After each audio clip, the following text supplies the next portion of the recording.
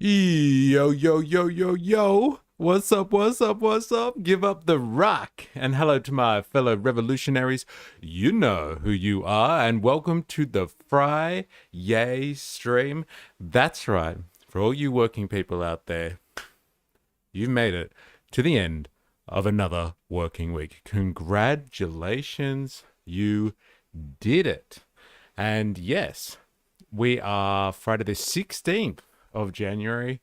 Here we are, midway through the first month of the year, and what an eventful year it has been. Big shout out to who's saying hi already. We got Dilemmas, Shtick Curly. It must be early. Did Nick film a furry? Was the furry slurry?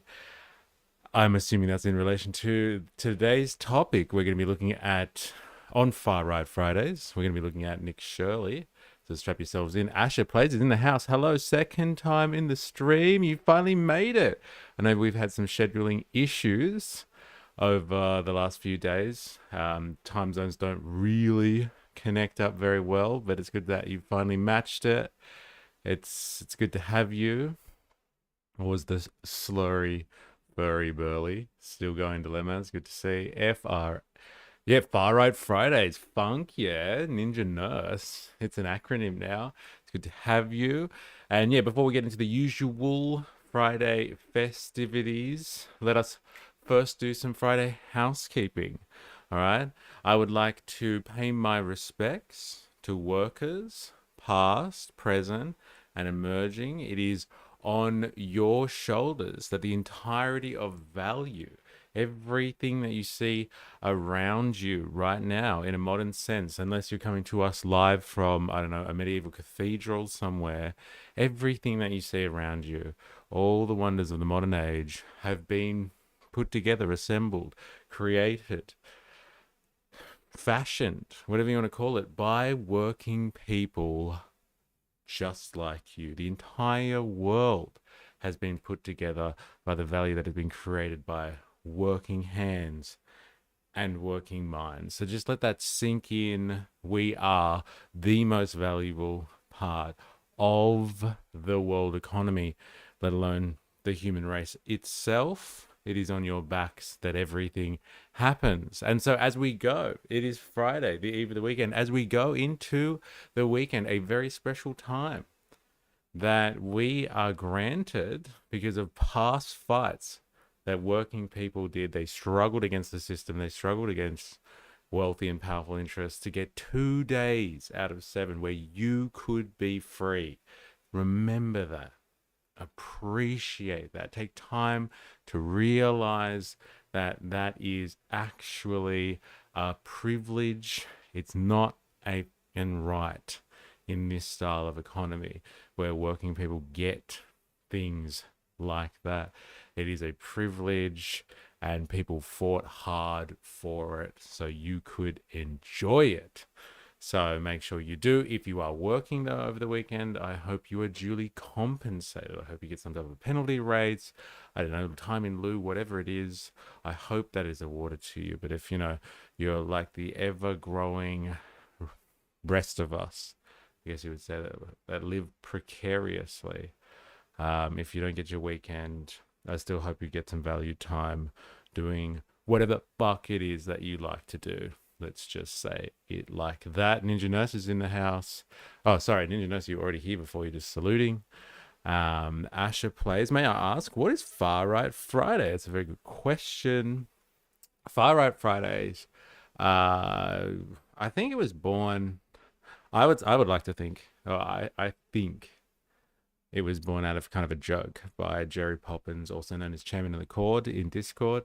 He was like, hey, you should do some Far Right Friday stuff and analyze right-wing content online. And it's like turned into a full-blown thing. It's been running for a few months now. So on Far Right Fridays, we go through and scour the World Wide Web and have a look at how right-wing people get their ideology served up to them online in the digital realm. And we like kind of understand, because obviously, and if this is not obvious to you, let me just say this and make it abundantly clear. Half of the working class, let's just make it easy numbers to work with here. Half of the working class are right wing, or share right wing ideals.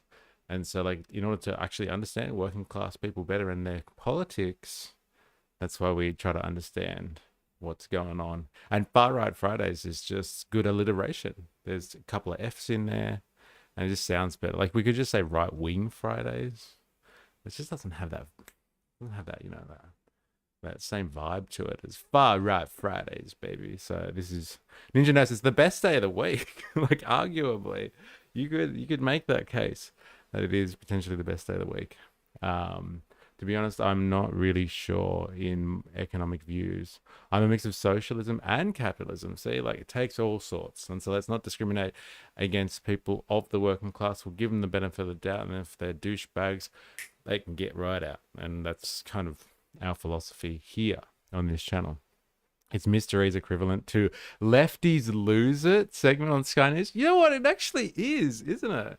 It is. It's like much less like dogmatic and looking to shame people. We will laugh at them though. Definitely laugh at them. But it's very much the equivalent, yes, of Lefties losing it on Sky News. And like, what better of a standard, right, to compare yourself to than Sky News? If I could do a fraction of what they do. Dick Hurdy, Clarice in the house, how you going? Welcome to a Friday stream. Hope you're well. Dilemmas, nothing makes me feel more right wing than reading Labor's proposed hate speech laws. LOL. Well, look, I don't even know. Do we have to be right wing to hate the hate speech laws? Eh? We've been critical of them here. Eh? I don't know. I don't know. But like, if that's the feeling you get from it, it makes you feel more right wing, then like, revel in it. Revel in it. Like, I support taxing the rich to the ground, but I like private property ownership because it's yours. Fair enough. Interesting dichotomy. Just for a quick side note or a tangent, I will confirm for you that neither of those things are socialism, really, in the sense that taxing the rich is just trying to make capitalism like more humane, making it better for everyone. Really doesn't have much to do with socialism. Taxing isn't a thing of a socialist ideal or an objective. Socialism really should have to do with workplace relations. Basically, who controls the workplaces, who controls the economy. Taxation is, I guess, a form of governance that probably transcends many different forms of society, from like the most basic to the most advanced. Taxation is actually a form of governance. It doesn't really have much to do with, whether you're capitalist or communist, etc., etc.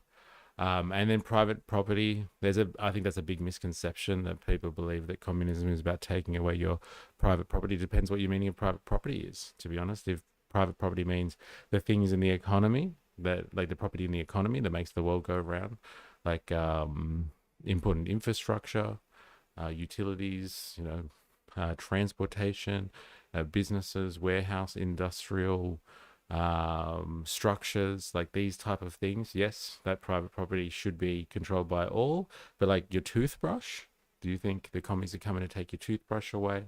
They want hands on your private residence? No, it's not really like that. So like it's interesting how these conceptions go around. But like, just talking about them helps, I think. It's right wing to hate the government, allegedly. Hey, well, I've got a little thing called the OG left that you should meet. Dilemmas. They're as right wing as you get. Then they definitely hate the state. That's for sure. It's a vehicle for capitalistic oppression. You only need a fraction of a brain to do a fraction of what Sky News do. Oh, great. Well, fucking, I'm on the right path then. There we go. Asher plays. Okay. I need to learn a bit of that. Any far of an ideology I feel suffers from major flaws. I can't talk about communism. I don't know much about it. I've heard good and bad things of it and tend to view it in a mixed way. I think like most people do. And to be fair. Not in Australia, LOL. Yeah, all right. I hear you. Oh my God. Ninja Nose, what are you doing? Wow. We also acknowledge strong trans representation in the media. Peter Credlin. Man, you gotta warn people before you put images like that. Seriously, I wasn't ready, man. Come on. All right, I almost lost me breakfast. Thank you very much for sharing that. It's very nice of you. Um, yeah, my God. What's this that you've got here? From Public Freakout Community on Reddit, Ice Cars Wrecked. Let's have a little quick sneak peek here. It's not a link. Okay, I'll have to click the link. It's not a playable one. Let's have a quick look then, shall we, on Far Right Fridays. So yeah, today we're going to be going down Nick Shirley territory. But just before that, we've got a quick diversion for Asher here. Let's have a quick look. What is this? Oh, is this in Minneapolis? They're fucking up ice cars, is it? Damn. Hey? Complete anarchy. Ice cars wrecked. Look at that. What does that say? Far out. Yeah, they gutted this car. Damn. What does it say on the vehicles? America. So I can't read that. L and damn. Well, we saw at the end of yesterday's stream what was going down in Minneapolis, and it wasn't good. It wasn't good. Someone got shot in the leg by an ICE officer, and people were freaking out, and that was gonna, I don't know, bring in a new wave of protests. So we'll like to see how that unfolded. But like, I haven't heard too much actually in the media this morning. Cleanse the palate with this. Thank you. That's much nicer. Much nicer. Next minute you're gonna be showing me a picture of her with like a puppy vest on or something. She looks like a bit of a Cruella de Vil style character, I must say, right?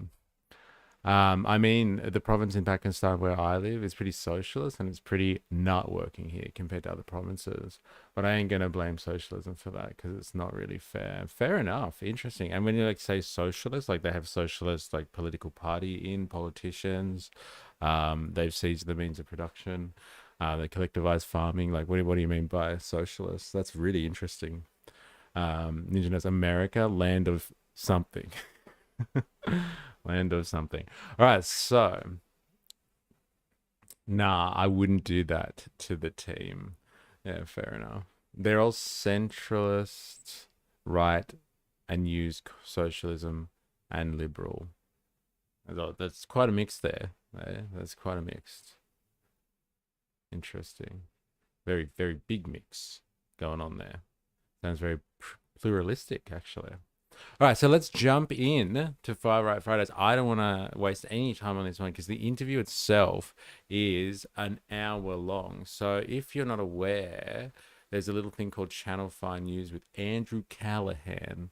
And like people just love Channel 5 News. I think just everyone, like broad scale, loves a bit of Channel 5. I don't know what it is particularly, the daggy dad vibe that he has. And it's like kind of that like perfect capture of millennial sarcasm and indifference. And he's just got it all there. Like it's like he's so cool that he doesn't care about anything. Like he just gives that vibe, this Andrew Callahan guy, and everyone just loves him for it. And so he's gone after a big fish, Nick Shirley. So we're not sure who Nick Shirley is. Nick Shirley is like, I guess you would say a right-wing influencer, but like his main shtick is that he will go around interviewing people. He's like a live streamer almost. No, he's not a live streamer. He doesn't do it really live, but he goes around at events and like interviews people and tries to get their perspective. But he's doing it with a very obvious right-wing bent. Like, I don't know how else to say that, because he's not just objectively interviewing people to try and find out what's going on, which you could associate more with Channel 5. Like, they do seem to be objective and they'll make fun of everyone, but Shirley definitely has an agenda. And I would argue that as he has grown in the last 12 months with the rise of Trump 2.0, and especially since the demise of Charlie Kirk after the great Kirkification event, Shirley has actually grown to more and more prominence than ever before. And so, like, he just goes around interviewing people, but he has, like I said, a right wing style agenda. He interviews kind of migrants. He'll like crash migrant events when they're selling stuff illegally on the street, and like he'll bring awareness to what they're doing. He somehow has money and connections to someone because he goes overseas and takes up kind of a conservative, Project 2025 almost agenda.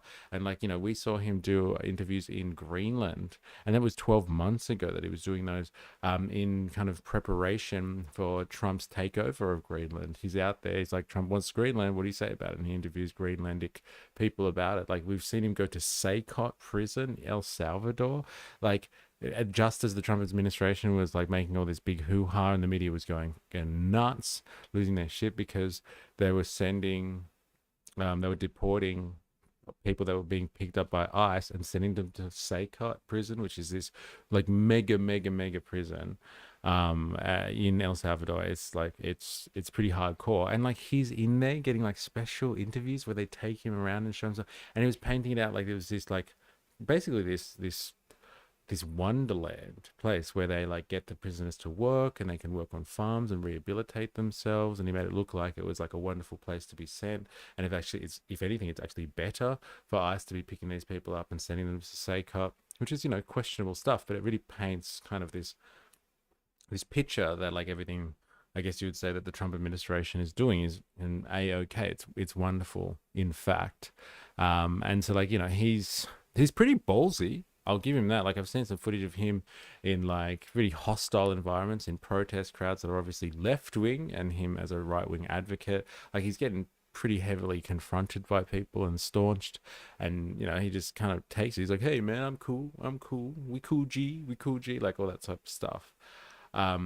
What's Channel 5? I get all my info from Candace and the Union of the Unwanted. LOL. That's pretty funny.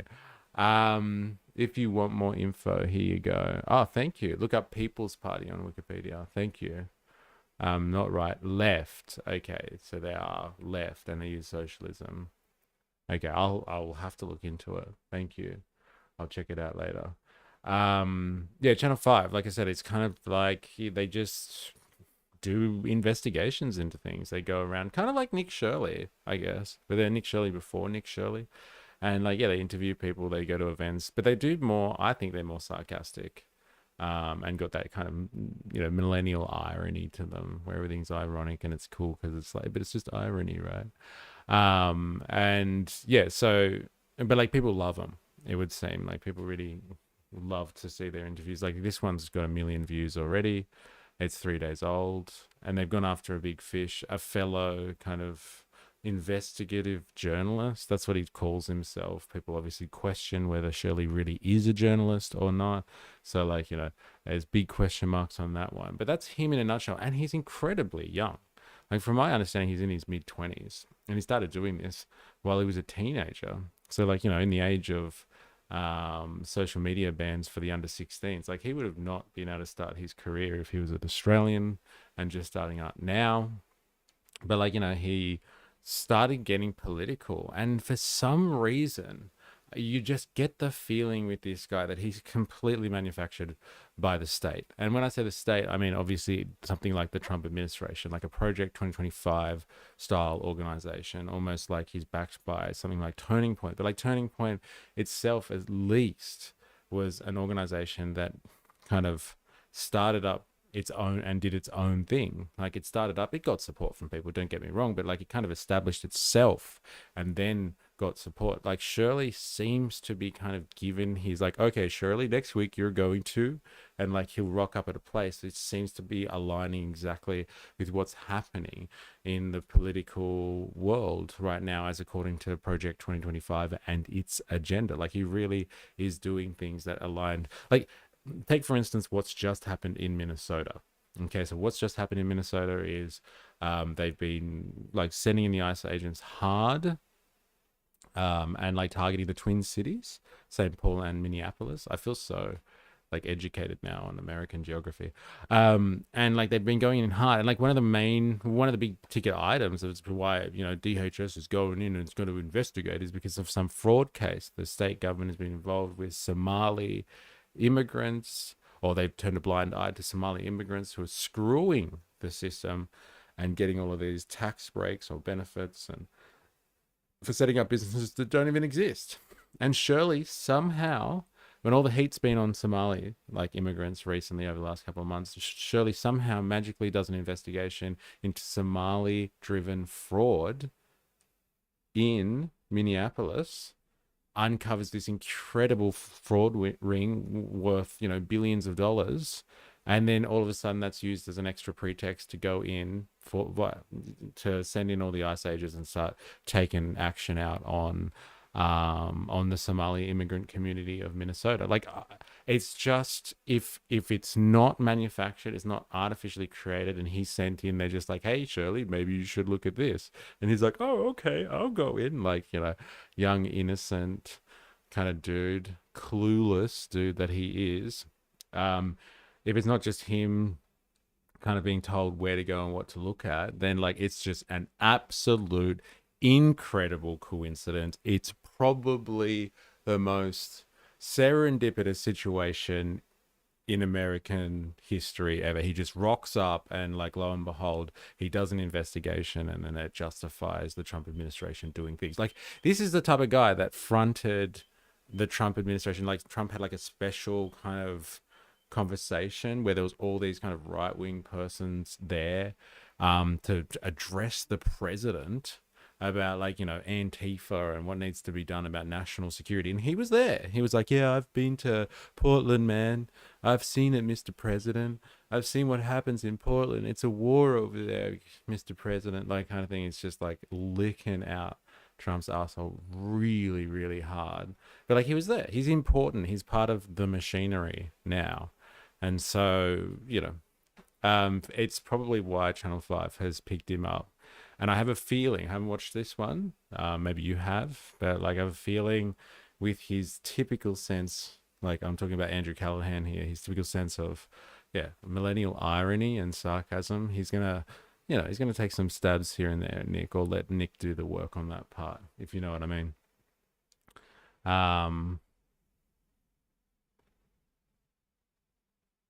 So just an independent media pharaoh. I said something pretty normal and it got flagged by auto mod. Can you check? Oh, really? I don't know if I have my actual main mods here today. Not sure if they're in the chat yet. So I'm to apologize. All right, let me allow then. By the way, your politicians, by the way, what's your political views? I'm getting a mixed bag from you, a bit of right, a bit of left. Like, what ideology do you lead? Yeah, I got it. It's a good question. Like, to be honest, like I would have described myself as left wing back in the day, but like I've found that left wing like doesn't actually mean anything anymore. Like, I would argue, right wing doesn't really mean anything. Like, you have conservative and progressive, and like you have those sort of tendencies, and people are either progressive on an issue or they're conservative on an issue, and so that seems to define what right and left wing is. But for me, I thought left wing used to be about like fighting for the working man, for working people against the oppressive, capitalist classes, man, like as in like against the machine, the people that control the economy, and all of us, the majority of the world's population, struggling to get by. It's like getting wins on the board for them. I thought that was what left wing politics was about, but it doesn't seem to really be about that anymore. Or if it is, it's so far removed that it's lost all meaning. And so like, yeah, you probably get a bit of a vibe of both from me, I would say, Asha, because like we just try to cut through the bullshit here as much as possible. And like, I'm highly critical of both. I'm definitely critical of, I guess you would say, right-wing politics and influences. But like, equally when there are left-wing politicians and influencers that are just douchebags, fuck, get them too. Get them all. Like, especially the opportunists that just live off the system and the maintenance of the system. This channel is about revolutionary content. And so the idea is to change society, change especially like the economic mode that we have at the moment. We can do way better as a society if our main focus for producing everything as a human race was not based around profit only. Like you could have a little bit of profit, I guess that would help, but it shouldn't be the main focus. So if you get left and right wing vibes, because I'm critical of everything and not dogmatic for one person over the other, etc., despite what they're saying, the objective reality of what they're doing, then that might explain what you're getting there. What do you think of communism, by the way? Also, what's the movement that you want to start? Like I said, it's revolutionary in the sense that this economy that we have at the moment is described as a capitalistic style of economy, free market economy, especially with a neoliberal style bent, is dangerous. It's dangerous for the human race. We don't need it anymore. It's helped us industrialize. It's done a lot of amazing things, but it's old hat now. We can do better. We can plan economies, and I think we can focus our productive capability on, fixing the problems of the human race or just supporting the human race better than, like I said before, just chasing profits. So like people say that's communism. So if that's what it is, then I'm a communist. But I don't think people really understand what that is. But the movement is, first of all, honestly, like you can't revolutionize society. You can't take people out and think that we're going to change anything if they don't know their class interests. And most people don't know their working class. Most people don't understand that they just produce value. They work their whole lives. If they're lucky, they will retire. And somebody else controls the entire economy. And all of the stuff they contribute to society is directed by some small group of probably billionaires. They get to decide everything.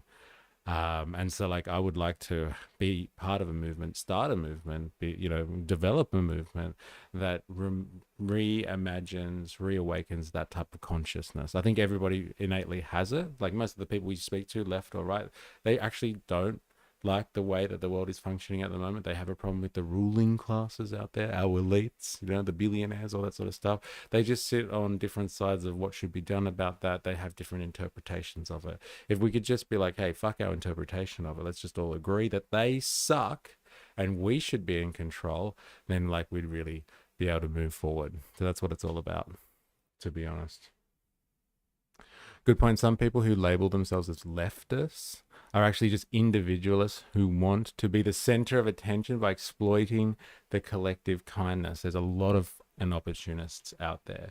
Yes. And if that's at the sacrifice of being labeled, I don't know, right wing, or not a real lefty or something like that, like me criticizing people like that, and the progressive values that are out there that are supposed to be left wing for some reason, fuck it, I don't care. I really just want to bring about, this is why I started the Friday stream with my usual, hey, you're a working person, the world around you is created by people like you and probably you yourself. Let's acknowledge our position here. Left and right, if that is real, or progressive, conservative, etc., that's superimposed in top of what your actual position is in the political structure, in societal structure, in the fucking pyramid, and you're in the bottom of it. There is really no such thing as a middle class, or not as we believe it to be. Everyone believes that they're in the middle, and there's extreme wealth up the top, and there's an extreme poverty down the bottom. Fucking thank God I'm not down at the bottom. And then I'm in the middle class. No, you're not. Okay? You're just like everybody else that sells themselves somehow to get a little bit of money so they can just have a dignified existence. Just hope you get enough to make sure you have a dignified existence, to whatever that means for you. And so if more people were understanding of that, 200 years ago, most people understood that, and they understood it well.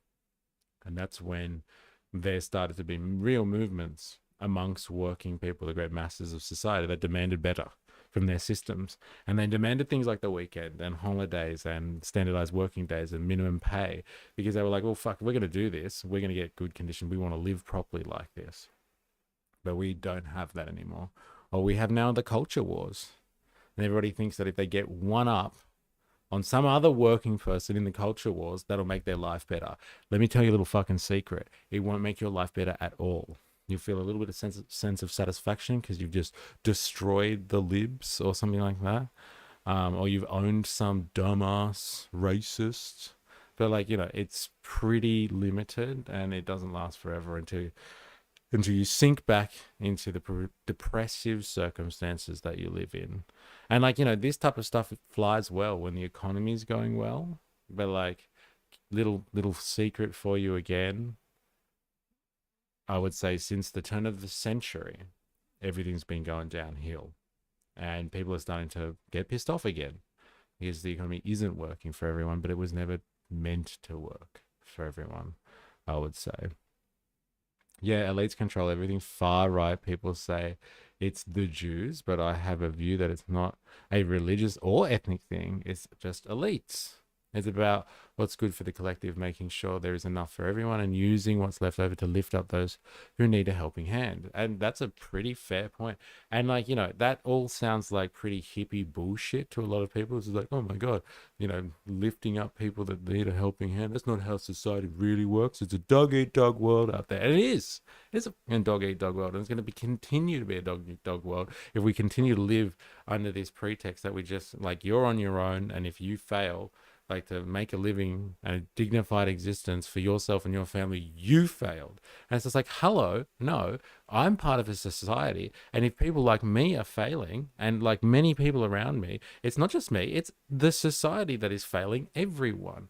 And so, like, in an industrial age, like, this might not have been possible before, but in an industrial age, like, look at the shit I've got around me. Like, look at the stuff I'm using right now. We have incredible productive capacity.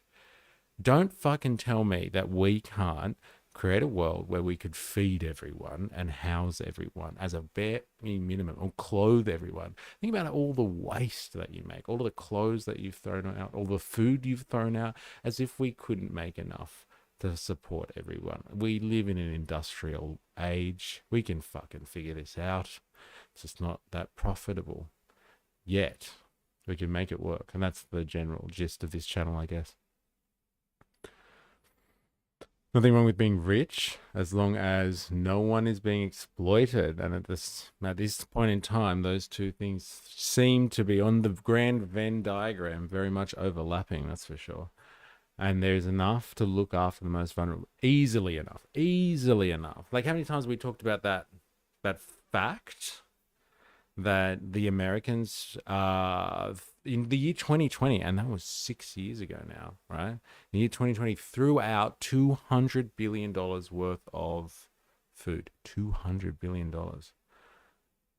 To wipe out hunger in America, they would need to spend $20 billion. Just think about that for a second. Their productive capacity is 10 times the amount, just in food production. Their productive capacity for food consumption, just the waste of it, could wipe out hunger in the US 10 times over. That's not a productive problem. That is a distribution problem. Fuck socialism and communism and all the lefty garbage. That is just a poorly planned society. And if the market isn't distributing it, well, let me just tell you this. Fuck the market then. Fuck the market. Distribute it another way. If you can produce that much food and you can't get it out to everyone, that's a shit go. You should be ashamed of that type of society. I am ashamed of that. Everyone should be ashamed of that.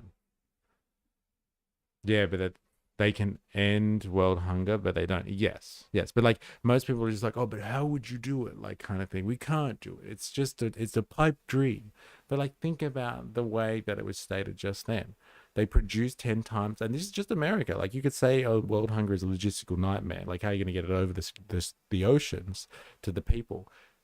Just think about America then. They have 10 times, they produce 10 times what they need. 10 times what they need to end the hunger. They could do it. They just don't want to do it. It's not about having resources. It's about using what you have correctly. Yes. And that is a societal problem. That is my grand thesis, Asha. It's not about having the resources or the capability. We might not have had that. We do now. It's just about whether we're doing it properly. And with a group of billionaires that are at the helm, they're not going to fucking fix that problem. To be honest, they benefit from the system as it is. Why would they want to change that? But us, if we actually were conscious enough that we actually exist, we would change that. But we don't even understand we exist. Everybody thinks that they're a billionaire in waiting. There's just one, I don't know, one job offer away, one lucky strike away from from entering into the elite rich class. You never look. Let me just tell you, you're never going to be a billionaire. It's honestly, you have better stakes winning, the Powerball or something like that, like winning $60 million on the Powerball. Then even through a lifetime of hard work, we get entering into the billionaire class. It's not going to happen. It's not going to happen. So like most people, those see themselves as budding billionaires, and they will fight to maintain the system. So that's just the reality of it. All right, I've gone on way too long about this. I'm sorry for being preachy, but like, let's get into the Nick Shirley interview, and then like we might try and understand what it is that he's been up to recently, shall we? Let's have a look.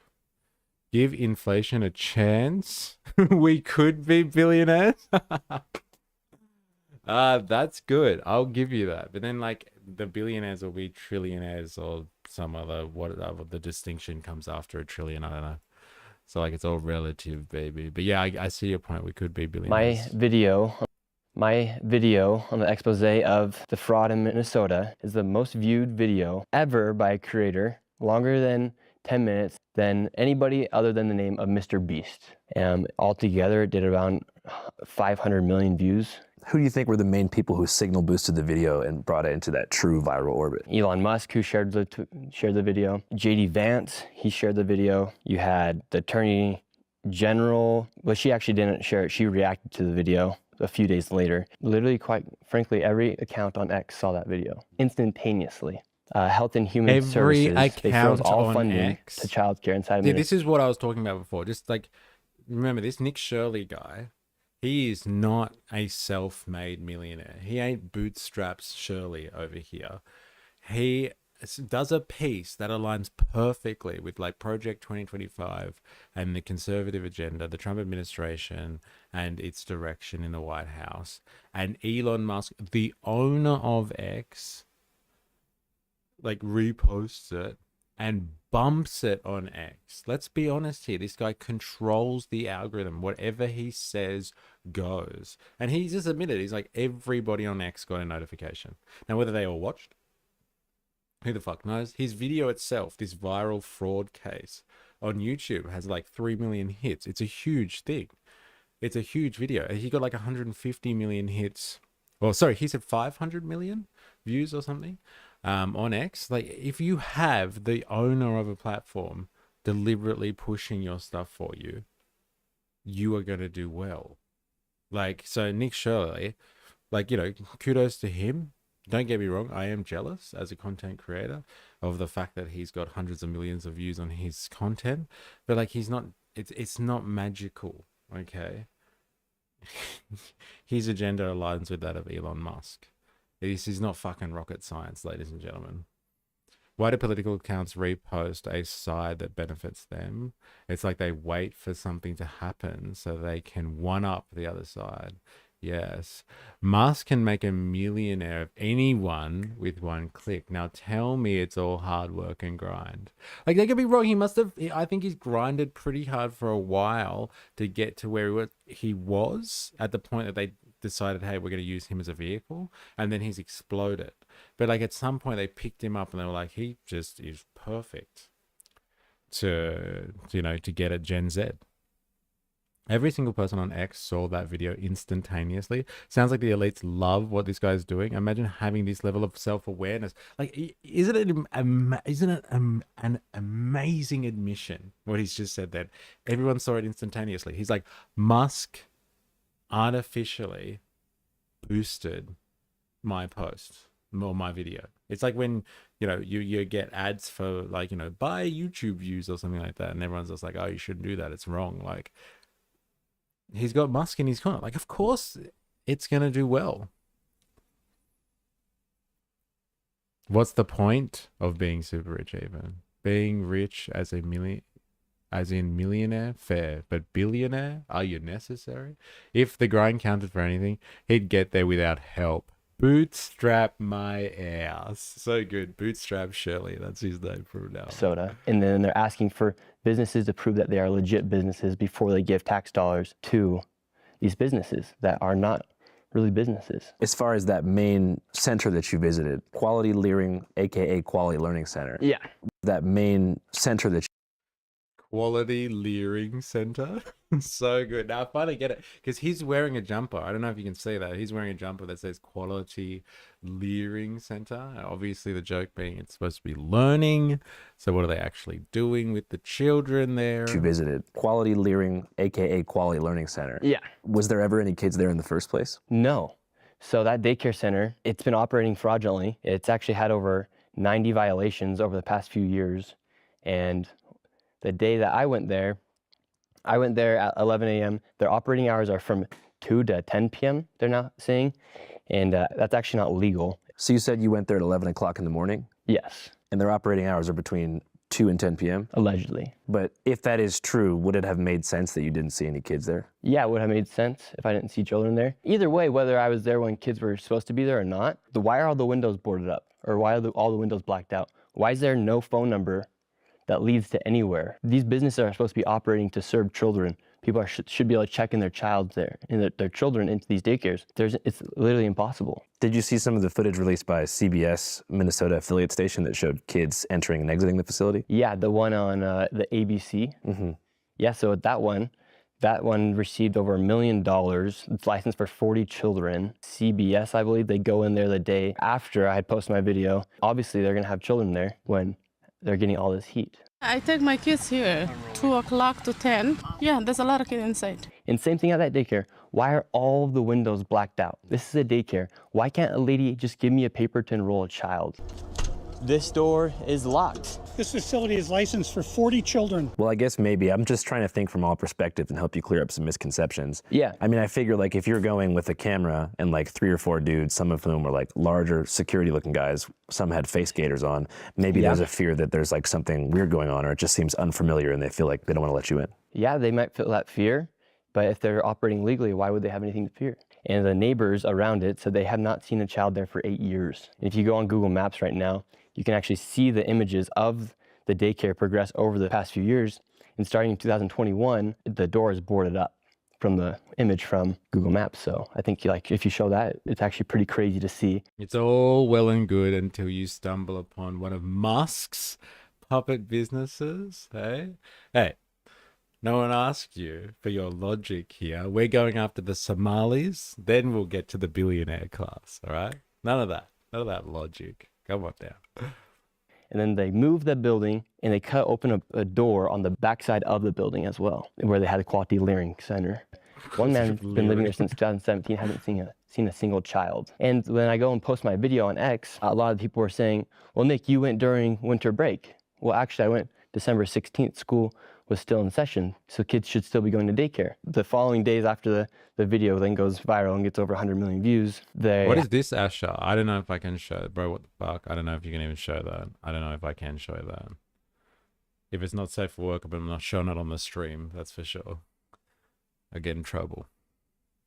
Have a person come out and he says, no, we're open. I'm the manager. I'm the son of the owners. We're open. At that same time, simultaneously, the lady who's in charge, the Commissioner of Children of Minnesota, says the daycare closed a week ago. Quality Learning Center, which Brown says permanently closed last week. While we have questions about some of the methods that were used in the video, we do take the concerns that the video raises about fraud very seriously. So I film my video, daycare is allegedly open. Then a few days later, the lady says that the daycare was closed while that guy is outside telling people that the daycare is open. I mean, it seems like that learning center has had a serious history of violations. Quality Learning Center, yes. Yeah, going back to 2020. Yeah, it's literally not a daycare.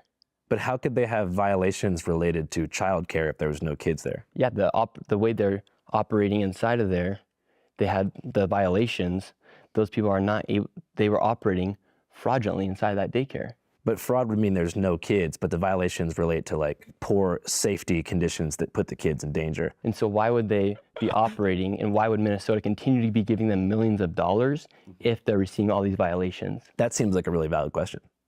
Yeah. Why do you think Minnesota would be giving a daycare center with so many violations so much money? Well, that same man at Quality Learning Center who was saying that they So first of all, he's stumped him with like a simple question. It's like they've got violations because they're not meeting childcare safety standards. Okay, but like his allegation, Nick's allegation, is obviously that, well, they're not operating. There's no kids there. It's like, well, how do they get violations for kids safety strikes if they're not operating? And he's just like, well, I've got a better question for you. He just deflects. So good. Glorious. The entirety of America has been distracted by daycares in Minnesota, while the Epstein cabal is all but proven and our government is actively engaging in imperialism. I think that's a pretty good one. But like I feel like the imperialism is part of the distraction as well, even, right? Like, fuck. Okay, they're coming after us. This is a really good example of working class or class warfare. Everybody wants the Epstein files, right or left. The commoners out there want to know what are in the Epstein files because it's going to paint a picture of what the rich and the powerful really get up to. And the rich and powerful are distracting us with childcare centers and hardcore imperialism, all in the hope that people just like miss what's in the files. Like they're willing to take out Venezuela, strike Iran, all of this sort of stuff to not talk about the Epstein files. It's absolutely mental. They were open after the commissioner was on the live stream saying they were closed a week ago, was also partying with the mayor of Minneapolis. Is the manager of the infamous Learning Center in Minneapolis also one of the guys that was dancing in the back of Mayor Jacob Frey's election victory video, the one that went super viral where he thanks his constituents in Somali for re-electing him last month?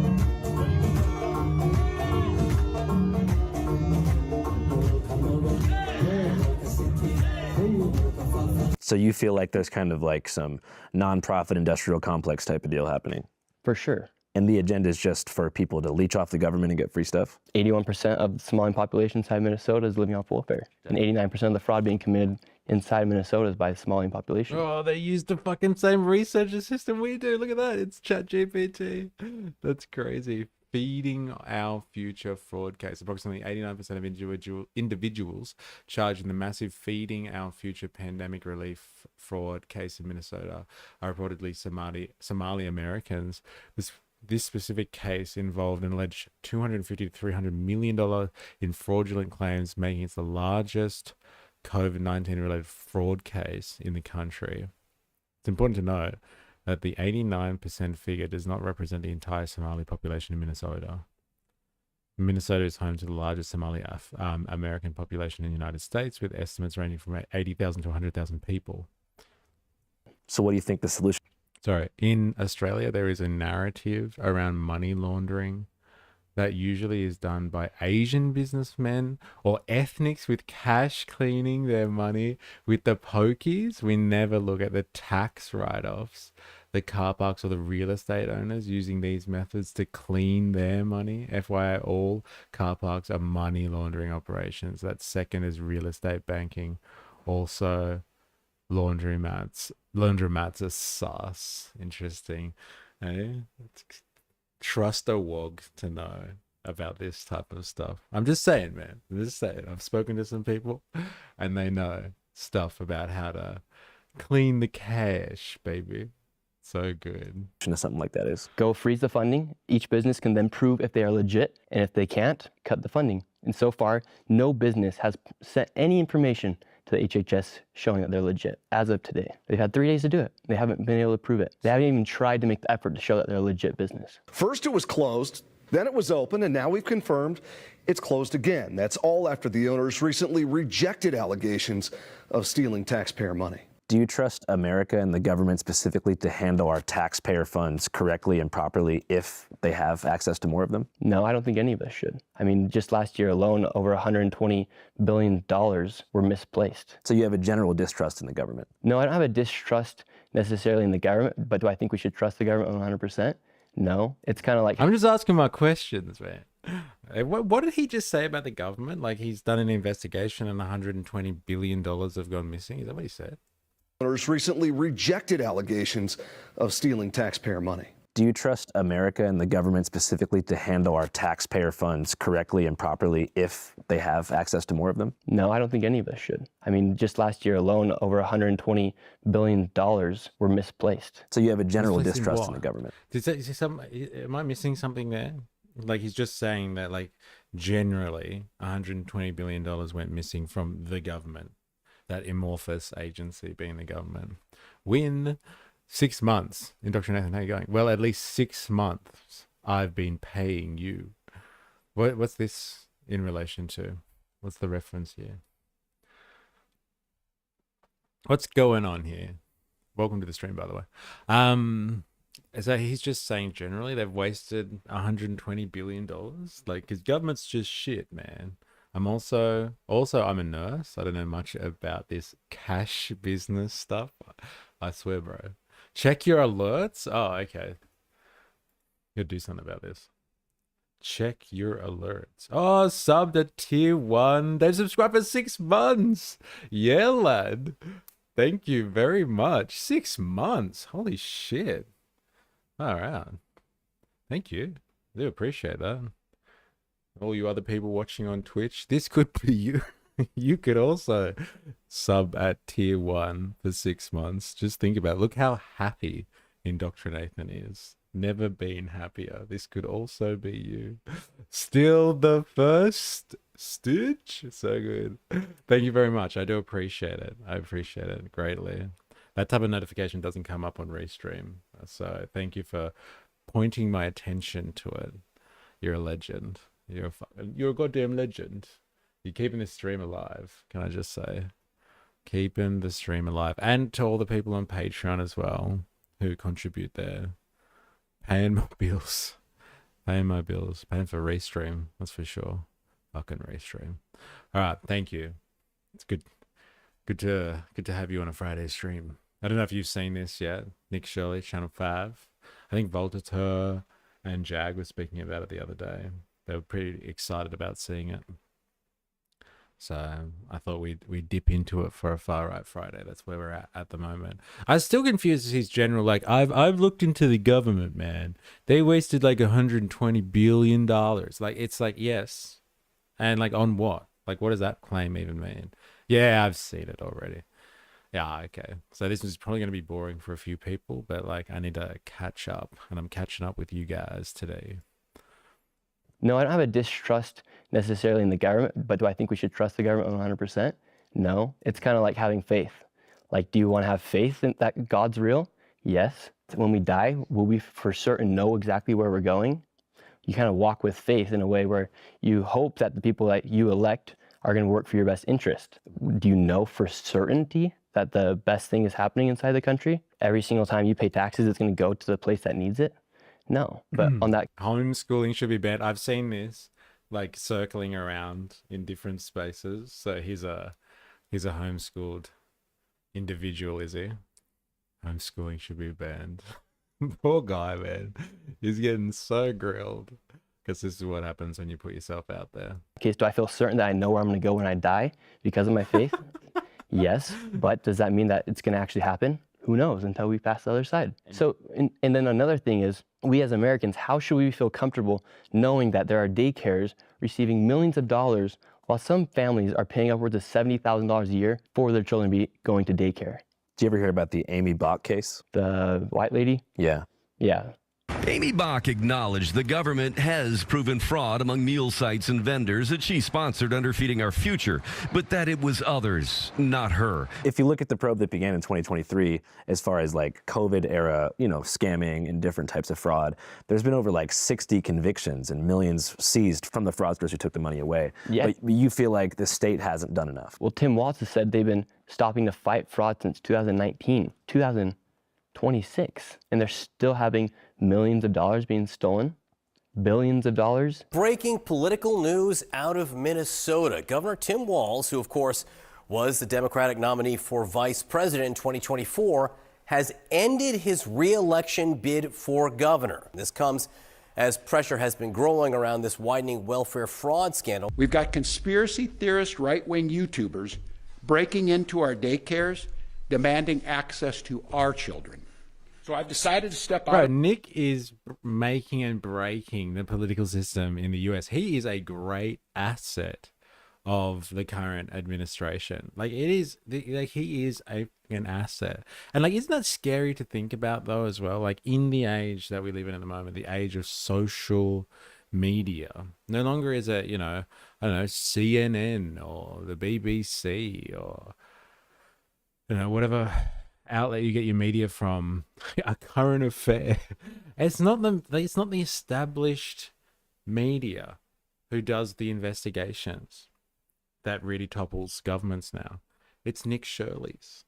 It's your Nick Shirleys of the world. It's your friendly Geordies of the world that bring down establishment figures. This is social media. This is what we've all signed up to. It's not this fanciful notion that like with social media everyone was gonna know more stuff and be better connected to the rest of the human race than ever before, and we're all just going to benefit off that. No, it's just a diversification or a decentralization of the power of media control in the hands of a bunch of conglomerates, and then that being diffused out to people who decide to make media, and that is governed by algorithms now instead. This is the social media age. And so like they're not going to just sit back and be like, well, we used to have power because we used to have control over the established media. No, they're just going to be like, well, fuck, it's time to support our own social media puppets then, our own social media assets. And that's exactly what Nick Shirley is. Back in the day, Shirley would have just been another reporter on Fox News, I guess. But now he's like an individual who showed potential, and they threw him a couple of bones, a couple of cases. They've sent him around the world. Like he's done some stuff. He's gone around the world in chasing the agenda, and he is paying dividends for the establishment of a particular variety. He is absolutely worth his weight in gold, this guy. He's bringing down political rivals. It's incredible. Hit the band homeschooling. Fighting fraud is racist. Do you ever take anything seriously? Seriously. Come on. Alert. I love this. Every minor inconvenience. The state hasn't done enough. Yes. Hey? Like he just finished saying that he doesn't trust the state because like $120 billion went missing supposedly. And then he's just like, but Minnesota, they haven't done enough. They haven't done enough. I take my trolling seriously. You know what? I take it back. I have standards. I take it back. You obviously do take that seriously. You weren't as on point as you usually were yesterday afternoon. You started off well. You went a little bit south, but you came back again. It was good to have you.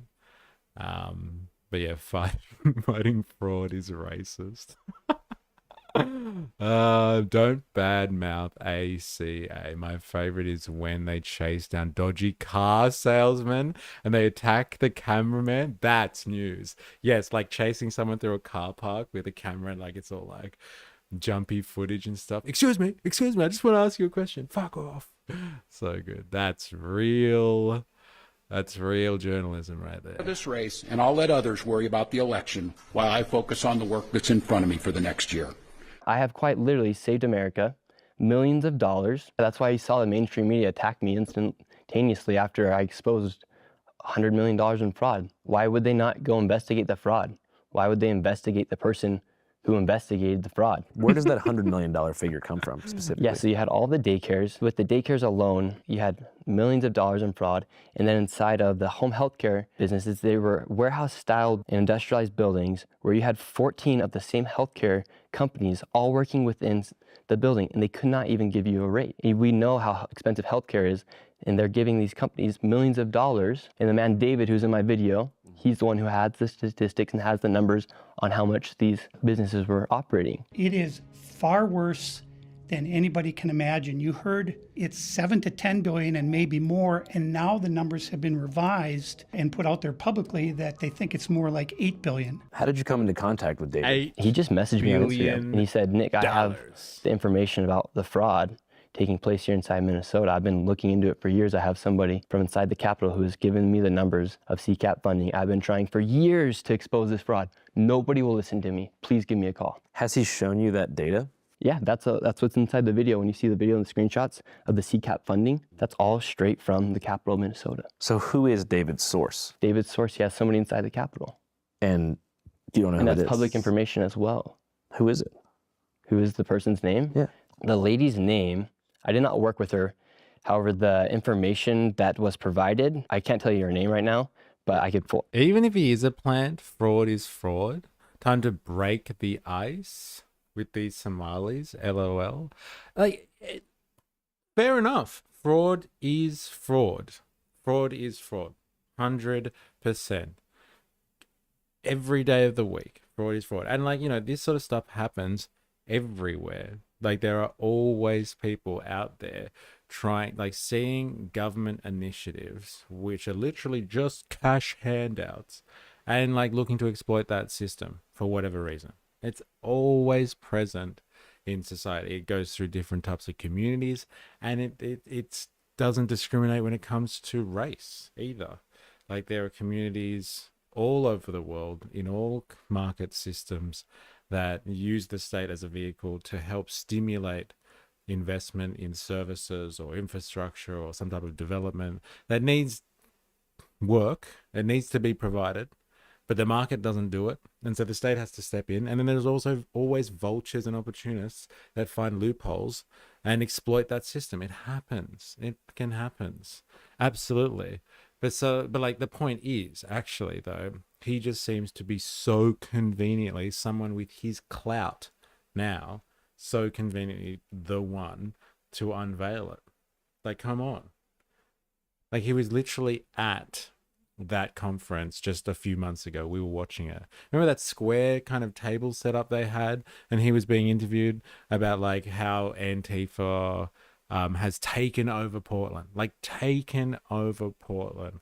And he was saying that he was, I think, violently attacked in Portland or something like that. All those scenes we were watching with the, the inflatable frogs and the people protesting on roller skates and all that sort of shit. Antifa's taken over Portland. It's just so convenient that it was him that unleashed this one. A right-wing influencer with a huge viewership, someone who can put together content of this nature that can be disseminated and instantly show up on everybody's feed on X, let alone his reach on YouTube and other social media platforms. Fraud is fraud. But the thing you said at the start, I think, is really important. He's just doing the job that he's been assigned to do by his higher ups. It's interesting. We all know Whitey at the top is more fraudulent, but you got to start somewhere. There should 100% be an investigation into this, but people are exploiting the situation, obscuring the truth with lies. I'm not convinced of anything at the moment. Yeah, that's another state that all this stuff puts you in as well, a state of being continuously gaslit by the world and the world events. Who do I trust? I don't trust anyone. I don't trust Nick Shirley. I don't trust what I see before me. I don't trust there's fraud going on. I don't trust anything. Everything's questionable now. Everything's questionable. And that's part of I guess the system, right? Everybody's questioning everything. So that's why, descend from the culture wars every now and again. The one thing that you can have faith that actually exists is the class war. I'll tell you that much for free. You'll never have really to question that one, that there is a small group of individuals that control everything, and the vast majority of the rest of us who scrounge around, always looking over our shoulder just to make sure that we can survive for the next day, the next week, the next year, whatever it shall be. That's the only thing that you can count on is always there. The worst thing about this entire situation was the poor Somali daycare owner who had his daycare broken into, and they stole all the files the FBI would be interested in if they wanted to investigate him for fraud. That poor guy. I don't know the reference, but I'll take your word for it, Han. And how much of the money funneled into these daycare centers ended up being donated to the Democrats or Republicans, for that matter? Well, just the ones that were celebrating with Mayor Fryer. Hey, Fryer, remember the Somali owner of the daycare that was partying with the mayor? Hey? My frustration with this is that it's so small fry.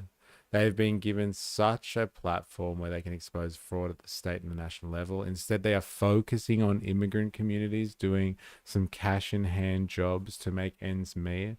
I will acknowledge fraud is fraud. However, it's more useful exposing the big players within government and national corporations than it is small groups of immigrants. I agree. It's so much easier. And it serves so many more purposes. Like, you can get this fraud and you can stoke the culture wars. Fuck yeah, let's go with that one. Like that one every day of the week instead of, yeah, like some type of corporate situation, like corporate fraud or yeah, large scale government fraud that's going on. Like, this is easy stuff and it serves the purpose of bringing on the culture wars. It's true. Here's a video if you want to watch it. Poor guy. You know, I'm going to give you the benefit of the doubt for this one, Han. Seeing that you're such a faithful member of this stream now because you love it so much. And you can pretend like it's just because you like to troll, but you really love it. Is this the guy? Yesterday morning, I was called by the owner. Is that the same owner in the background as well? Hey, the guy that was partying with the mayor? Because unfortunately someone came in to our daycare. We looked and saw what happened, and we saw that the suspect came in from the back, broke in from the back kitchen, and he also destroyed the wall to come in. As we walked around the daycare, we saw that our office doors was broken into as well. We saw that, unfortunately, there was important documentation, enrollment of the children, and also employee documentation that was gone. There were also... Look at the woman in the background. Who writes in yellow against white and thinks that anyone is going to be able to fucking read that? I really want to know what it says now. God damn. That were ripped from our check papers that were ripped from our book. This is devastating news, and we don't know why this is targeting our Somali community, as one video made by a specific individual made this all happen. He's obviously talking about Shirley, We've been right? receiving hateful messages through our voice notes threatening us since the past couple of days, including one that happened yesterday morning when after the break-in. This is frightening and exhausting because this is happening to us Somali communities as Somali Americans. We are supposed to stand with each other and help each other through everything that's happening. This is also sad that a video can cause all of this.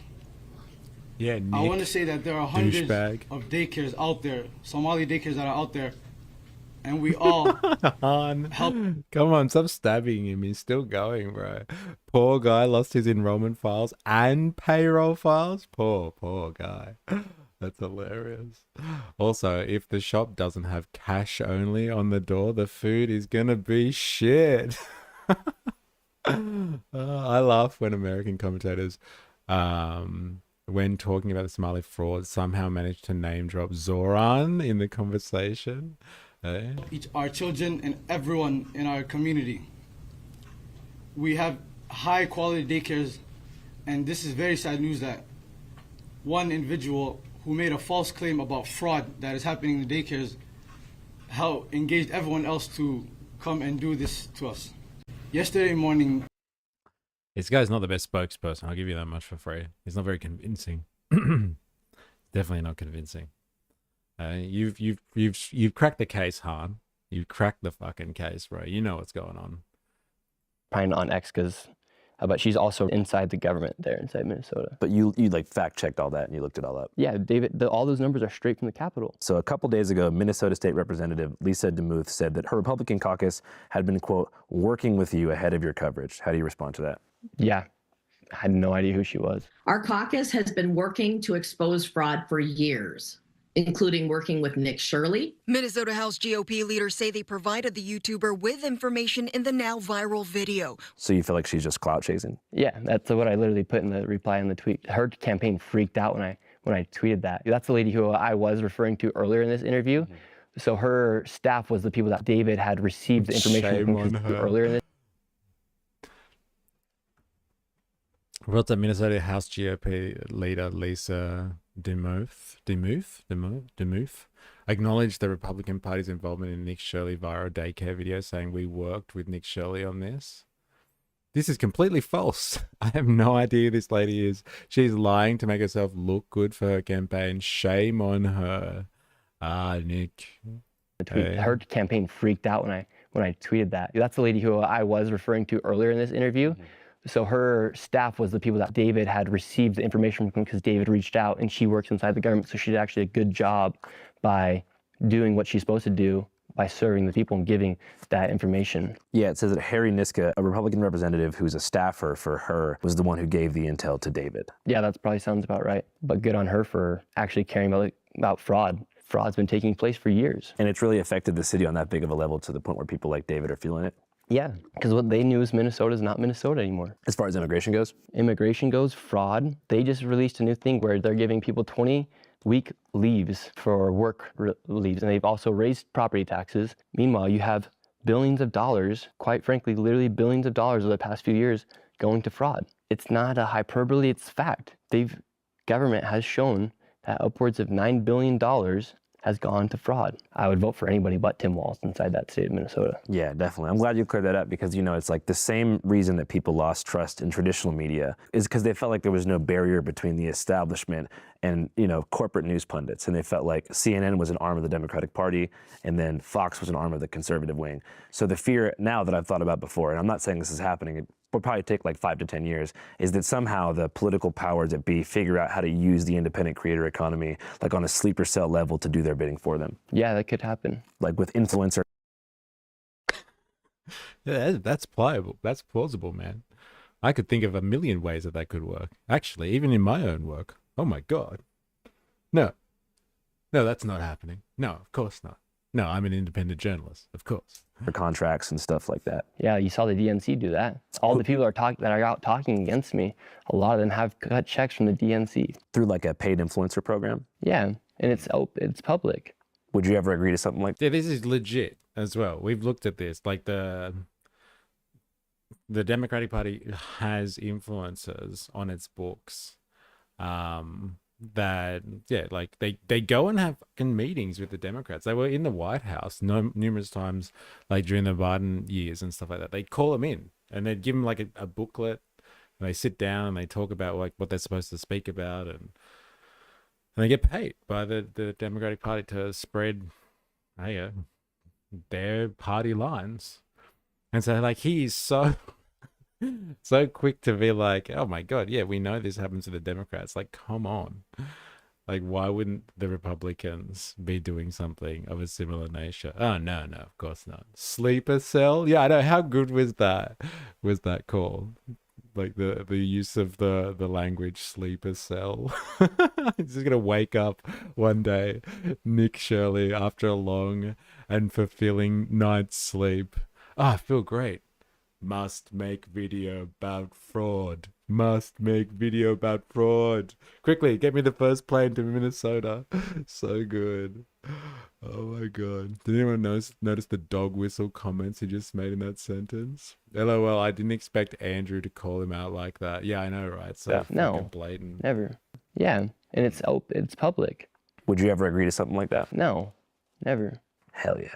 Like, why? I don't need it. I make enough money doing my videos off YouTube, and the people that support me, like, why would I ever turn against their best interest? And you mentioned that the mainstream media has kind of been attacking you since this video did its rounds. What are some of the things they've said? Like, what's their main point of attack? Yeah, if you listen every single time they bring up Nick Shirley on these news sites or the internet or on their TV, they'll say right-wing YouTuber, MAGA YouTuber, conservative. It's never journalist Nick Shirley. It's right-wing journalist Nick Shirley. Yeah. MAGA influencer Nick Shirley. Yeah, when I interviewed Hunter Biden, they did a RV YouTuber was the one they would use for all like which actually sounds pretty cool. Like I'd want to be that, but I'm not that. And then like a liberal podcaster, and that in the Atlantic said Gen Z influencer. So yeah, it's just like they're so mad that we have the opportunity, people like me and you, to upload a video and to get more views than them. Essentially, we're a threat to their entire industry. That's why they hate. This is the age of social media. It's media, but it has been decentralized. It's socialized. There's an even word for you. It's socialist media. No, it's been socialized, but that does not mean, like, let's not fucking award this conversation between these two right now as being like, yeah, we're just independent journalists, and they're just upset they don't have the power that we have. This stuff is completely regulated by algorithms, and so like if he is seriously that oblivious, and like maybe he's a young man, maybe he hasn't seen enough of the world yet, even though he's probably seen more of the world than I will ever. Like literally he's just been around the world, but if he is that oblivious to the fact, after he even states something like, hey, and just, would you believe it? Elon Musk, like the owner of X, he reposted my video and it was instantaneously sent to 500 million accounts. Like, isn't that amazing? Like, what were the odds? Like, he can't see this? Come on, bro. Come on. That's why they will never give us credit. And so when they see me doing what I'm doing, when they see me get more views than they will get onto their website for the whole entire year on one single video. He is a Mormon. They force him to travel the world, spreading the good word. Well, there's something. I just thought he was just a Christian. I didn't know he was actually a Mormon. That's interesting. But like, he's actually traveled for his like actual work though, as a independent journalist. Like, that's what I'm referring to, not on a mission. Like, he's actually traveled the world interviewing people and stuff like that. Again, coincidentally went to Seacott prison. Like, who gets to go to Seacott? Like, who does? What general member of the public gets to go? Like a bunch of fucking Democrats last year tried to rock up to inspect Seacott, and they got rejected. But Shirley gets in there, no questions asked, baby. How would you like fries with that? Hey, would you like us to put you up with some accommodation while you're in there? Hey, come on now. Shirley, comrades, Shirley can't be serious. Surely you can be serious. That's so good. That's the one. I hear you can go for free if you are the right race. Don't have to put the emoji in there, bro, to lighten it up. Hey, you just don't. You can get in for free if you don't have the right paperwork. Hey, that's more like it. Free pass. Yeah, it's going to make a lot of people mad. So-called evidence comes from a man who has posted anti-Muslim and anti-immigrant content in the past. CNN's Whitney Wild speaks to the man behind that video and takes a look at his claims. We're from CNN. Can we talk to you? This is MAGA YouTuber Nick Shirley. Yeah, so going back to the first time we met, so what do you remember about that first interaction? I had just started making YouTube videos again, and I was all by myself. You were going to AmFest, so was I. I was going to interview people about what's happening here inside the country, and I thought I had no idea exactly what I was walking into. I just knew there was going to be a lot of people to interview about what was happening inside the country. I thought it was like called America Fest, so I had no idea what Turning Point was. I had no idea who Charlie Kirk was at that time. It was funny because I'd watched you before on All Gas No Brakes, and you're always in that beige suit, just moving around and doing your videos, and so I was like stoked to see you. It was great meeting you the first time. I remember I first saw you, and you were setting up a tripod, and I was like, yo, what should I do? And you told me, you were like, you should go cover the border. And I told you, I was like, I want to go to Nogales to cover it. And you were like, no, you should go to Lukeville. Yeah. So you were the one who actually sent me in the right direction to do Yeah, those you interviews. actually said, hey, can I get that information? I'd love to do something with you. I sent you the information, and ghosted me right after. Well, now the whole world's going to know that there wouldn't have been a border video without my guy Nick right here. It's the truth. It's the truth. Was that, so you said you had just started making videos in 2023, but had you done interviews before that? Yeah, so I had actually started, I've been doing YouTube since 2017 when I was a sophomore in high school. I started just wanting to have fun with my friends, and I started watching YouTubers, and I saw kind of like the lifestyle they lived, and I was like, oh, I'm fun. I like to have fun. I'm creative. I can be entertaining. I could do YouTube. Like a lot of us think when we're in high school, like how many discussions have you had with your friends where you're just like, bro, That could be us. You know, most YouTubers wouldn't come in here and capture this because of political stuff. You know what? I don't care. We're out here, baby. Like and subscribe. Let's go back to the young Nick Shirley. Where'd you grow up? Yeah, so I was born here in Utah, spending a lot of time with my family, friends, playing football, basketball, soccer, track, you name it. Sports was my entire life when I was younger. True American life. Yeah, true American life, going to church, getting decent grades, having fun, hanging out with friends, riding your bike around. Is this interview as chummy as previously claimed? Well, it's getting pretty fucking chummy now. Like, it wasn't like that before. He was kind of grilling him. He's like, so you wouldn't do that, would you? You wouldn't take money off the Republicans, would you? Like all those dirty Democrats that do that. And he's like, you know, pressing him a little bit. And now all of a sudden it's just like, so tell us about the real Shirley. Shirley, where'd you grow up? What'd you like? What's your favorite color? Like, it's turning into that. Let's see how we go. What are we, like, what, 10 minutes in? 15 minutes into an hour and 5 minutes. Strap yourselves in, ladies and gentlemen. There's plenty of chance. Oh, my God. It's Nick's personal backstory, government mismanagement, stereotypes. Oh, well. Put it on ×2. Look, I might speed it up a little bit, but I'm going to put it on ×2. Have you watched this already, Han? I know there's other people that probably have, so they're not interested. But like, yeah, we'll speed it up a little bit. And you said the church. What kind of church? Yeah, so member of the Church of Jesus Christ of Latter-day Saints. Is that the same thing as Mormons? Yeah, but we don't call ourselves Mormons now. Because of South Park? No, it's just we're not Mormon. We don't follow Mormon. We follow Jesus Christ. So we actually want people to refer to us and know us as members of the Church of Jesus Christ. So Joseph Smith is not a prophet? No, he's a prophet. In addition to Jesus? Jesus is the Savior. Oh. No, but I watch all videos on ×2 unless the person speaking has too thick of an accent, then I can't understand shit. Thank you. Good advice. Always on ×2. Streaming must kill you then. I guess you could just scroll back and then watch it faster. He's also a prophet, but he's also our Savior. He's your Savior. He's my Savior. He's everyone's Savior. Thank you. So what do you think is the main thing people get wrong about LDS? We're Christians. We're just people who love God and love Jesus. And yeah, we do follow higher standards. No drinking, no smoking, no sex before marriage. Go to church on Sunday, follow the 10 Commandments. Follow the Bible. We follow the Bible. One of your earliest videos that you now deleted was about some of those loopholes. Oh, yes. That's soaking. Have you ever... No, that's wrong, Jag. Okay, so like he said it. He's my Savior. He's your Savior. Even if you don't know that Jesus is your Savior, Jesus is your Savior. So like Jesus does like free work. He does work and doesn't get paid for it. So technically he's being exploited all the time.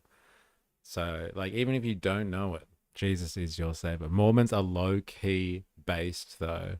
Like Mormons generally, I don't know much about Latter-day Saints, but like the Mormons that I've met, lovely people. Absolutely lovely people. Hardworking. The ones that I've met as well. But yeah, just like, I don't know. Just nice. Really nice. And they're always doing lots of community stuff. Like the Mormons that I know around here, like I don't know what American Mormons are like. They're obviously, yeah, like from Salt Lake City, I guess, Utah. Very particular type of American, I would say, but the types that I've met in Australia are ones that have come from like places like Samoa and stuff like that. So they're islanders that must have been influenced by American culture. I guess there must have been Americans in the Pacific Islands converting the islanders and stuff.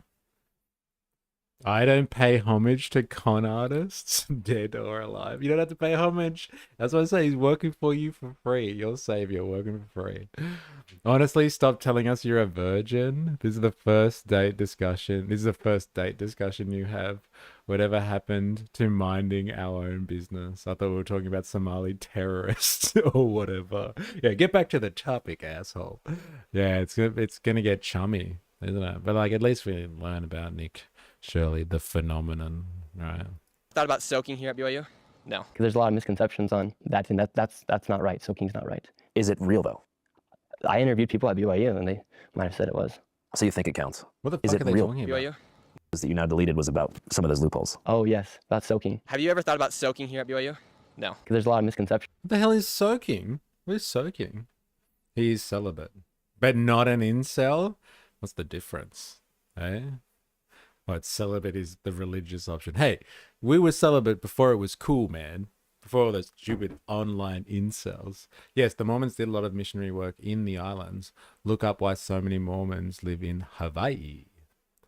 Involuntary versus voluntary. I thought it was voluntary. Hey, they just don't like women. Involuntary versus... Dude, that is so good, man. That's your best work, hon. Nick tricked me into forgetting about the Somali terrorists that stole 100 godzillion. Godzillion.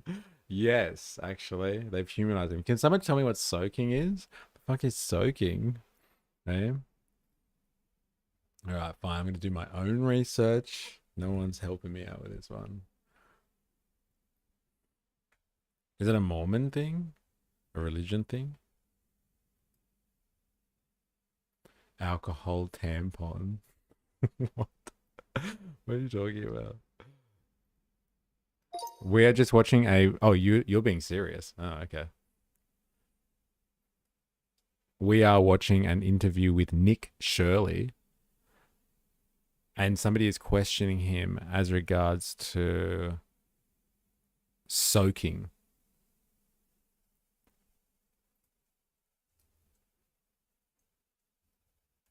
What is soaking in this context?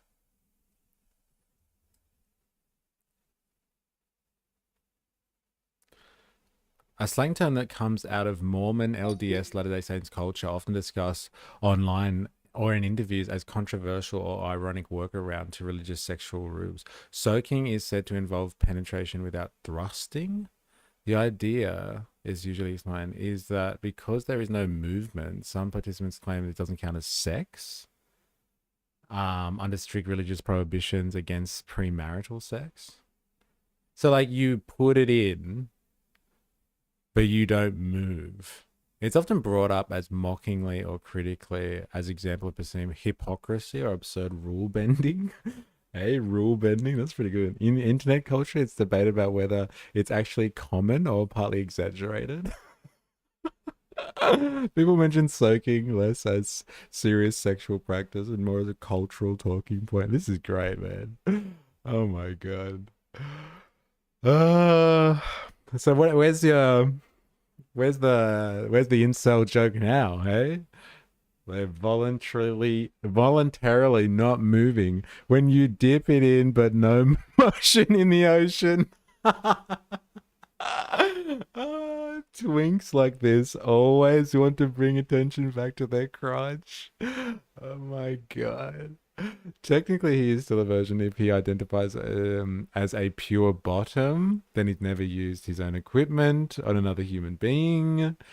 With a little bit more mental mental gymnastics, he is still a virgin. Oh my god. Oh, that. Ha ha ha. Sorry, Mormons use loopholes to have intercourse without being considered sex in some way. They will have someone shake the bed or something like that. Yeah, could you imagine? You get in and your mates just move the bed from side to side for you. Oh, that is hilarious. And because you don't move or thrust, it doesn't count. Is that one where others jump on the bed to simulate movement? Woozle in the house. There you go. Yes, you've hit the nail on the head there. Totally a twink bottom. Someone check his phone for Grindr. Hey. It was just a matter of time till we got under Grindr. It always comes back to it, especially with the conservative types. Hey, there we go. So if someone only stuck their inner chicken but didn't thrust, you wouldn't think that guy just rooted a chicken. No, they're soaking the chicken. Yup, the bed shaking thing is real too. Oh my god. It does count, for fuck's sake. No, it doesn't. It doesn't count. Eh? It don't count, baby. That's not right. Soaking's not right. Is it real though? I interviewed people at BYU and they might have said it was. So you think it counts? Yeah, 100%. 100%. Wow, the rumors are true. Kids here at BYU actually do soak. They soak and they hump. Definitely. I think that's like my biggest advantage, that I don't really have many vices, whether it be pornography, whether it be alcohol, whether it be cigarettes, whether it be vapes, whether it be nicotine. That stuff doesn't tempt me. And you feel like living a clean life that way gives you like a journalistic superpower that allows laser focus so you can just become a content machine? No. It's kind of what you're doing. Well, that's just who I am. But I mean, I feel like if you drank and partied and stuff, you might not be able to make as many videos. Well, if I drank and partied, I wouldn't be able to show up to my job at McDonald's. You'd probably be able to hold down a McDonald's job if you had some years. But if you're referring to being on time and all that stuff, and I'm talking about the sheer volume of content you've been able to produce over the past year. I'm a highly functioning person. Yeah, congratulations. Thank you. Aside from the recent stuff, what pieces have you been most proud of since I last saw you at Turning Point USA? I'd say my Brazil videos, those were very awesome. Going to the favelas, that was an experience that I can't even believe favelas are real after going there. Because I came this close to dying in the bottom of a destroyed house on the top of Rio's biggest favela. When you say close to dying, like there was a gun in your face? Yes, and if I didn't pay the man, I would have died. You think so? 100%. Você dá-lhe uma olhada que você vai ver que aqui nós tem trégua. Oh, wow, this is heavy. Aqui, entendeu? Não há paz. Paz para a polícia, fogo. That guy, after I interviewed him, he got beat up by the gang leader and kicked out of the favela for letting me interview him. Some other unknown, or perhaps known by some, Nick Shirley lores that you've met deceased rapper YBC Duel. Yes, I did meet him. It was Brandon Buckingham. Yeah. I had no idea who he was. A special guest right here. Oh, we got a special guest. No, talk to us. This is Nick Shirley from Salt Lake City, Utah. The Latter-day Saints, the Mormons. You ever heard of the Mormons? This is the first Mormon, the first Church of Latter-day Saint member ever to be out here in Philly like this. Just like that. Just like that. Feet on land. Look at his sneaks though. Yeah, so that was an equally, I would say, or similarly dangerous Yeah, scenario. no, I'd say the America hoods are about just as dangerous as the favelas. For instance, Chicago, you have armed militias walking around Chicago as well. Same within Philly. Think about how many young people are dying because of gang violence. Like, I loved your video you did in Baltimore about them kind of combating that and showing that like community really can make a difference and people really need to be looking out for one another because it's not worth dying for. So going back to high school, right? So you said that after high school you went on a mission trip, right? Yeah. Where to? Chile, Santiago. Is that where you developed fluent Spanish? Yeah, I actually was fluent in Spanish when I was younger. When I was here in Utah, when I was growing up, I was in a Spanish immersion program from kindergarten to 4th grade. Spoke Spanish fluently, moved to Washington. Similar to you, moved up to Seattle area. I didn't practice my Spanish anymore. I lost it. Decided to go on this mission thing for our church. And they sent me to Chile, Santiago, and I learned Spanish again. What's the purpose of a mission trip? Yeah, you're there to go share the gospel, the restored gospel of Jesus Christ, and to teach people about Jesus. And give. Oh, nah, Nick's mum is with him on all these trips mostly. He doesn't have Grindr, y'all. He's also into BBC. That's why he hangs out so much with the Somali people. Savage. Imagine facing bestiality charges and saying nope. I didn't. The R word, the cat. It wasn't moving. I wasn't moving. The cat was. Can you imagine your friend asking you to shake the bed for them? Like, that is pretty crazy. Crazy. What's what someone can do when they actually put effort in effort? Hey, Andrew. Ha ha ha ha. Yeah, it is crazy, isn't it? Like, what was with that line of questioning? Hey, oh, look at all the content you make. You must just, because you don't party or anything, you must just make heaps of videos. Dude, I used to get blazed all day while working and have never had issues with showing up on time or being productive. Yeah, well, like, that just shows you, like, certain type of people, hey, they can just push through it, man. They can push through everything that should hold you back. Highly F-U-C-K titioning person. Hey? Oh, right. A functioning person. I get it. Oh, he's totally there for the BBC. BBC World News Service. My God. Oh, cool. The fries never got burned. An opportunity to come into Christ, and if they want to follow, or if you just want to teach them about Jesus, that's all you're supposed to do. At what point did you start to really take political interviewing seriously, and why did you dive into that realm? Well, I think when I started seeing people get trafficked into the United States from the border and started seeing mass corruption with inside the government, I just couldn't believe that. I met somebody at the border. She gives me her WhatsApp, and the next day she texts me and she's in New York City. I was like, how is this happening? How are people just being trafficked around the country? How are little kids just coming over here? How's there a 15-year-old girl, or I think she was 17-year-old girl from Dominican Republic, all by herself? How are people doing this, and how's the government enabling this to happen? I remember going to the border for the first time, and I saw migrants coming over the border. I'm like, oh my gosh, I what's put going on? burgers, fries are beneath me. Yeah, take that hard. No, this interview just looks like two closeted guys trying to figure out if who's gonna make their first move. Yeah, and how's the scenery in the background as well? There is a lounge kind of thing behind them. I guess I could use that next to the bear. Shouldn't they be running away? Wasn't Governor Abbott the one transporting people from the Texas border to New York City? Yes. So you feel like there was mismanagement of the border on an executive Biden level and a state level? Yeah. And I think like Governor Abbott, that was his... What is with chat and all this gay fan fiction? What? Like, have you not been around long enough to put two and two together on that front, Han? Come on. His way of like saying like F you to the to the sanctuary cities, and for the Democrats for just accepting and letting this happen, saying, okay, well, we're not going to deal with it. You guys go ahead and deal with it, and we'll give them a bus ticket to get out of our state or city. So you feel like migrants kind of became political pawns for the two parties in America? Yeah, well, we all know, like, obviously it was because they wanted to vote. Fill the swing states, fill the big cities. We would have seen what was going to happen, but thankfully Trump won. How do you think Trump's doing so far this term? I think Trump's delivering, especially on crises like the border. I think that's been the major win of this election. Right now, you're not seeing illegal migrants come into the country. Me and you both did videos at the Loopfield border. We spoke with migrants. That was the most inhumane thing that I think America's seen in years, as far as letting people be trafficked into the United States and then bringing them into the system, making them rely on the government, not giving them working visas, putting them inside of shelters, busing them all around the country. Families were separated. Thousands of children went missing. The government was literally trafficking children into the United States, trafficking people, incentivizing them to leave their houses in Colombia, leave their house in Ecuador, and then to come to the United States, and you're living in a shelter in New York City. So is it true that gangs are inside of the Roosevelt Hotel? This is me confronting a group of Venezuelan migrants who are potentially dangerous gang members of the gang Tren de Aragua outside of the Roosevelt Hotel in New York City. Most of these migrants, they came here, they thought life would be good, and they ended up getting put inside the shelter and became essentially slaves to the system in a way, where they're relying on the state to give them money, they're relying on the state for housing, they're relying on the state to give them a work permit to be able to work. Like, that's not right. That's pretty mean if you ask me. Well, I suppose the reason they hopped the border in the first place because the immigration system is so backed up, right? Well, yeah, there's major issues with immigration here inside the United States, but you just can't walk into the country and think that you're going to be treated just like a law-abiding, tax-paying citizen. Mm-hmm. Who was filming most of your stuff back then? Me, myself, and then I also bring my mom with me. Definitely. She's like a producer on the channel, kind of. So they're coming right now because it is an opportunity for them to come, and they are taking that opportunity, and they're coming here. And Nick and I... What is it with all these, like, mums that are behind these, like, they put their kids up and, like, they help them develop channels and stuff like that? I remember watching this mum. I think she was on ABC just as the social media ban was coming in for under 16-year-olds. And like there was this girl who was like an influencer, like a teen influencer, and she was affected by the ban. And she was like, oh, I don't know, maybe it's good for kids not to be on social media. And the mum was like, this is our livelihood. They're going to fuck us over big time. She was furious. And the mum seemed to be the one. She was like, I manage all of her stuff. I manage the account. She wouldn't be anything if it wasn't for me. How could they take this away from me? 4IS in the house. Yo, what's up? Give up your far right Fridays. We're more American based today. Yeah, look, because Nick Shirley has been so much on the stream chat this week. Like, people bring him up because of Channel 5 News. I thought we should go there. And like, I didn't put two and two together that Shirley, 4IS, is partly like kind of responsible for what's going on in Minnesota at the moment. Shirley's special investigation has brought a big light on Minnesota.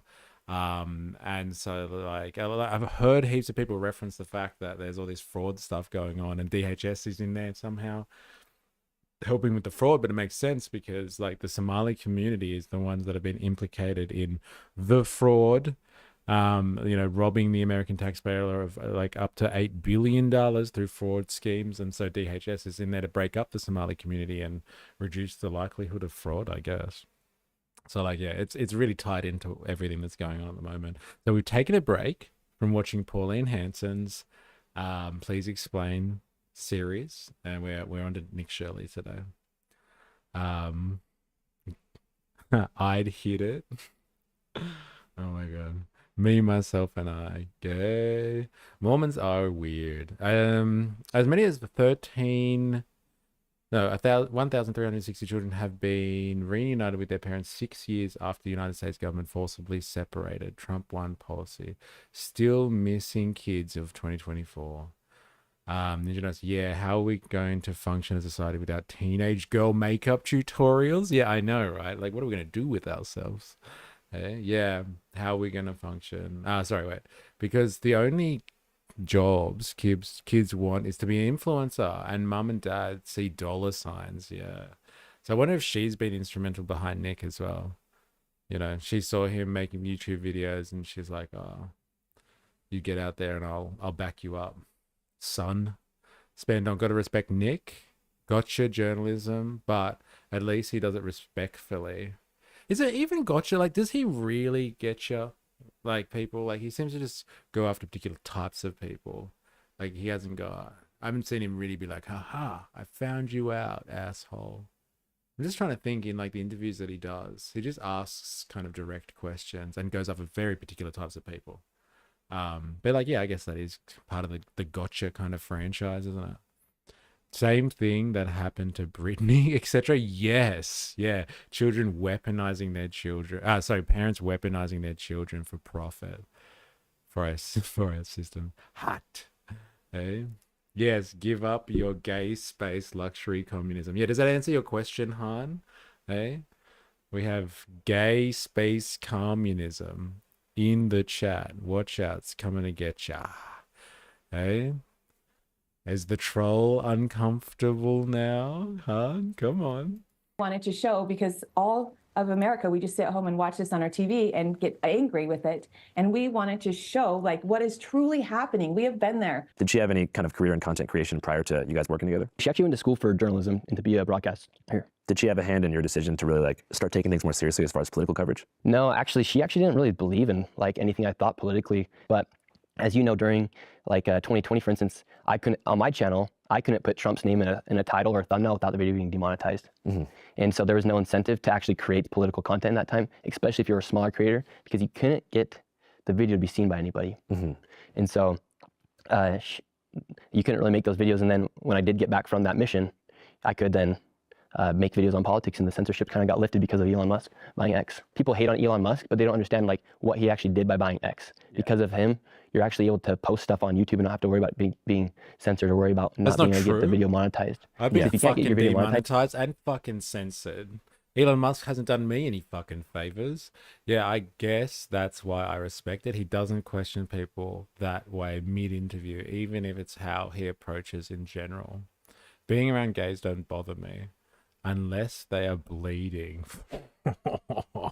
Hey, you can't fucking help it. Hey? So they do make you uncomfortable then, do they? Han? Hey? Hey? Just under certain conditions, Han? Hey? I'll take it. I'll take it. I try to dish it out. You're giving it back. Fair enough. Since you mentioned the backdrop, all I can think about is corn. I know, right? Look, and they've even, like I said before, they've got like a lounge thing just near the bear. It's really interesting decor, right? The billiards moving on the table whilst activities happen after the interview. You can't make your videos. And so I think what Elon did really did change the shape of our society. Because then you also saw other platforms like Rumble follow, Facebook, they lifted their censorship, YouTube lifted their censorship. So without Elon Musk, none of that would have been possible. Was there a part of you that was wondering why the Trump administration and various allies promoted your expose so hard when they did? I think it hit the heart of every American being able to see that their money that they pay for taxes is going to fraud. People like to talk about how our money is going to other countries or how it's being used wrongfully, but people can't actually see it with their eyes. And that was one of the first videos ever where people could see that people were abusing the system and taking dollars from the United States citizens, and they're actually not operating a business. But I mean, I'm just talking about if you look at Google Trends specifically, like the phrase Somali fraud was borderline non-existent.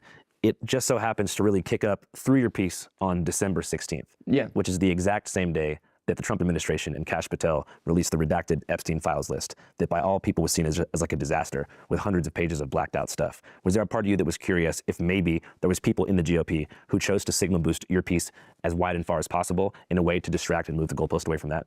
I don't know. Like if that was their initiative, it probably worked pretty well.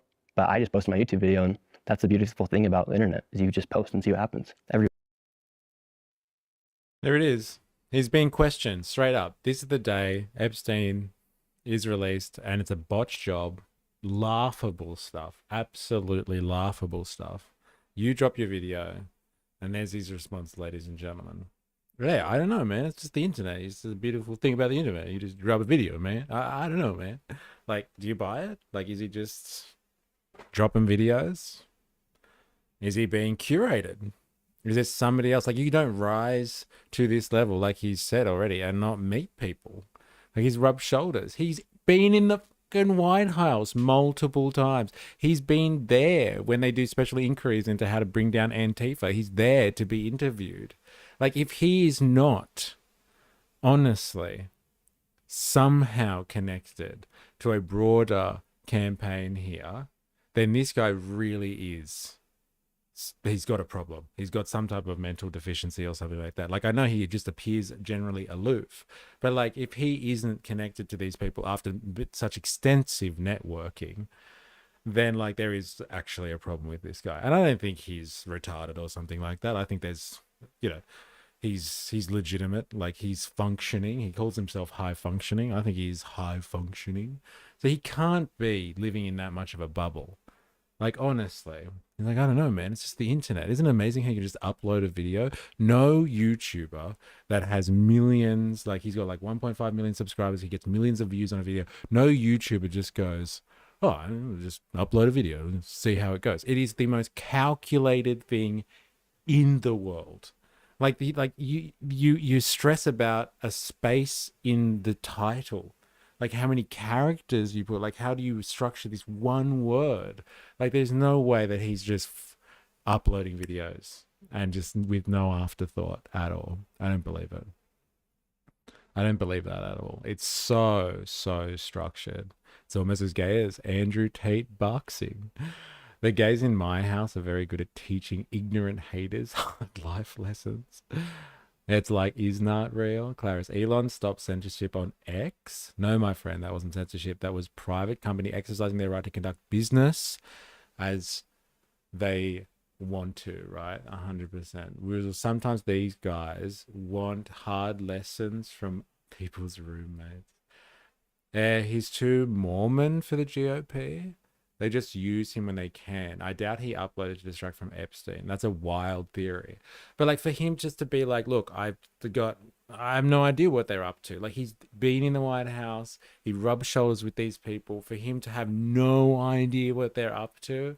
Yeah, it might be a wild theory that he did it to distract from Epstein. But for him to say that he has absolutely no connection to these networks, he just rocks up to the White House when they call him in to give evidence, basically, and he just goes on Fox News when they ask him to, just because, like, hey, people just like to talk to Nick, right? People just like to talk to Nick Shirley. Like, come on. He's integrated into this network now. Unless he really is just dumb, like, he must have an understanding of what they're up to. He knows he's part of, like, his content is part of that machine. It's part of that machine. It's got to be. All right, it might not be for Epstein exactly, but like the actual thing itself, the thing that he's investigating, that wouldn't come from nowhere. Like, he answered the question before, and it was like, well, how did you get this? And he was like, oh, that guy that's been investigating it, that old dude, old mate over there. He's like, oh, he just messaged me from the blue, and I answered him. Like, he must get millions of DMs. And through the filter of all of that, he was like, yeah, the old guy just messaged me, and I thought I would respond. And like, it was just absolute coincidence. As much as I hate to say it, he ain't dumb. Yeah, I don't know, man. Yeah, there's probably more, but I doubt they tell him all their plans, like Andrew seems to be insinuating. Yeah. Yeah, look. No, he's not in the cabinet meetings, that's for sure. But he's definitely, I gotta say, like I said before, he's an asset. Whether it's just fully them using him at their disposal and him just be like, okay, like, you know, where do you want me to go next? Or like, I can cover that. Like, they'll just like have a meeting and they'll be like, if only someone could make a video about this. I wonder who could that be? And then he'd be like, oh, I could have a crack. Like, oh, great idea, Nick. Oh, God, it's so good having you around here. You're such a great guy. Thank you so much. Oh, yeah, thank you. Like, if it's like that, like, fair enough. But he's an asset. Sleeper cell. Every week I've been uploading video. To me, that was just going to be like another YouTube upload. Like, I didn't know that it was going to be the most viewed video ever on X. You're trying to say that it was some coordinated attack to get people's eyes away from Epstein, but the majority of the traffic, it has over 600,000, I think it has over 600,000 likes. So it wasn't just Elon Musk who was sharing the video. It was everyday Americans who were showing that video because they're sick. Hey, what's up, guys? Channel 5 Live reporting here from the new mobile editing studio. So statewide fraud is a serious issue. Defrauding people is bad and not cool whatsoever. And I tend to think that it's a good thing when citizens and citizen journalists put elected officials under a magnifying glass to figure out what the frick is going on. But before most people get the raw facts and data, the narrative is already being shaped by who, you might ask? Both sides of the mainstream media. And to be honest with you guys, nobody is immune to algorithm-driven political hypnosis. So before... Wait. Who's he advertising? Is this an ad? Who is it? Who is it? Poor S, are you listening to this? Do you reckon it is? Do you reckon who it is? Do you reckon you know who it is? Fuck ground news. Wait for it. Wait for it. Hey? Fuck, you can feel it coming. Wait for it. We put boots on the ground. We like to get informed. Using what, you might ask? Ground news. There it is. There it is. Fuck ground news. Just a quick word about ground news. Fuck ground news. Keeping his degrees of separation for plausible deniability. That's a fair one. Hey? Hey, I don't know, man. I don't know. I don't know anything about that. I just make the content. I just make the content. I just get the leads, man. But the leads from where? The frauding is bad. Talk to your president. Ground news. What the frick is going on? Oh, man.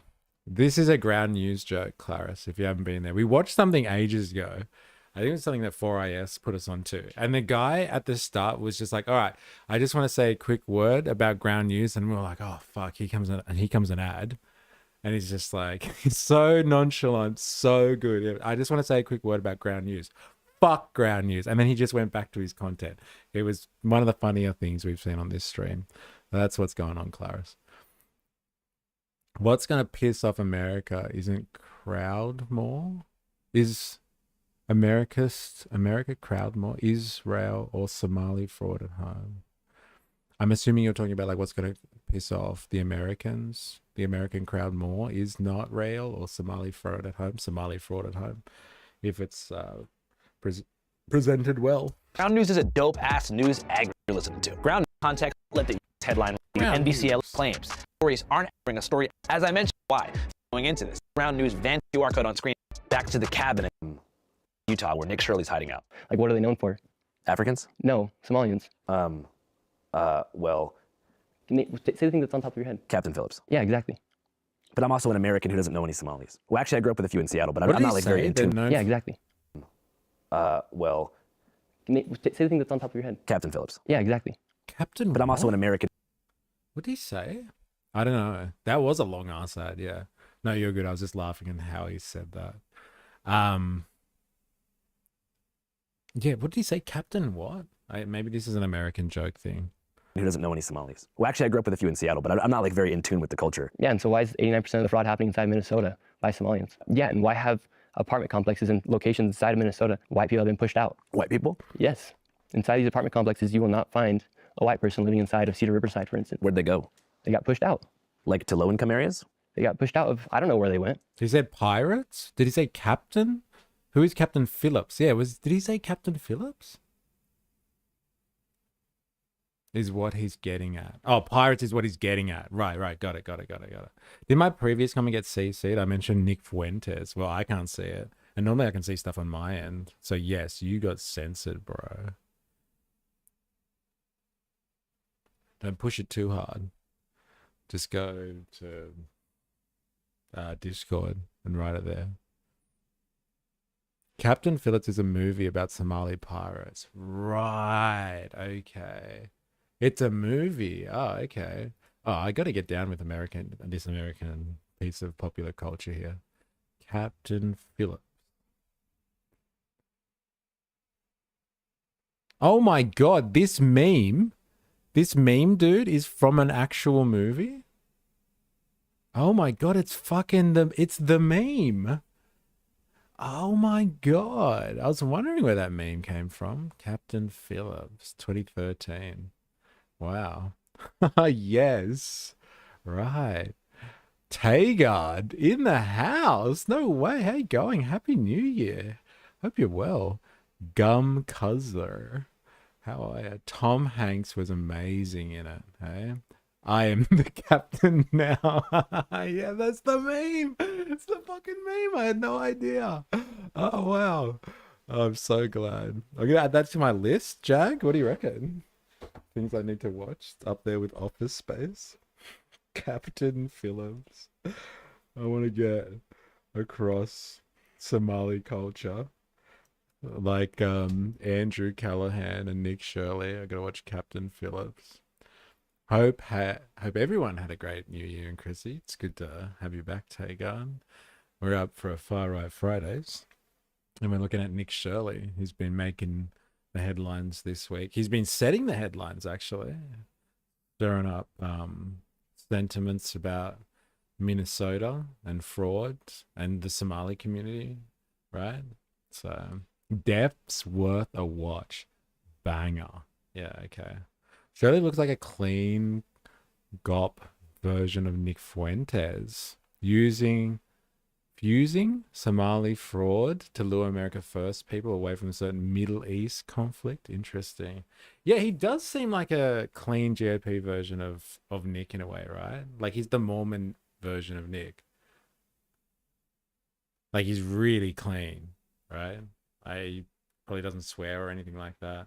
He definitely doesn't soak. He's definitely not into soaking, that's for sure. We can check that. I got my people. We'll check whether he... Oh my God, it's the gay space communism. How did I miss that before? Yes, this is the link. This is the guy from the meme. Look at me. I'm the captain now. So good. Interesting. I wonder what his opinions are on corporate fraud. Hey? Or meme coins. Yeah, do a special investigation into that. We'll see if Elon Musk gives that a boost in the algorithm. Surely he'll do that, right? Surely. But they're not there. Cedar Riverside was originally housing for the College of Minnesota. There's a bar there called Palmer's Bar. It used to be a staple for Minnesota. However, the Somalians inside of Cedar Riverside made complaints that Palmer's Bar was too loud. They literally changed their state flag to be more like the Somalian state flag. Flag of Minnesota, Tim Watts said their other flag was racist. And he called people like me white supremacist for talking out against the fraud that's happening inside of his state. He's been talking about fraud since 2019. How do you feel about the way the, liberal side of the mainstream media has characterized the reporting? They're defending fraud. I'm showing people what's happening. I showed it exactly how it is, as it is. And now they're defending fraud. Even if one of these businesses is operating, why should any American be happy or be satisfied with daycares ran by all Somalians receiving millions of dollars? And out of the population of Minnesota, I believe it's around 5.8 million. You have not seen one single Minnesotan say that their child was inside those daycares. I've seen a couple interviews with people who are saying their child was in the daycare. Who are they? Somalis. Yes. Why isn't any other white people, black people, Mexicans, Asians, why aren't they saying, oh, these aren't fraudulent daycares? Wasn't it a predominantly Somali area? Why are all the daycares inside of Minneapolis? There's white people, there's Mexicans, there's Asians, there's everybody inside Minnesota. In Minneapolis, how come no other person has said, no, this daycare is legit, here's my child? I don't support our money going overseas to Israel either. I don't support our money funding Ukraine. But what I can actually see with my own eyes is the money coming here inside the United States that's being spent fraudulently. People don't understand that. What do you think is the biggest thing you risk doing this type of work? People have doxed me, there's death threats. I have 24/7 security right now because of how crazy people are mad at me for exposing fraud. What are some of these death threats? Like, what do they say? Of how crazy. Independent journalist says he's gotten death threats, told he'll be kirked over Minnesota fraud viral video. Hey, savage. I've seen many Mormon documentaries. According to the videos I've watched, they are not virgins. Interesting. We'll have to check out the comments after the video. Yeah, fair enough. I'm looking forward to it. People are mad at me for exposing fraud. What are some of these death threats? Like, what do they say? One person sent me a photo. You can grab it from my ex and put it on the screen. He said, this is going to be you on April 27th on the side of a highway. And it was a photo of a man with his head decapitated in a trench. Another person openly said, tick-tock, tick-tock, Shirley's time's coming. Why are Democrats calling me a white supremacist for talking against fraud? I have 24/7 security with me right now because people think me exposing fraud is bad. And was that something that has kind of like deepened your perception of the left as being like super crazy and messed up? Yeah, I just think everything they say they're the party of peace, party of acceptance. Meanwhile, they call people like me fascists and Nazis. Yeah, they call me a fascist. Meanwhile, they won't let me speak. One lady, she came up to me. Yeah, I've seen this one. Have you guys seen this footage before? Like he gets into the thick of it. Like, as well as, like, remember, he's not live streaming, right? So you don't know really what's going on. But, like, when you're editing, this stuff is fucking gold. And, like, if he's just an objective reporter, he would choose to actually take some of this stuff out because it would obstruct from the real story. But he's a social media player. And so this stuff is worth its weight in gold. And he's trying to put forward a particular type of story. And it's a story that is oppositional to these left people that he's critical of here. He's trying to demonstrate that they are fucking savages. They're animals. And like they're the real fascists because they're trying to stop him from doing this stuff. So like there's some very confrontational stuff that he's been involved in. But like this stuff is absolute YouTube gold. And like, yeah, if he was really just an objective journalist, he would choose potentially to take out some of this type of footage. But like, this is, I dare I say, he would go looking for this type of stuff. He has a team of people. He's not on his own. So like, he has people around him that can like help protect him and help film for him and stuff like that. So like, he's not completely like, I just dropped myself into like a completely hostile environment and anything goes kind of thing. No. Like he's a professional now. He's absolutely a professional. She took her shirt off, started jumping all over me, and she said, say Black Lives Matter. Say Black Lives Matter. I said, all lives matter.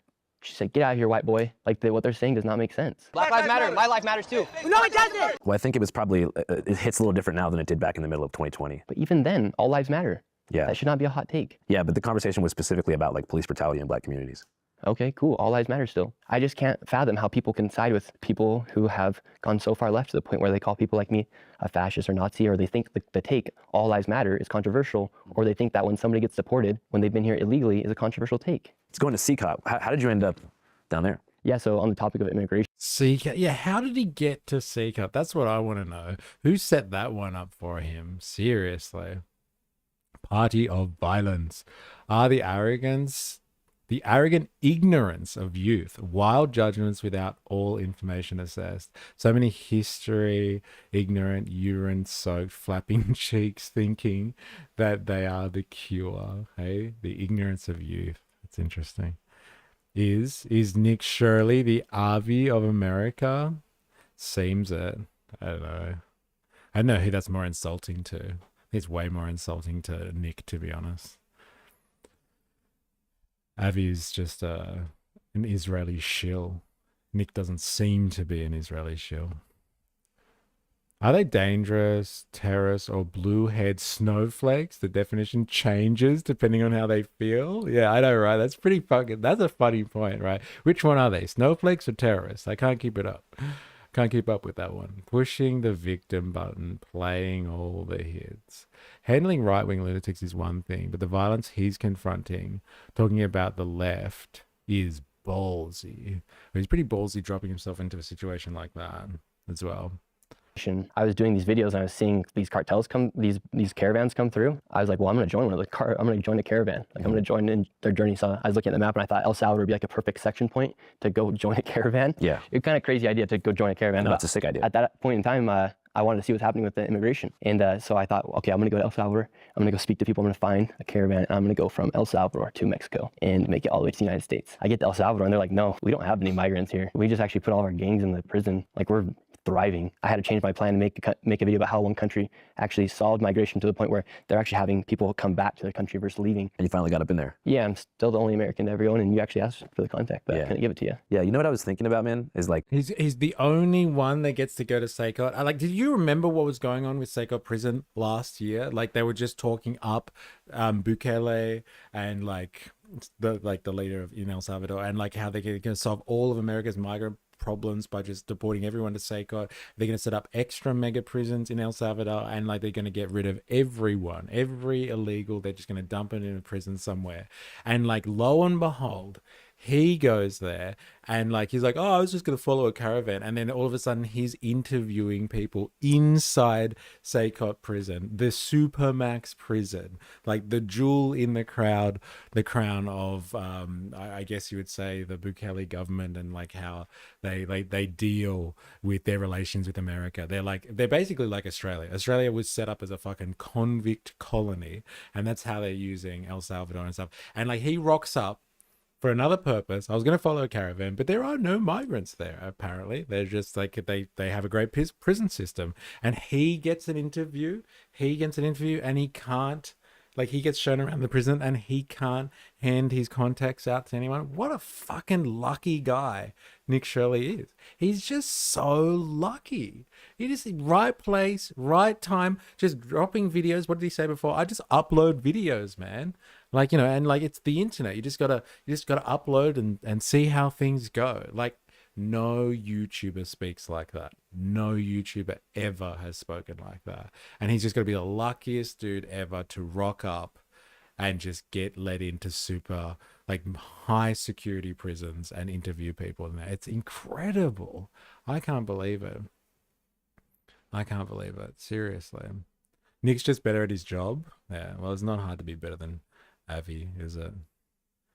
Avi Yemeni. For fuck's sake, the left haven't moved. Again, the right shitified towards insanity. Wherever they do, people die. Sorry, Ruzel, but there's no comparison. The left are way more violent. Tager, where did all the lives matter people go? Where did the all lives matter people go? Really quiet with all the ICE killings? That's pretty funny. That's pretty funny. That's a really good one. Next time we have like a discussion in the chat and someone's just like, yeah, man, you should totally shoot someone in the head for threatening the life of a cop. It's like, what happened to all lives matter? So is he part of the MAGA media push? Sussy. He gets access? Like, what luck? Like, what luck is it that he gets access? I think you're jealous, Mystery. I am fucking jealous. I am so jealous. Can't you tell? But like, what a lucky motherfucker. Like, just, he rocks up. He wants to follow a caravan. There's no caravan. Oh, I'll just go to a prison. I'll just like knock on doors until somebody gives me an interview. Like, you just rock up to a prison, eh? Crazy. Luck of the Irish. Apologies for the extra SS. And no fucking way the left more violent. You can't have it both ways.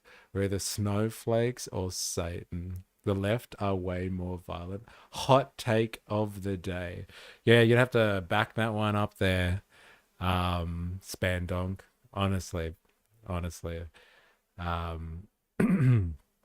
Like, I would go for, let's just say everybody's violent, or people are violent generally, but like the left are way more violent. We're gonna have to back that one up there.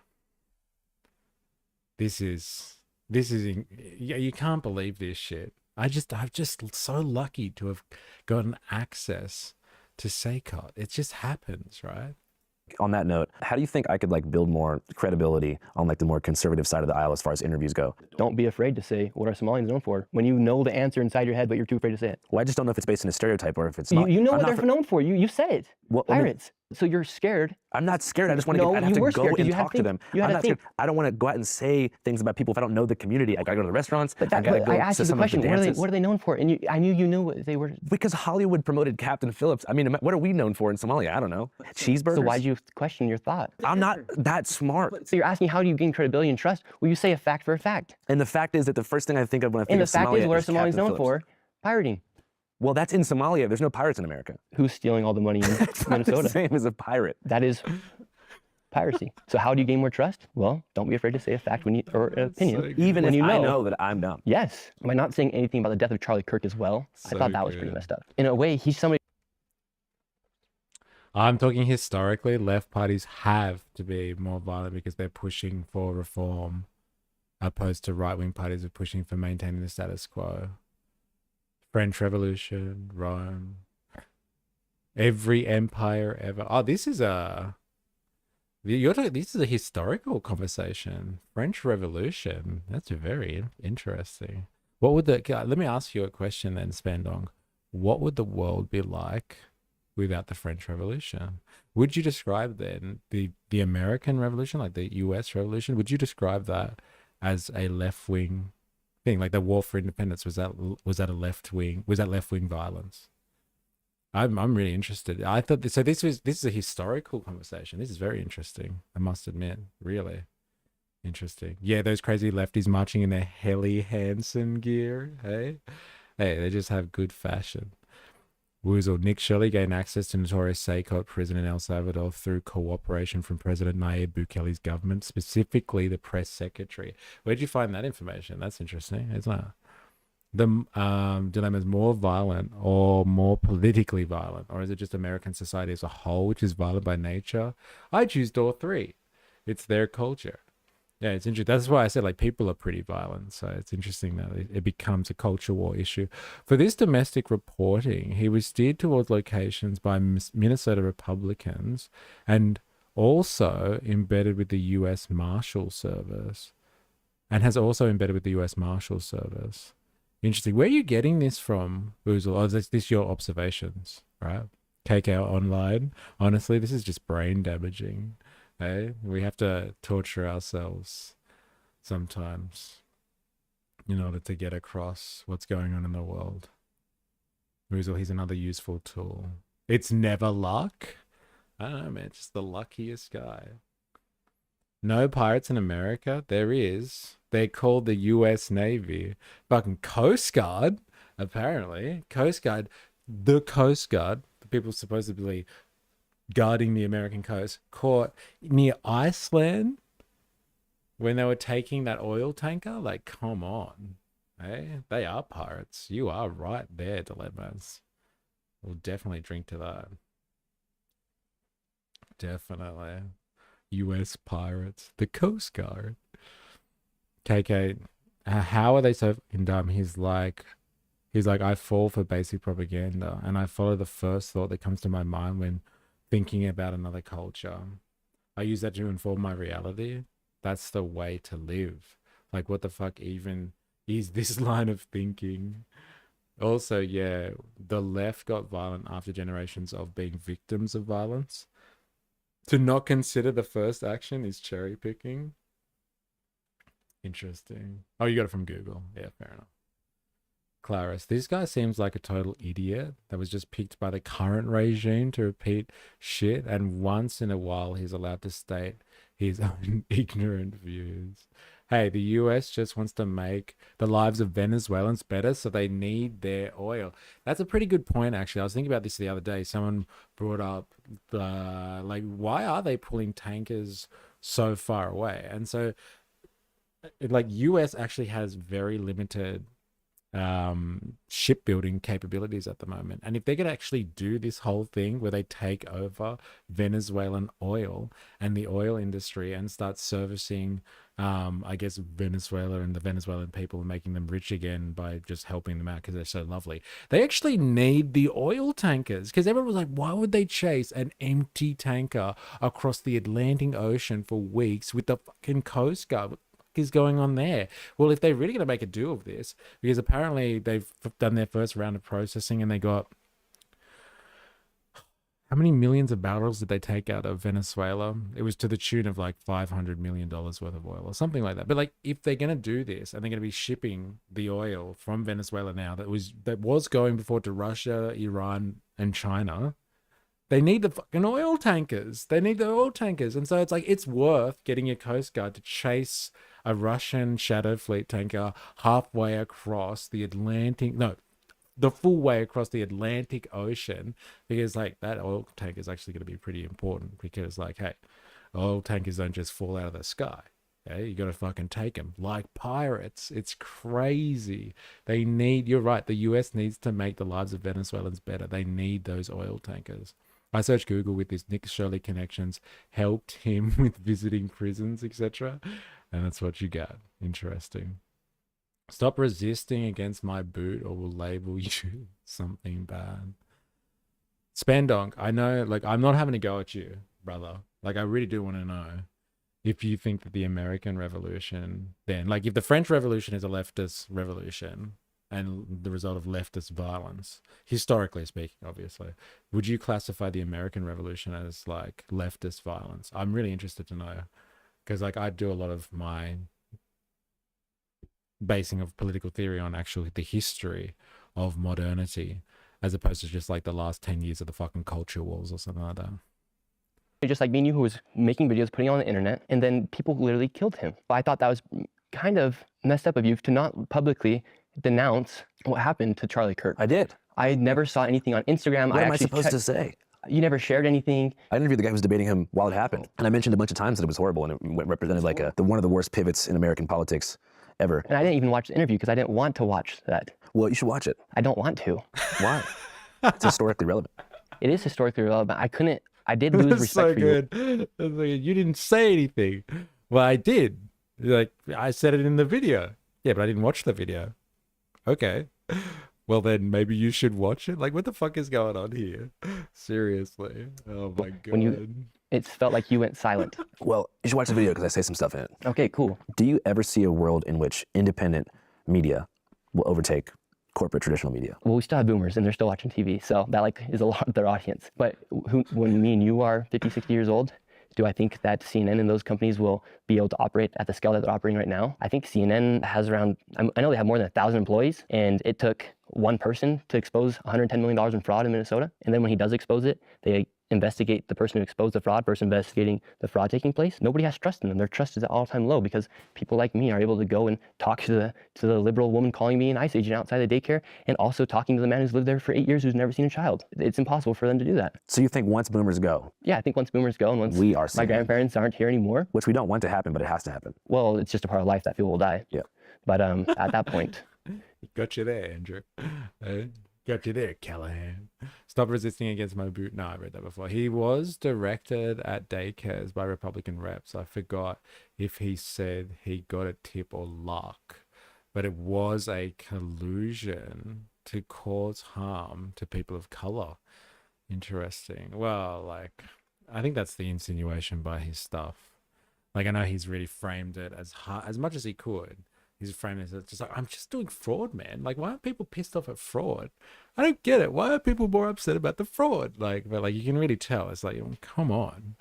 Hey, like, there's a lot of fraud that goes on in the US. Hey, let's go after some big players, shall we? Hey, let's go after some corporate stuff. And then we'll go down the ladder. Hey, let's start at the top. No. I think mainstream media will not really be a thing. So what can we do to avoid the mistakes that mainstream media made in the past? Because at one point they were quite trusted. Yeah, at one point they were quite trusted, but actually were they? Do we know that the history books are correct when only the victors write the history? And at that time they didn't have social media to combat with the information at that time? I'm just talking about like Walter Cronkite, like when there was like 2 stations and like, you know, there wasn't such a divisive news media corporate competition taking place to where people were competing for views by using pundits and having a 24-hour news cycle, like when the written word also meant more as well. There was more faith. Well, I can't speak on that because I wasn't living that generation where you had to get on You could your even TV. go back, I mean, honestly, the 24-hour news cycle, if you talk to older people like in their 30s and 40s, post 9/11 was pretty much the first time where cable networks had to keep their airways on all the time. So they started filling slots with not correspondents and not field pieces, but just pundits. So what they would do is they would get somebody, 2 people who fundamentally disagree, and just have them yell at each other for like 2 hours to drive up engagement and keep people watching. So news kind of became like soap opera. Everything kind of became about engagement, like almost like reality TV. And then gradually trust faded because it became so partisan. Yeah, I think it's also a sign of the times that we're seeing distrust and we're seeing the world get a little bit crazier as well. So, I mean, what do you think we need to avoid? What do we need to avoid? I think we need to call things out for facts. And you shouldn't be afraid to say when I ask you, what are Somalians known for? You're afraid of your viewers watching this video calling you a racist or Islamophobe. No, to clarify. You knew that word, Andrew. You knew you were saying pirate. You knew, in your mind, well, you you're knew asking pirate. me to think in a stereotypical mind, what do I think comes, what's the first stereotype? You're asking me what's the first stereotype that comes to mind when I think about Somalia? I said, what are they known for? They are known by Americans who don't know Somalis. And what are they known across the West for? Well, the West is very much indoctrinated by Hollywood. I'm just saying, I want to wait to answer that before I actually have engaged with the community on a level to where I can actually say, like, they're known for this type of thing. Well, it's a gray area, bro. He's struggling with this one, Andrew. This is like the first time in the interview where he has, like, let's call it for fucking what it is. He's pulling it over Andrew right now. He is. He's pulling it over him. And Andrew's just like, no, it's just I want to assess the community. He's like, but that's not the question. The question is, what is the first thing you think of when I say Somali? He's just like, pirates. Hey, Somali pirates. Anyone? Hey. And he's trying to be like, no, that's not what I think about. I want to think about like what the community is after I meet them. And he's like, but that's not the first thing you think about. Like, if you want to get down and let him become the interviewer, Andrew, like he's going to pull you into a place where that he talks about, where it makes sense for him. He was directed. No, that reminds me of when a guy smacks around his old lady and says, see what you made me do. What was that in the reference to? I would classify the American Revolution as driven by the elites to mobilize the commoners' discontent towards England to ultimately serve their own interests and capture the wealth of the Americans for themselves. It's funny that you say it like that because that's pretty much what happened with the French Revolution as well. Like, it was what they were known as the bourgeois class, who stood between kind of the clergy and the aristocracy. Then you had the bourgeois class, and then you had the commoners, and the bourgeoisie, who weren't on top, coalesced or like convinced the commoners to fight against the aristocracy and the clergy to bring about a new society. And so like I think it's a similar case in the American Revolution as well. Now the bourgeoisie had right and left factions within it. But they were bourgeoisie nonetheless. Spandong, so sorry, working from home here and had to call right after dropping comments. LOL. Oh, sorry. I didn't realize you're working from home, you poor bastard. I caught you asking about American Revolution, and yeah, at the time I would class it as leftist. They were libertarian over the ruling monarchy. That's interesting. There you go. There you go. I haven't been following this story. Did he make it up, or was there fraud? No, there probably is fraud, and there's probably a lot of fraud, but like there's fraud fucking everywhere, which is what we've been talking about. And it's just like, which fraud do you focus on? And so like it suits, and this is my argument, it suits his agenda, and whether it is coincidental or not that his agenda also aligns with the agenda of the Trump administration, fine, it's just coincidental, but it suits his agenda to go after the Somali fraud specifically. There would be so much fraud to go after in America. Why choose the Somali community first?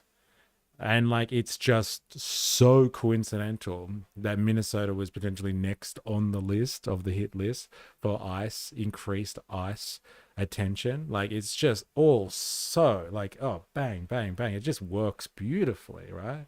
So yeah, I think there's plenty of fraud. Whether or not this specific stuff that he's investigated is actually fraudulent, who the fuck knows? But like, there's fraud fucking everywhere. Wherever there is a government scheme set up so people can get government money, there is cunts out there that just exist to rort it. And that is not a cultural thing. That is just what people seem to do. Make a quick buck.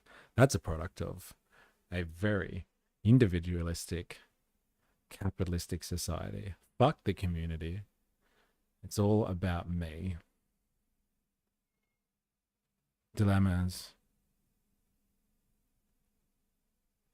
Holy fuck. Nick is honestly so dumb.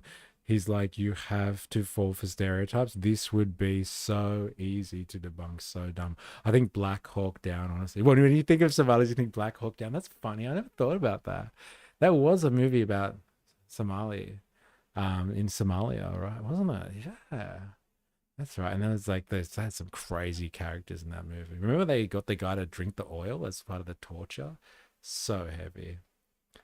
Yes, but those ruling classes would only manipulate the commoners to fight with a leftist ideology. But that's the thing. The leftist ideology was, like, in the French Revolution, was the idea of liberalism, which is like a free society away from kings. So like, if what we're talking about here is like the entire American project then, which is a rejection of the English monarchy, like the entire of American culture is leftist then, because like Americans believe in a free society where you don't have kings, you have like a republic, and everybody has like, you know, fucking human rights, like a bill of rights. That's basically leftism then.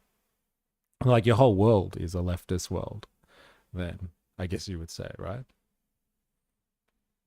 Convincing commoners to be liberalized. The idiot saying exposing the fraud was just POC being picked on or scapegoated. They had to commit fraud because they were treated poorly by giving them a home and a whole bunch of free shit in America. Yeah, it's not the fraud, it's the color of their skin. We will start with Donnie and everything he popped out of his top down. Freedom, fairness, equal pay for work, all great ideals, but things tend to get violent when people feel cheated.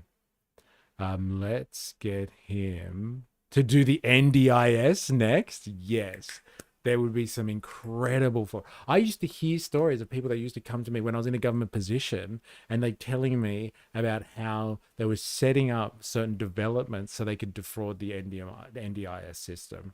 And I was just like, why are you telling me this? It's not even the right department, but like, god damn, it was so blatant about it. It was like they were bragging about it. Jag, I wonder how much fraud the Church of the Latter-day Saints are involved in American churches in general. Yeah, robbing like people that need some sense of community, robbing them blind, taking 10% of their income. 100% that they were getting into the evolution of politics. You can always be more liberal, right? I get like more free. Like, is that what you mean by liberal in that sense? Or you mean like liberal with a, like, as in like liberal progressives? When I say liberal society, I do mean like the intention of like the American project was a liberal project, and like liberalism, like the idea of liberalism. And if that's what being a leftist is, then the entire modern society is one big leftist project. We're all lefties. We're all lefties. They're committing 89% of the fraud. Have engaged with the community on a level to where I can actually say like they're known for this type of thing. Well, when I they're don't wanna committing 89% of the fraud in Minnesota. But that wasn't the question. You asked me, hey, what are Somalis known for? And of course, I'm thinking of the movie because it's a Tom Hanks Hollywood blockbuster. Yeah, but it's a fact that they're committing some sort of piracy in Minnesota. 89% of the fraud is committed by Somalis, and that's a fact. When we talk about building trust in the future of media, we need to be able to say things for what they are. If Tim Waltz goes on TV and calls people like me a white supremacist, it's my responsibility to call Tim Waltz. He's enabled this to happen because he's afraid to be called a racist or an Islamophobe. Meanwhile, our generation can't even buy a home. Meanwhile, people are stealing millions of dollars. And he's afraid to say that because he's too afraid of being called a racist or an Islamophobe. I think the one main issue that I feel like unites the left and the right, at least in a certain income bracket in the U.S., would be affordability. Yes, 100%. I think it's probably the main issue that we're talking about. Deep down, I think that the main difference here is diagnosing how we can get to that point. You know, because when you're talking about your issue with fraud, you mentioned healthcare being expensive. Yeah. So we're all talking about the same thing here. As someone who worked for the NDIS, I notice most people call up that need NDIS roughters they tend to completely ignore that actual scams when corporations take advantage of those who are on NDIS. Yeah, there's certain companies that are set up and like all they do is exploit. And they don't just exploit like to get money for the NDIS for themselves or something like that. They employ like carers as part of their system. And like they rip off the carers themselves. They get money coming in to pay for the carers they have, and then they underpay their carers. So they're basically just exploiting labor as well, which is fucking a tale as old as time, as old as capitalism itself in this particular format. But like, yeah, they just completely rot the system. And so I just like people definitely defraud systems wherever they exist because they think that a government is just like a bottomless pit of money. And so like, let's just like, if there's a government system set up, where we can get free handouts, let's just fucking milk that until we get busted and then we'll deal with it later. I'm a pirate. I love the Pirate Bay. There it is. And hell yeah, we are down with kings. Ha ha ha.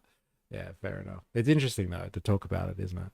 Tago, yeah, everyone is in on the scam. They see unlimited government money and want a slice. Yeah. That's the main issue as to why no one actually calls the NDIS system out. They're too busy trying to blame the people who most needed the support. And that's the real tragedy of it. There are actually people that benefit from the system, but there is so many pricks out there that exploit it. Then that allows people that want to denounce the system to be like, well, see, look, it's just a fucking cash cow for all these fraudsters out there. And you're like, yeah, well, it is. But like, you know, it was set up for a real purpose. It's just a shame that people are such fucking opportunistic leeches that like they can't allow a system that's supposed to be in place to support people. They can't just let that system exist without getting money out of it, extracting cash out of it. Liberalism, Clarice, liberalism and leftism are definitely connected, but I wouldn't say they're directly linked. I'm an illiberal leftist. That's funny that you say that. And that's an important distinction, but that's not how most people see it.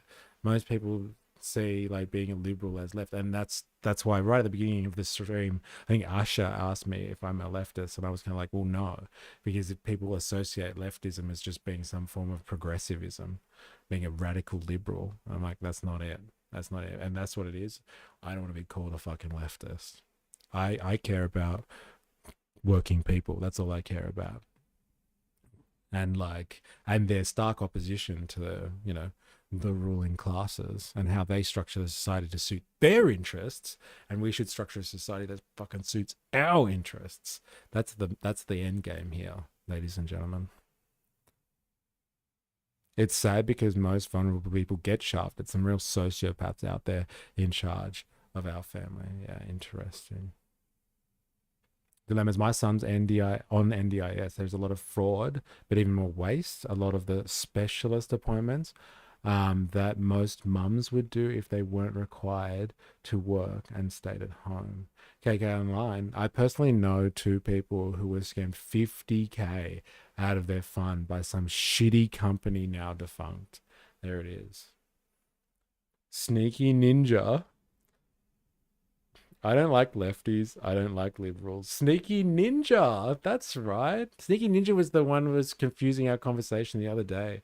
Ninja Nurse, you ran back. I think you thought I was speaking to you. But Sneaky Ninja's come back for round 2, I guess. Welcome back, Sneaky Ninja. Spandog, I think it's easy to forget about 25% of the world's governing systems are still operating on a monarchy. Yeah, interesting. History movement is revolutionary. That's right. You say it loud. Say it proud.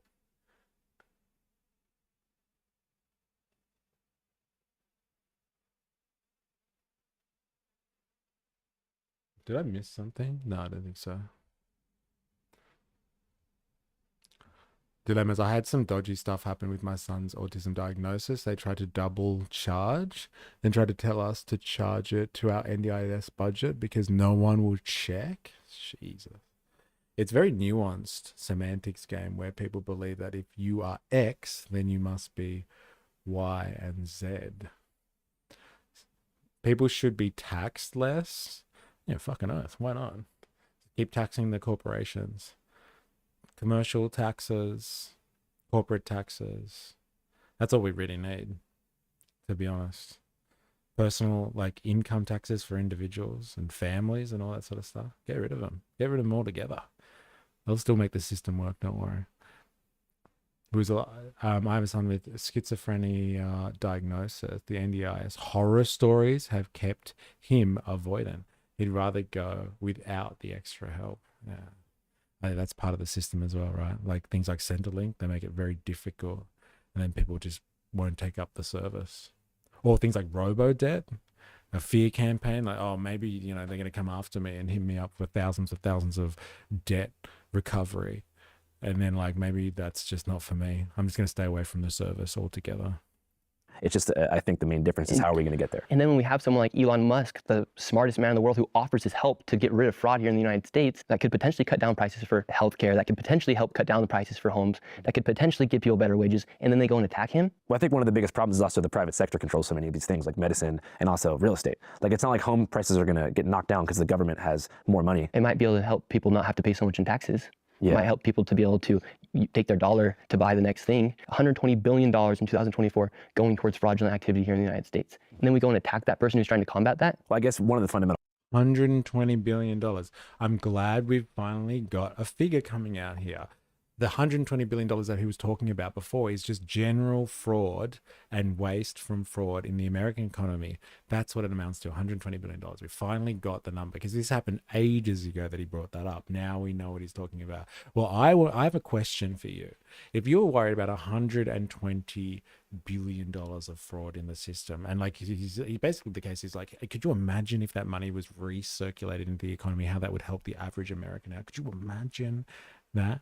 Like, can you explain to me then how someone like Donald Trump can decide to give $40 billion to Argentina? If $120 billion is going to break the American economy because of overwhelming levels of fraud, and hey, I'm just a guy trying to expose fraud here. How can the U.S. taxpayer front the bill for a $40 billion gift to Argentina to save Milei? Like, who gives a shit about Milei? Why do they have to save the anarcho-capitalist government of Javier Milei? Why would you pay $20 billion up front and then another $20 billion? You're really worried about like fraud in the system. Like, I would be angry at that. I would be on the plane as Nick Shirley going over to fucking Argentina and trying to get boots on the ground, investigate why the fuck Americans are paying $40 billion to Argentina to keep their economy afloat. Their economy. They might as well give it to the Somalis in Minnesota, because at least somehow they'll circulate that back through the American economy because they spend their money in America, not like Argentina. It's crazy. It's absolutely mental.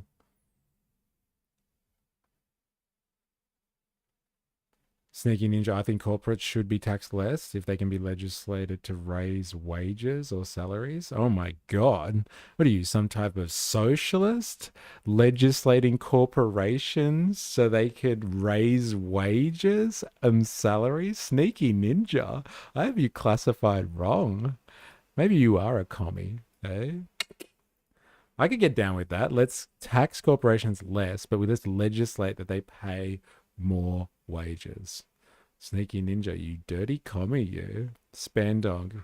We used to have empires operating just fine without it. 100%. Like, we did well before the idea, like, the human race existed, and it existed on commercial taxes. So taxing the economy, not taxing humans. Like, people just trying to scratch a living. The smartest man in the world. That's a stretch. Hey, well, Elon Musk, smartest man in the world. Hey, well, he's the smartest man in the world for bumping that video in the algorithm. I've been following the NDIS after the Royal Commission and all of these revelations. Improvements have been made. It's worth acknowledging that. However, people have definitely been taking the piss. In turn, this culture of fraud has resulted in the scheme becoming increasingly inaccessible. Yes. Clarice, mega pause. He just called Elon Musk the smartest man in the world. Yeah, a couple of people are picking up on that one now. What about shutting down the Hyundai factory worth over $100 billion? It's good. These are good questions. What's going on? If you're so worried about $120 billion in fraud, like, and how that's going to affect the American economy, there's some bigger questions I would be asking. Like, if fraud is a problem, like gifts to other countries of $40 billion, it just doesn't make any sense. There you go. They want you to think others as bluehead, NARM turbo powered lesbos screaming into the void about culture wars issues. That's the psyop. The people wanting a fair society are against me. Not the bluehead lesbos are bad. LOL. Bad. That's a broad brush. Stroke of the woke left. Woozle, someone should ask Nick where the money from the Venezuelan oil is, or why it was moved to a Qatari account. Yeah, I heard that too. What's that about? So the money that they recently used from the first shipment of oil that's come out of Venezuela since the takeover, has gone into like American bank accounts, like US government bank accounts, but they're in Qatar. That's interesting, isn't it? Why are they shipping it there? Or why are they holding the profits there? Wonder what that's about. All right, back to this. No question. It's true that I mentioned early on in the interview is like, do you trust the government to handle a surplus in tax revenue if fraud is eliminated? Say that question. Like, let's say like fraud is totally eliminated and the government has like an extra stipend of money that they have that they could technically redistribute to things like making medicine cheaper and helping us pay rent. You think that the government would actually do that? Like, do you think they would genuinely invest in social programs that help change the affordability crisis? I think so. And that kind of goes back to having like faith that we hope our politicians are going to do better and work for us and us not be working for them. Trump's the only president of our lifetime who's actually not even collecting a salary, other than what people will say he's feeding his ego. Well, he's actually not even taking a salary. He's lost money. He's been attacked.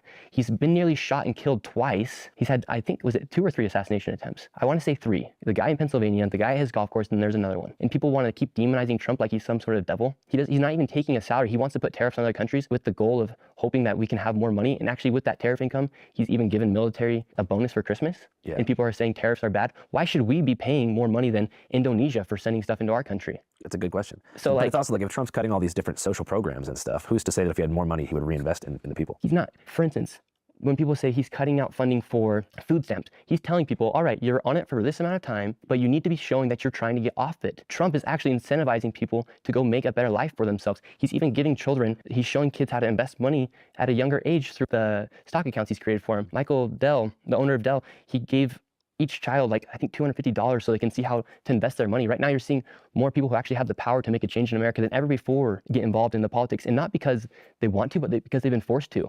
But then you see people come after them for it. Yeah, he lost money. Hello, this guy has no idea how tariffs work. Like, come on. Hey, mate got a $400 million plane. Hey, he's made a lot of money, or at least what is it called? What's their trust fund called? The Liberation Financial something, like the amount of money that, like, maybe not Trump as an individual, but the Trump family has made through his connections through the White House and through all the crypto stuff is absolutely enormous. So like, yeah, maybe he doesn't get the check that comes with being a president, but like the Trump family have made bank from him being president. Absolute bank, bro. It's an interesting way of talking about it though. Trump's wealth has increased 4 billion. There you go, 4 billion.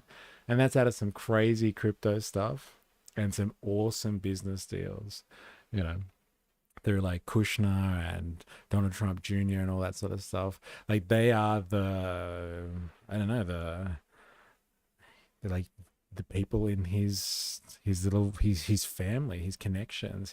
They go out and people do business with them and they get connections to Trump, and Trump makes decisions through his administration in their favor, and they all do business with each other, and they invest in like the family companies. They provide money to them, and they've made a lot of money. Like that's not even a culture war issue. That's just they've made heaps of money from him being in the White House, the family. It's interesting that he would paint it like that. He's not even getting paid for the job. I guess it depends how you classify it. Okay, now do the Epstein files. Yeah, I know, right? Whereas, yes, Trump turned down $400,000 salary, but is able to give billion-dollar contracts to his son-in-law. Very benevolent. Take God, here. LOL, there's been 4 attempts on Trump, one creatively using a forklift. I don't know the reference. I wanted to cover the files since the end of last year. Then annexing of countries happened this month. Measuring wealth is cheating. How do you expect us to tax unrealized gains? He is crashing the economy to default on the US debt. The world will pay, like he said, US will be fine with its Venezuelan oil money and soon to be Greenland resources. That's an interesting one. Do you reckon that's actually a long game? That's a big call, Woozle. Have you heard that somewhere? Or is this your grand theory of everything? Because it's a very interesting one. Crash the economy, default on your debts, and the world's just have to pay for it. Like, what else are they going to do? Huh? Like, what else are they going to do?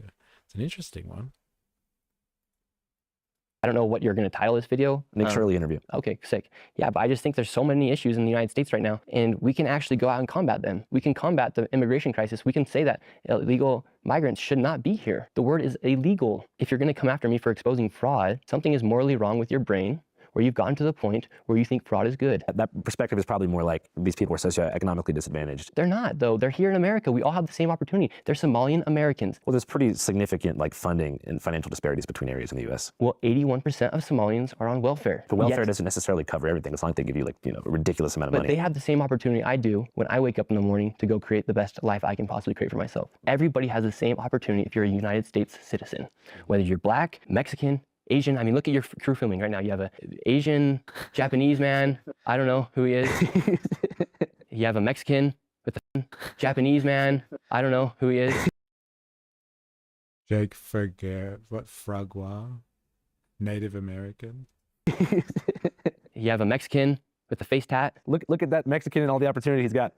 And what about him? He's a white American with face tattoos, and he's working just with you. Yeah. So the fact that people think that they don't have the same opportunity or they can't go create a lifestyle they want, I don't believe in that. I've never worked for anybody in my entire life. I've created everything I have. Who knows what I can do in the next 20 years? Yeah, same here. I'm 28.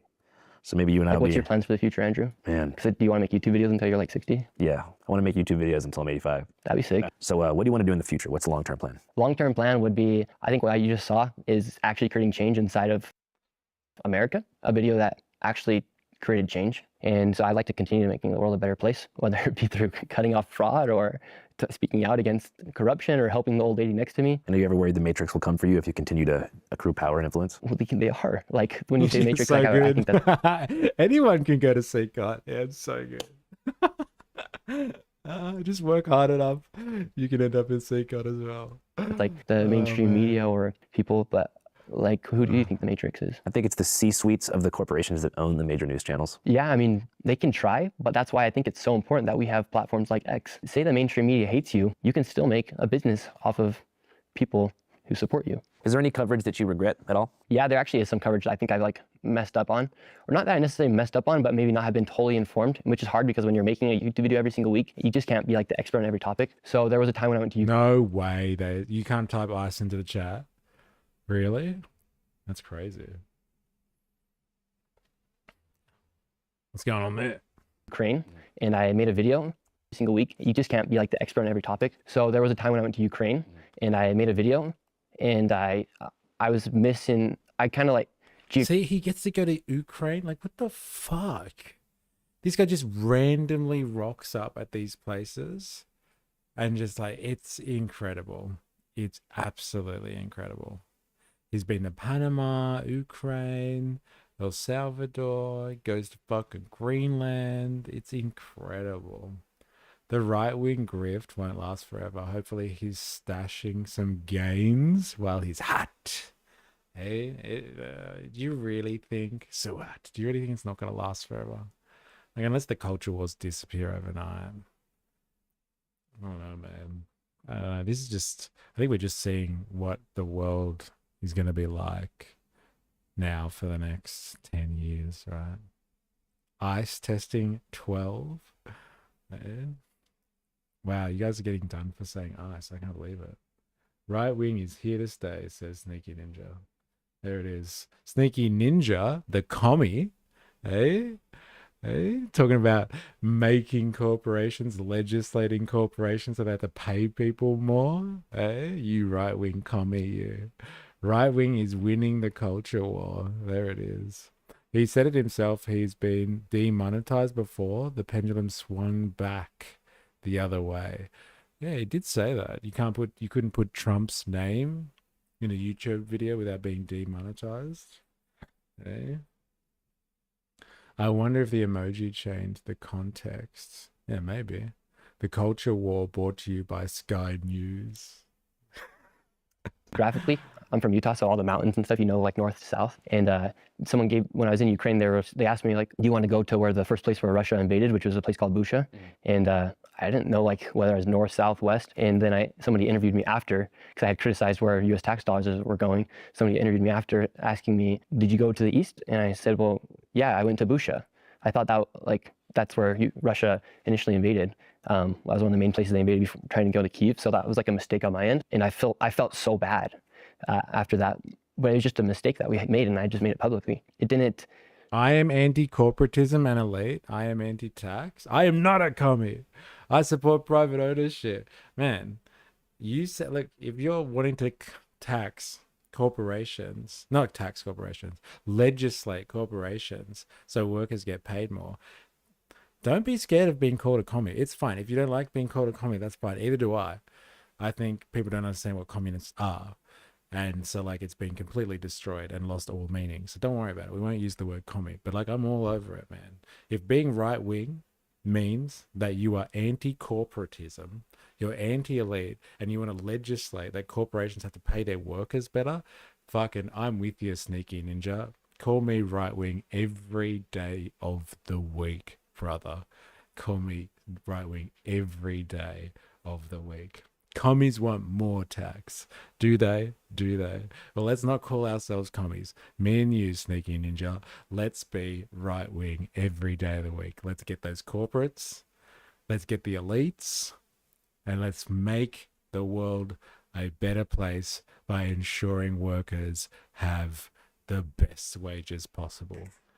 Me and you, brother. Me and you all the way. You are a fool. No, we are the same, you and I. You can't misrepresent me like this. How dare you? Don't be offended. Just take time to digest it. What you've been saying in the chat. Just take time to digest what you're saying. Me and you, bro. We're right-wing together. I'll be right-wing. If that's what being right-wing is, every day of the week. That's me, bro. That's me. Make me want to do YouTube less. It was just a learning lesson, which is hard for people to have an actual learning lesson publicly. Yeah, definitely. I'd actually like to ask you a question. What's up? What do you think about Trump? I don't like him. really. Yeah. I mean, do I think that he is somebody who's going to fundamentally change the structure of the U.S. for the better? I don't think so. So do you think just by like flooding the country with 20 million people helped us with affordability? It's not a human right to receive citizenship here. If anything, it's an opportunity if you get it, and you got to follow the rules for it. I agree with that. Yeah, for sure. So like, I think like sympathy towards people who want to come in here has in a lot of ways destroyed the opportunities for our generation. I think if sympathy... Commies want more tax, libertarian socialists. Am I a joke to you? It's to stop the discussion of the consolidation of the wealth on top. Bro's scared of labels. I'm scared of labels. We all are. Because the corporation is legally considered the person, individual shareholders are not legally responsible for the corporation's debt and damages. Wikipedia. This has to go first. Until then, the game is cooked. Yeah, the corporation. With individual rights. It's a scary world we live in, isn't it? Overpowers your ability to look at a situation objectively, that would be an example of you kind of being like hypnotized by the wrong sources of information. But I think you can have sympathy for people struggling with a better life. It's just simple supply and demand. If you have 20 million people who need to come and buy a house or rent an apartment, and you have other people who need it, you're going to raise the prices. Landlords have been raising the prices systematically since the 1980s. I mean, the reason you can't... Sneaky Ninja, I support private ownership for people as well. Not corporations.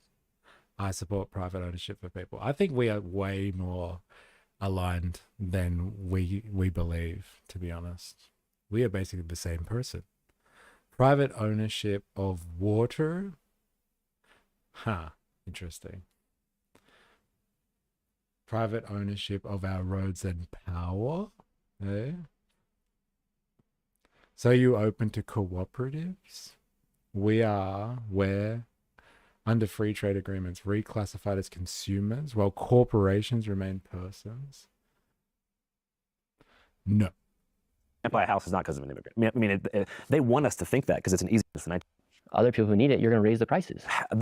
Landlords have been raising the prices systematically since the 1980s. I mean, the reason you can't buy a house is not because of an immigrant. I mean, they want us to think that because it's an easier scapegoat. Well, if you look at the graphs, when you receive all this immigration, the price of homes has gone up more than normal. I don't think those two things are connected. If you look at... But just based off simple supply and demand. Those you can. If you bring in 20 million people, they have to be able to sleep in at least 10 million different locations. Yeah, but we have 340 million people. I mean, I'm just saying home values rising and rent rising is a result of like greedy developers, landlords doing price gouging, so many factors. Like I'm from Seattle, a city with not that much immigration from the border. And since 2013, before all of this stuff, like rent had doubled because of Amazon moving their corporate campus downtown. H-1B visas and all that stuff. No, I'm saying Amazon as a tech company themselves bulldozed my home neighborhood, built apartments for their workers who are legal, and most of them are from the US, but from surrounding suburbs. And none of us could afford to live. So we had to all move to other low-income areas around or just build our own way or move into an RV like I did. So I don't think there's a correlation between home values rising and migrants coming. I think that'd be very stupid to not be able to come to the conclusion that supply and demand is they're really all poor. rising prices.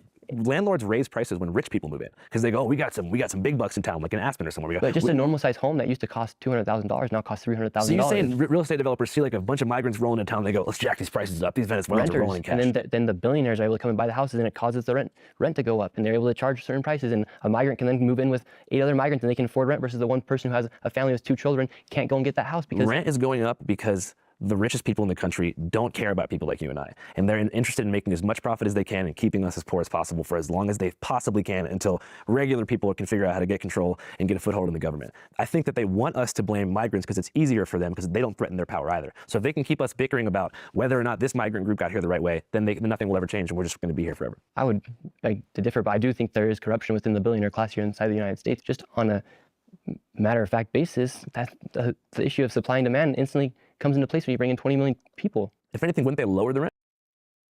An interesting admission. He thinks that there is some type of corruption in the billionaire class. Doesn't really go into depth about what that means, but like it's a general sentiment that like, you know, I got to acknowledge it. He's got to acknowledge it. He's got to say, yeah, there's corruption in the billionaire class, but like if that affects housing prices, I don't know. They just generally exploit us by existing. So like, you know, it's hard to say what exactly it is they do. They just exploit us, right? Does that translate into housing price? Probably, but how are you going to point at that? I don't know, but supply and demand. Now, that's something easily. Shirley sounds so naive right now. But like, it wasn't an interesting admission. He was like, yeah, okay, like there's a billionaire class and they're corrupt and they probably do some crazy shit. But, and so like even him to a certain extent in his naivety, he's kind of just, he's telling a lot there. He's like, yeah, of course. Everybody knows that's a factor, but that's not what we're talking about. So his naivety really is he hasn't put two and two together, that could be an overarching factor. For him, it's very cut and dry. It's very, very cut and dry. No, it's like the only factor that matters is the migrants. I believe in the free market. Corporations have exploited the free market via government lobbying. Like you are. Are you sure you're not a commie? Eh? They definitely have. They also get bailouts. Yes. I think we can all agree, like Nick Shirley, that the billionaire class is fucked. They're absolutely fucked and they're destroying society.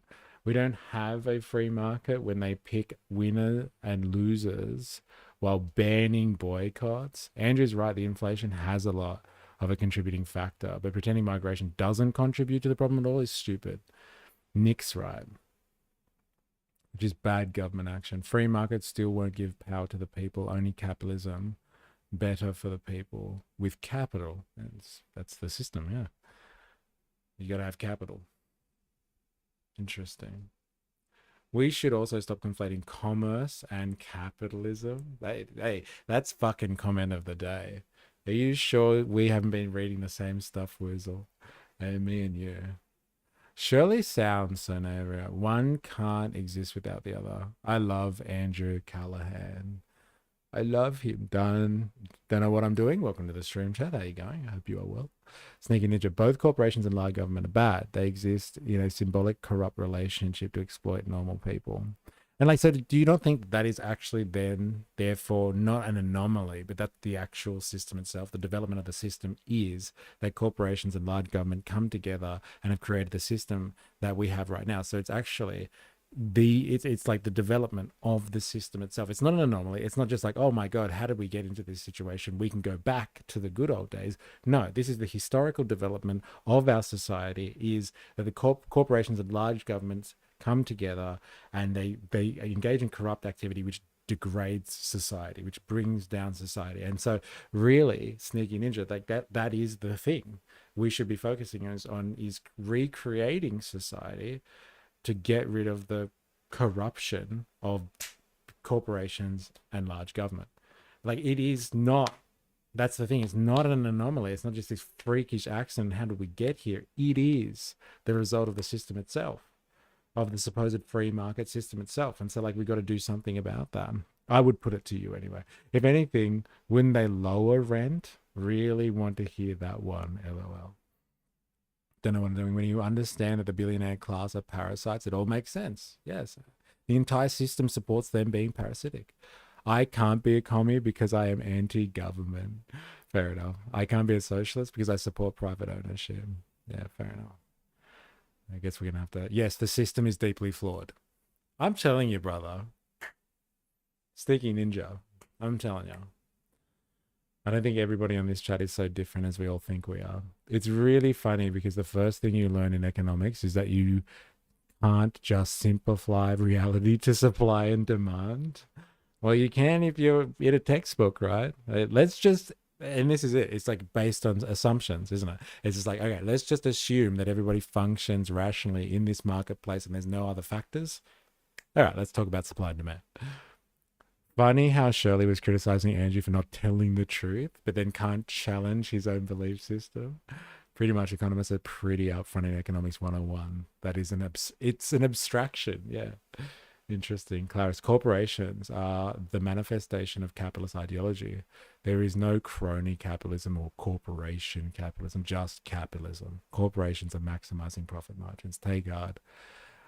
Good point, Clarice, by the way. Tegard, this is what I was talking about. By socializing capitalism, we can still live in our safe label of capitalism, but make changes empowering our workers and society. Yeah, as Sneaky Ninja was saying before, we could definitely legislate to make sure corporations pay their workers better and get rid of taxes on people. spend on. Yeah, but Economics 101, they teach you to look deeper than just supply and demand, but they don't tell you to completely disregard it either. That's just ignorant. It's still the foundation. All right. Some interesting conversation. Friday usually brings out the crowd, doesn't it? It brings out the crowd. Everyone wants to get philosophical and debate on a Friday. Far right Fridays. No, because then they have more competition and they can raise the prices. I just don't think that immigrants are increasing the density of New York City. When you bring in 10 million people, there needs to be 10 million locations. Not 10 million. There needs probably 2 million. Still, that's a lot of infrastructure to be up. That's a lot of building to take place. They're going to be able to raise. It's just a supply and demand issue. Yeah, I just think we fundamentally disagree on that, knowing how just greedy developers are in general. If people aren't able to afford it, then they have to get Section 8, and then they get stuck in that system where if you make more than $40,000, you're going to lose your Section 8. And then if you go and do better, like the lower class is trapped here inside the United States because the middle class has been erased by corporatization. Yeah, and so the small business sector has been gutted since Reagan. Yeah, there's a huge issue with affordability in housing, and I think we'd be in a better place if we didn't just let in 10 million people through our borders. Well, I guess we'll have to see. I hope that you're right, because that's what Trump is doing. If the border's closed and in 15 years, everybody my age is just living happily in a three-bedroom family home. Prices will continue to go up because they go up over time, but at the rate that they were going up was unacceptable, and it screwed over me and your generation. Like, how are people supposed to be able to buy homes? We can't. Exactly. But you think closing the border will make it so we can buy a home? Well, the effects are already in place. The inflation already went up, the houses and the prices have gone up, and the wasteful spending has increased as well. And who's profiting? The billionaires and the politicians. Well, I think they have a vested interest in. What argument is he making there? He's saying, like, we have managed. Like, did I hear that wrong? He just said, like, we have cut migration, but the prices are still going up, and the billionaires and the politicians are profiting off it. Well, I don't get that argument. I love that Andrew is still rocking the hardcore wigger vibes. Do us 90s white boys proud. like his getup. How's the fucking beanie that he's wearing? The Spider-Man beanie? Seriously. We allow small farms to go bust under Colesworth monopoly. Yeah. How do you go broke growing food? The thing everyone needs. Plenty of demand, but still being shafted. Fair enough. Making sure and the NGOs. Changes. I don't think so. I think there's bad billionaires, and I think there's good billionaires in this world. And I think a lot of billionaires are trying to make a lot of change here in this world. And I think they create a lot of opportunity. You talk about Amazon. Well, Amazon also employs hundreds of thousands of people here inside the United States. Who do you think are the 3 most benevolent billionaires? What do you mean by the word benevolent? Just well-intentioned, positive billionaires who you think are creating, employs hundreds of thousands of people here inside the United States. Who do you think are the 3 most benevolent billionaires? What do you mean by the word benevolent? Just well-intentioned, positive billionaires who you think are creating, net positive societal progress. Trump, our president. I think he's a good one. I think Elon Musk. I think what he's doing is creating innovation. He provides lots of jobs to people. I think that's a good one. And then the third one, I'd have to think about that. Like, I think David Sachs, he's looking for innovation inside of AI and crypto. Mm-hmm. I think that's a good thing to be happening. I think all the guys on the All In podcast, I had a conversation with them on their podcast. I think they're looking out for the best of America. And I think a lot of the people I think a lot of the billionaires are actually trying to make a difference in this world with their money they have, because you don't need $1 billion, and they know that they are able to use their resources to create change. Why do they virtually get, taxed almost nothing, while the basically bottom 99% have to give solid 20-30% of our income to the state? Yeah, it's unfair for us. And but that's also how businesses are set up. So if you're running a business, Elon Musk, they had to actually add on an extra number inside the IRS so he could pay taxes. Yeah. So people are mad at him for making money. Yeah. I mean, I fundamentally hope that everything you're saying is true, just so you know. Oh my God. That's interesting. He wants to say it, and he said it a few times. The billionaire class, they are a problem. It's like, but they also help us by adding to the economy. Spend up the jersey and the rolled up jeans, the massive jacket. Hell yeah. New Balance dad shoes I used to wear every day. Yeah, what's the go with this fashion sense? The daggy dad fashion sense. Woozle, no such thing as an ethical billionaire. They wouldn't be billionaires, eh? Be right back. Gonna smoke with, what's that? Calvacula? I don't know what that is, but enjoy your smoke. Yeah? Calvacula?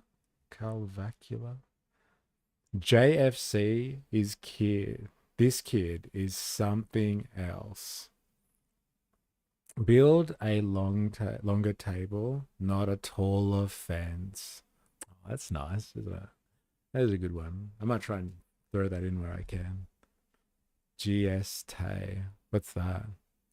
GST? GST. According to Nick, it's not the property developer's interest to artificially inflate the price when supply and demand doesn't suit them. Yeah, that is a bit naive, isn't it? Like, it is definitely part of their business model. Actually, when supply is a problem, to actually squeeze harder because they know they can profit there.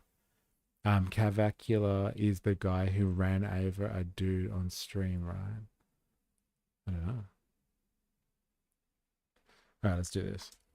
Yeah, I hope so too. Yeah, like it's like, I mean, I hope we all have the best interest in society and for our people, because the affordability is insane and people can't buy houses. And if we're talking about creating change, we need to let innovation prosper inside the United States. Yeah. And you're not seeing it. We're not seeing innovation. In fact, we're seeing fraudsters take our money. In Minneapolis, but there's innovation happening elsewhere, right? Yes, but there's so many restraints happening. Like, when have you seen an American city? What American city is prospering right now? Austin. Austin. Name another one. El Paso, Texas. El Paso, Texas is prospering. Yeah. Where Nashville's doing good. Phoenix is doing good. Basically, any place with low state tax is getting a lot of. In any place that's not Democrat. I don't know about that. I mean, name a Democrat city that's prospering right now. Well, it would have to be one that's affordable. Name one. Denver.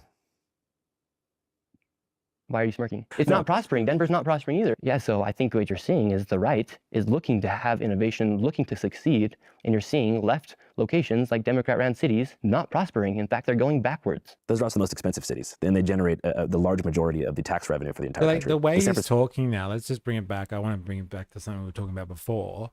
Like, where I was trying to make the case that he definitely has an agenda. Like, he's talking about the difference between left and right cities. And he's like, the right cities are just better. They're doing the right thing. Like, there's no way that this guy is making content without fitting an agenda. And so there's no way you could really make the argument, like plausibly make the argument, and just discount the fact that he's targeting fraud specifically in the Somali community because it's advantageous to his political agenda. His political alignment is with right-wing politics in the US, which is at the moment, at this point in time, it's dictated to by Trump style politics and Project 2025. Like, he's not just going after fraud because he wants to investigate fraud. He's going after fraud that's being done in a migrant community. And like, the Somalis have been particularly the target recently over the last couple of months. These are all just like kind of actual conditions. And so they're all lining up here. It's just way too much of a coincidence. Austin is very leftist. There you go. Yeah, stalker, not probably, or not, probably don't want to try and kill the guy, right? That's a car, lol. These dudes that worship billionaires are such goofballs. I can't take them seriously. Austin is very leftist. Even if you factor in recent right-wingers that moved there. Yeah, I've heard this. The major cities in Texas are really like, they're full of hipsters and loony lefties. Francisco Bay Area, which is a blue city, probably generates more tax. He is targeting the Somali community because he wants to get rid of them. If his agenda is to make money off the Popular Party, it would fit too, though. Who knows what his motivation is really? Maybe if the Dems end up in charge in 28, he'll flip for the cash. You know what? Let's remember this, Spandong. Like, is your theory, like, if it holds water, is that, like, yes, he will start like shilling for the Democrats or something like that? Like, then we will know. Then we will know, right? Austin is a badass city. It's a shame it's in Texas. I'm trying to think if I went to Austin when I was there. I don't think I did. I think it was in Denton. Is that right? I want to think. I think that's where I was. That was a nice place, I think. Is that right? Is that where I went? Yeah, I think so. All right. Revenue that's used for programs in the entire American South, excluding Atlanta. That's a Denton. Yeah, that probably tells you why. Denton, why? I don't know. It was near the university town that I was staying at the time. Is that right? Yeah. And they took me to apart from a whole bunch of bars, they took me to a head shop, which is a very, like, we don't use terminology like that in Australia. And so, like, I found the head shop very interesting at the time. I always find it interesting to watch journalists' allegiances get tested pre and post election. I'm not defending what he did, or I honestly don't even know much about him.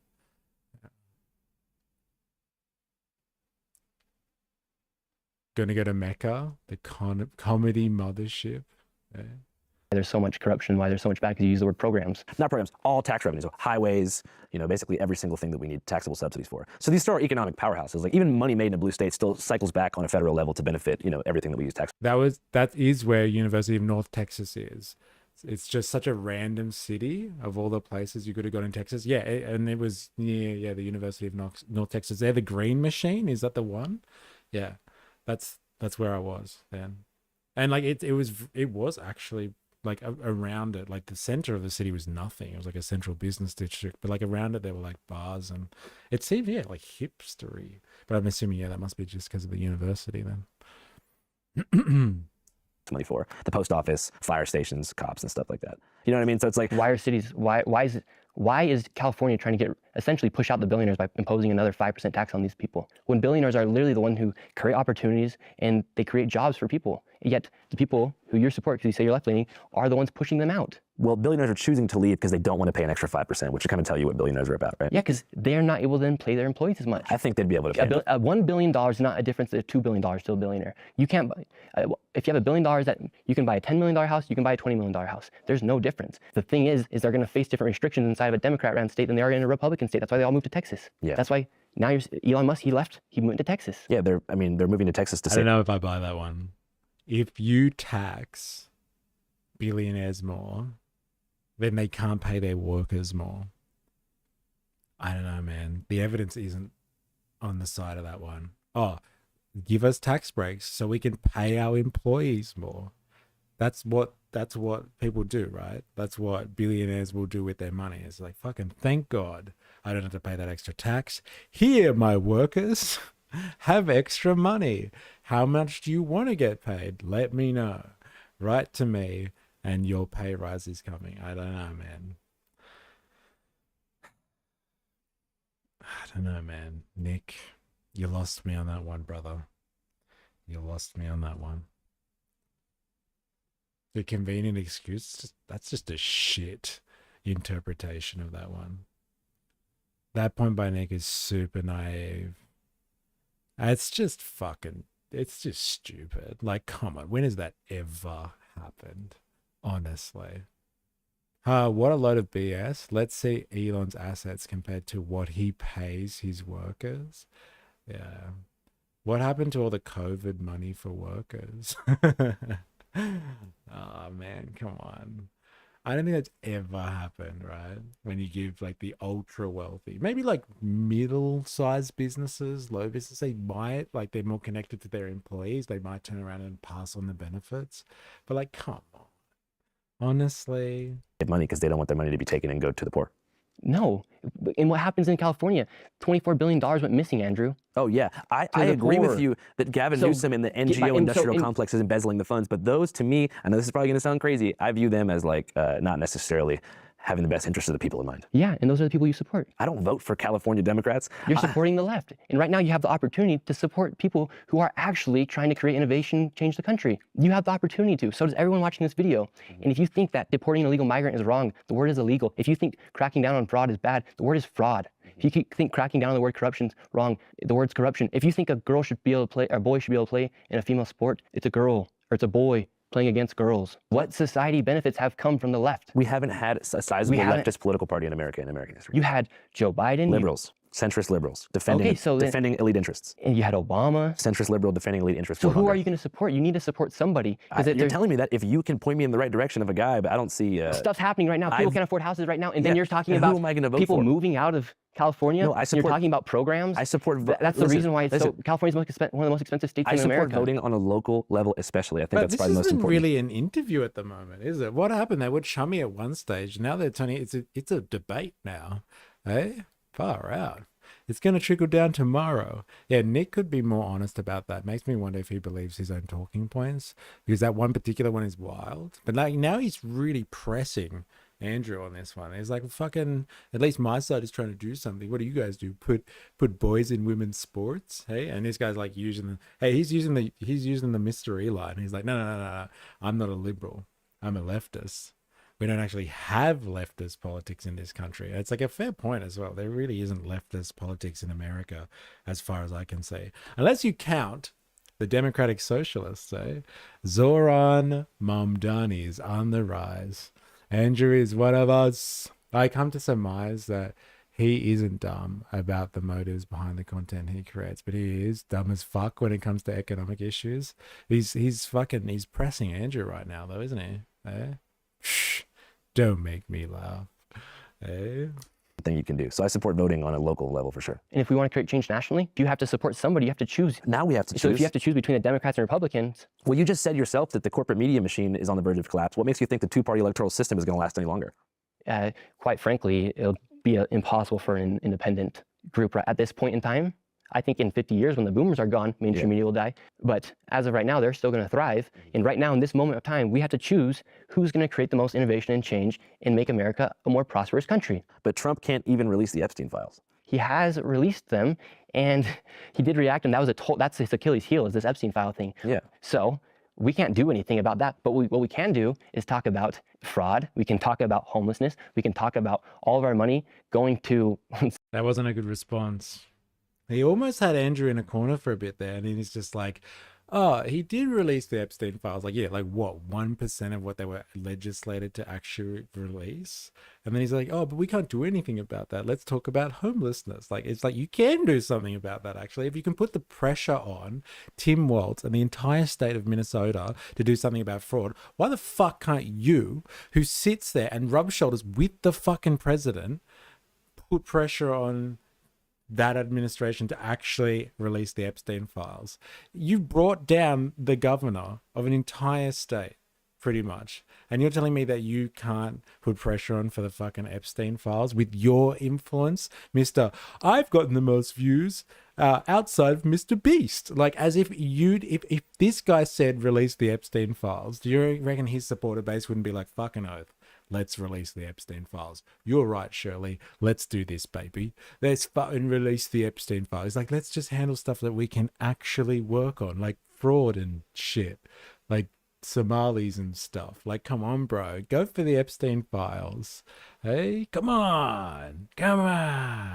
AI, Elon Musk tax payments fluctuate wildly, with large sums paid when exercising stock options, like 11 billion in 2021, zero federal income tax, and shifting residency in other years. Interesting. Yeah, it's so arguable that the American empire is in a state right now that would benefit from more conservatism and then liberalism. Zoran sold out whatever false pretense of being a real leftist by selling his soul to the Democratic Party. I said, you know why I said Zoran? For you, bro. That's why you said, don't make me laugh. I only brought Zoran up for you. Zioran. Sorry. Let's say his name right. Zionist Zoran. Fair point, Andrew, but what made up culture war?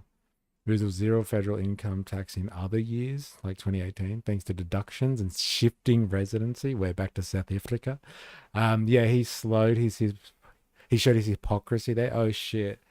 I shouldn't go near the Epstein files. Better backpedal here. Better start talking about fraud again. Man, if he covered the first round of releases, but it'd be nice for him to go after the redaction, go after the other stuff. Like, apparently it's like 1% or something like that of the files. Like, there's 99%. He could use his clout. As he said, he's got plenty of clout. He could go after fucking, let's release the Epstein files, bro. He was talking about, hey, there's corrupt billionaires out there, this corrupt billionaire class. You could bring down some corrupt billionaires massively with the dirt that would come out of the Epstein files. Everyone would know to name and shame them too. That'd be doing society a massive service. He might lose access to CCOT if he does, though. Exactly. He gets rid of his free pass. Hey, there it is. This guy keeps going on about innovation, like voting red or blue will lead us to the future.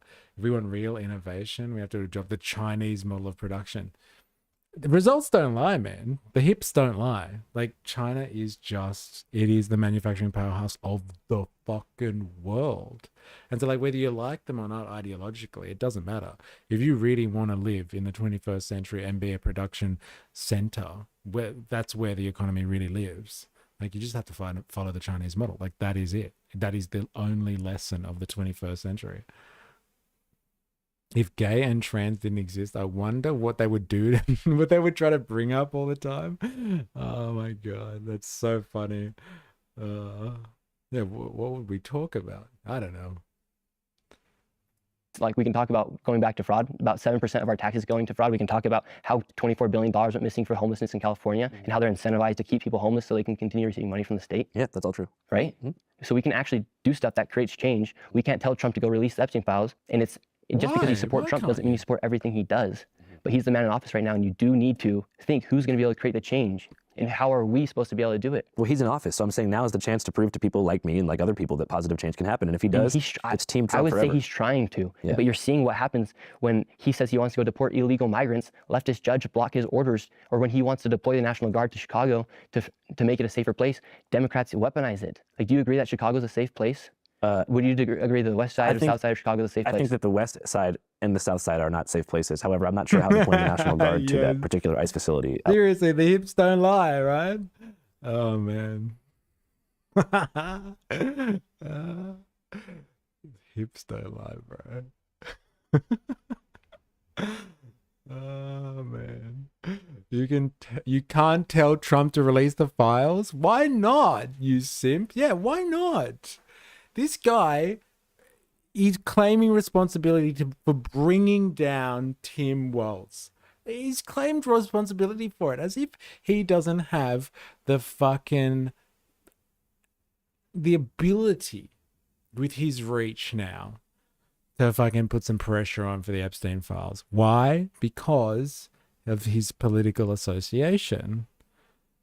Fucking, he called himself an independent journalist before. I don't know, man. It's a stretch. West is going to change the situations in O Block or somewhere like that. Okay, so take a look at Memphis, for instance. They allowed the National Guard to go in there. Or if you take a look at Washington, D.C., they allowed the National Guard to go in there, and crime significantly went down. In 2025, murders are the lowest they've been in years. Well, they've been declining steadily since '94. It's the lowest they've been in years. One thing I want to push back on, too, is the conservative narrative that America was at its most dangerous point before Trump started cracking down. If you look at a graph, homicides have been trending downward since the mid to late 90s for a long time. We're actually in the safest time. Every single year gets more safe than the last. And of course, there are certain cities like St. Louis, Baltimore, Memphis that will always have some degree of violence, but things are not that bad in the U.S. as far as gun violence goes. They're really getting a lot. He's scared he'll get kirked if he rallies his followers to make Trump release the files. Well, maybe, yeah. It's possible, right? Like, Kirk got kirked because he didn't he didn't follow the line when it came to Is Not Rail, right? A lot better. So if things continue, I think that we'll gradually be able to root out the problem. If you look at the graph, it's an exponential drop in violence in violence here in the United States. I wouldn't say exponential. I mean, I think it's a pretty if you look large at the video we did about Baltimore, that they were able to cut homicides in half, and Trump didn't send anybody there. They did it all, inside the community. Yeah, it's amazing. Cheers for Baltimore for doing that. Maybe if places in Chicago took that same initiative, it would happen, but they're not. So therefore, we have to trust the people in office who have the power to actually go make a change and to send a National Guard and to actually use them to make that place a safer place. So I'm glad you brought this up. If gay and trans didn't exist, then they'd have to go after straight men who act feminine. It's part of my hypothesis. Once someone is gone, they will always create a new enemy. Get rid of the trans, you go after the feminine gay men. Once you're done with them, you go after straight men presenting gay, I guess. After you're done with them, then you'll go after gay presenting straight men, and so on and so forth. Hate doesn't rest, especially when it's a vehicle used in politics, right? Like, you got to find someone else to demonize, and you got to go and go and go. And once you take care of one, you got to, keep moving in that direction if that is your political device. Maybe JD Vance will want to make Nick's mum his fourth wife if Nick gets cooked. Oh my God. Oh fuck, 4AS savage, bro. What would they do in a place like South Chicago where you have like 50 blocks that are in food deserts with no health care? If you had a National Guard man patrolling the streets, do you think young gangsters would feel emboldened to go and steal from the gas station? Yeah.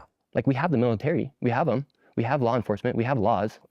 People haven't always been walking around in shiesties and shooting people up. They've always been shooting people. The shiesties came from Pooh Shiesty, who, by the way, is free now, and he's back in Memphis, so the homicides might be going up. They're actually going down because the National Guard was there in Memphis. Well, I heard his song, and he said the war's back on, whatever, but that's probably not reflective of the data. So, like, everything we're talking about, like, they're trying to make a difference here in the United States, and we should also be trying to create change with our platforms and with our journalism. What I just did is I exposed fraud, and within I think it was the next day, they freeze funding for childcare in Minnesota until a business can prove they're legit. And all they have to do is prove they're legit, but no business has been able to send them proof of legitimacy inside of Minnesota. What does that tell you? But you mentioned the ABC Learning Center in particular. Yes. And I mentioned that they did, I'm not sure if this is real or not, but they did release footage of kids entering and exiting the building during operating hours on the same day that you guys were there. And their capacity is for 40 children. In that video, there was 12 children, and that place receives $1 million.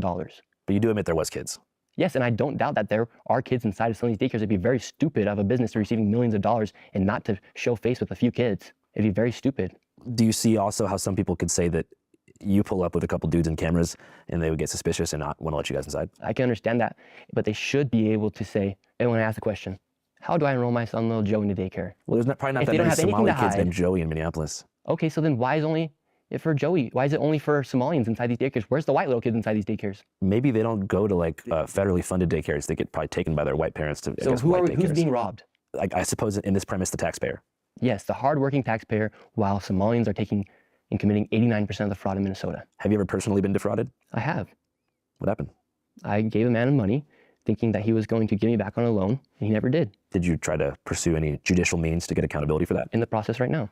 Wow, that would be a crazy full circle moment. Don't you see this as potentially being a story that really evolves into a probe of the Democratic establishment in Minnesota and how they're kind of sloppily just allocating all these different federal and state funds as opposed to specifically highlighting the Somali community? Or do you see it as both? 89% of the fraud is being committed by Somalians. Where exactly is that statistic from? You can pull it up on the screen. You'll find it. I just want to know where it's from. You want me to find it right now? For sure, just so I can, I don't know, I believe you. I just want to make sure we have the exact. Here, right here.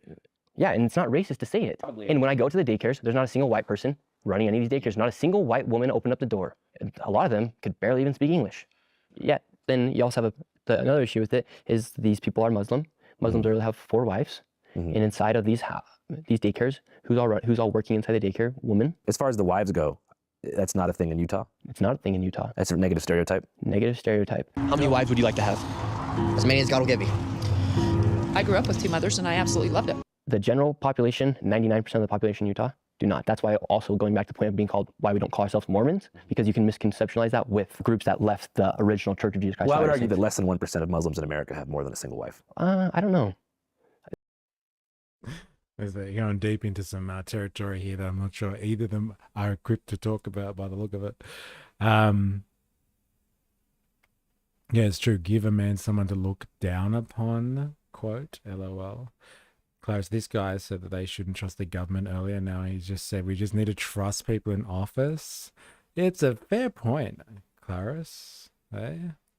Engineers, it's the same thing with immigrants. Once you're done with the Browns, you go after the Asians. Once you're done with the Asians, go after the Mediterraneans. Once you're done with the Mediterraneans, and then with the Irish and Scottish, hey, yeah. It's you just reverse engineer what's actually happened throughout the time, right? Yeah. I'd rather be in the hood than around Trump troops. I work with a lot of white women. They don't do much of anything, even if they did work there. So it's all lives matter, but it's all Somalis are pirates. Hey? That's funny. Was that a shot of the research assistant debunking the fraud member? Yeah, we read it before because it came up on the screen right at the start. I don't know if it's really the statement 89% of fraud in Minnesota is Somali is a claim that originated from viral social media video, not from an official source.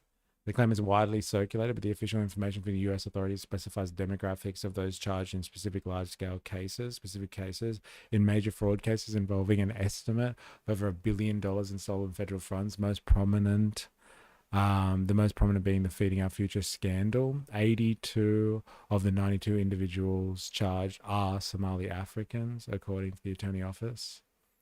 This figure relates to specific set of high-profile cases, but there is official data to suggest there is no official data to suggest 89% of all fraud across all types of fraud are committed statewide in Minnesota by Somali Americans. Interesting.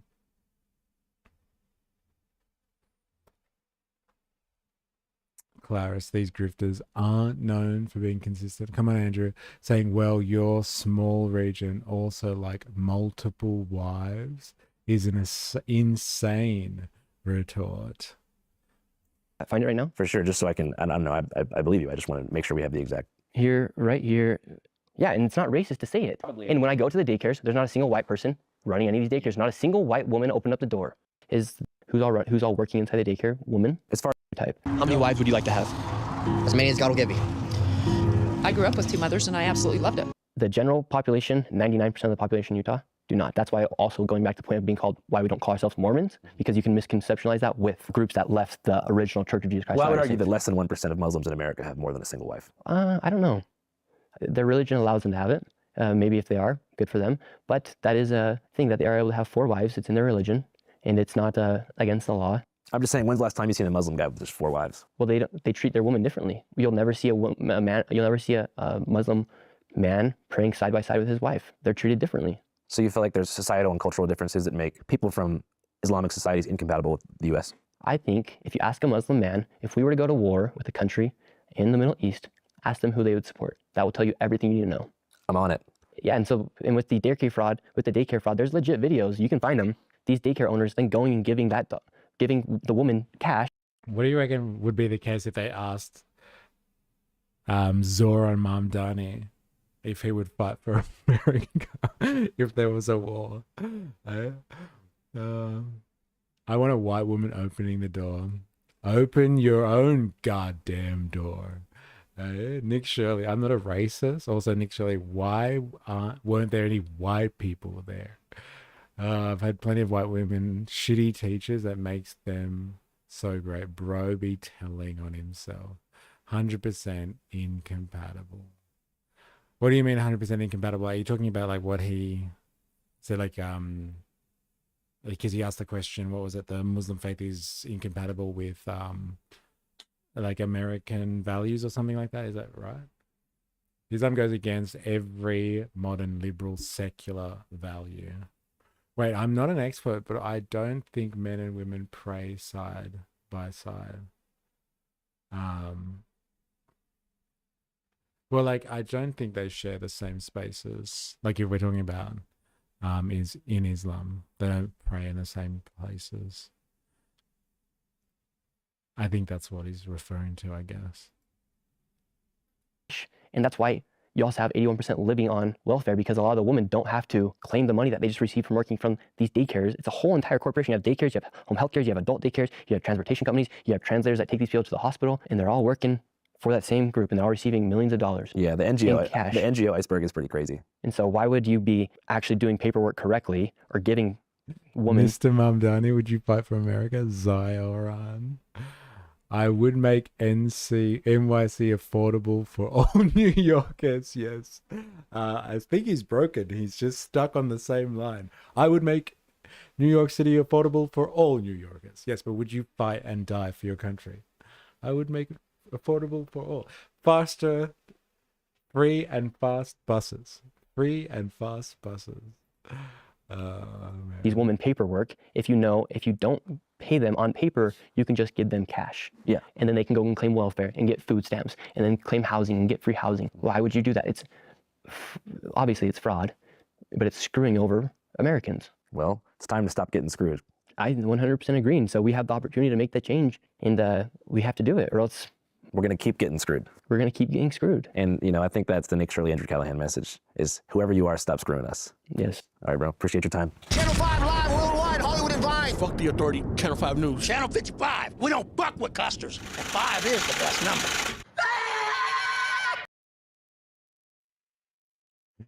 Wow.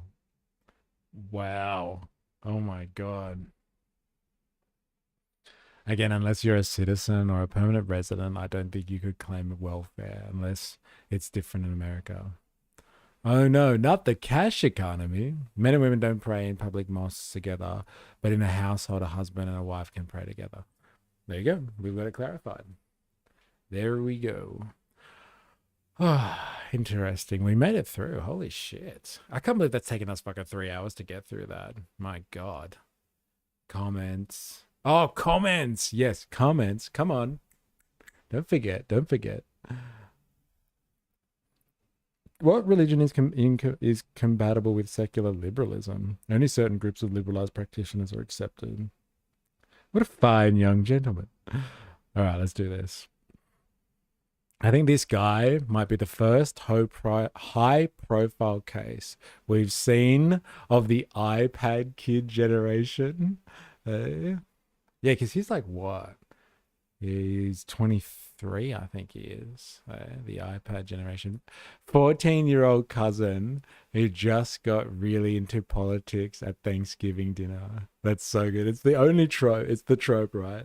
Thanksgiving dinner for Americans. You either have the racist uncle who doesn't know anything and tries to slam his politics down your throat. Now you have the 14-year-old cousin who just got into politics, trying to debate you. I have a deep-rooted fear that this is how I come across when I talk to people. LMAO.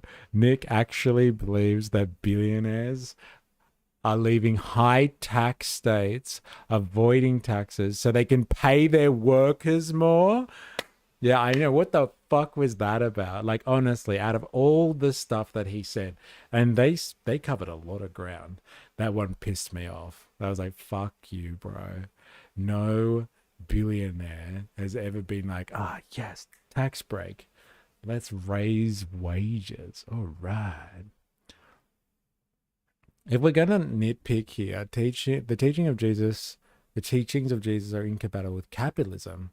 He be going around flipping tables in temples, healing the sick, asking people to give away all of their money too, right? That's an interesting point. Literally every other religion has adapted. Maybe not some more cult-like ones, such as Scientology, but yeah, most other religions fit fine with secular liberalism. Interesting. I think my favorite moment was, I don't know what you're going to title this video. Nick Shirley interview. No, okay, cool. That's pretty good. That was funny. It feels ableist to post this interview of him. LOL. That's fucking hilarious.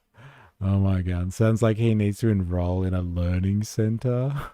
Brutal. Oh my God. Channel 5 is an inclusive channel that celebrates diversity, all levels of humanity, including those with issues like intellectual disability.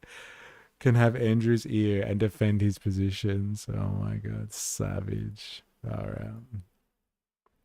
Savage. Why can't I fold that? Oh, it's the wrong one. No, it's the right one. Everyone has the same opportunity as I did. I really wish Andrew asked him what his parents did for a living and how much they make. In 2026, I will channel Andrew's patience.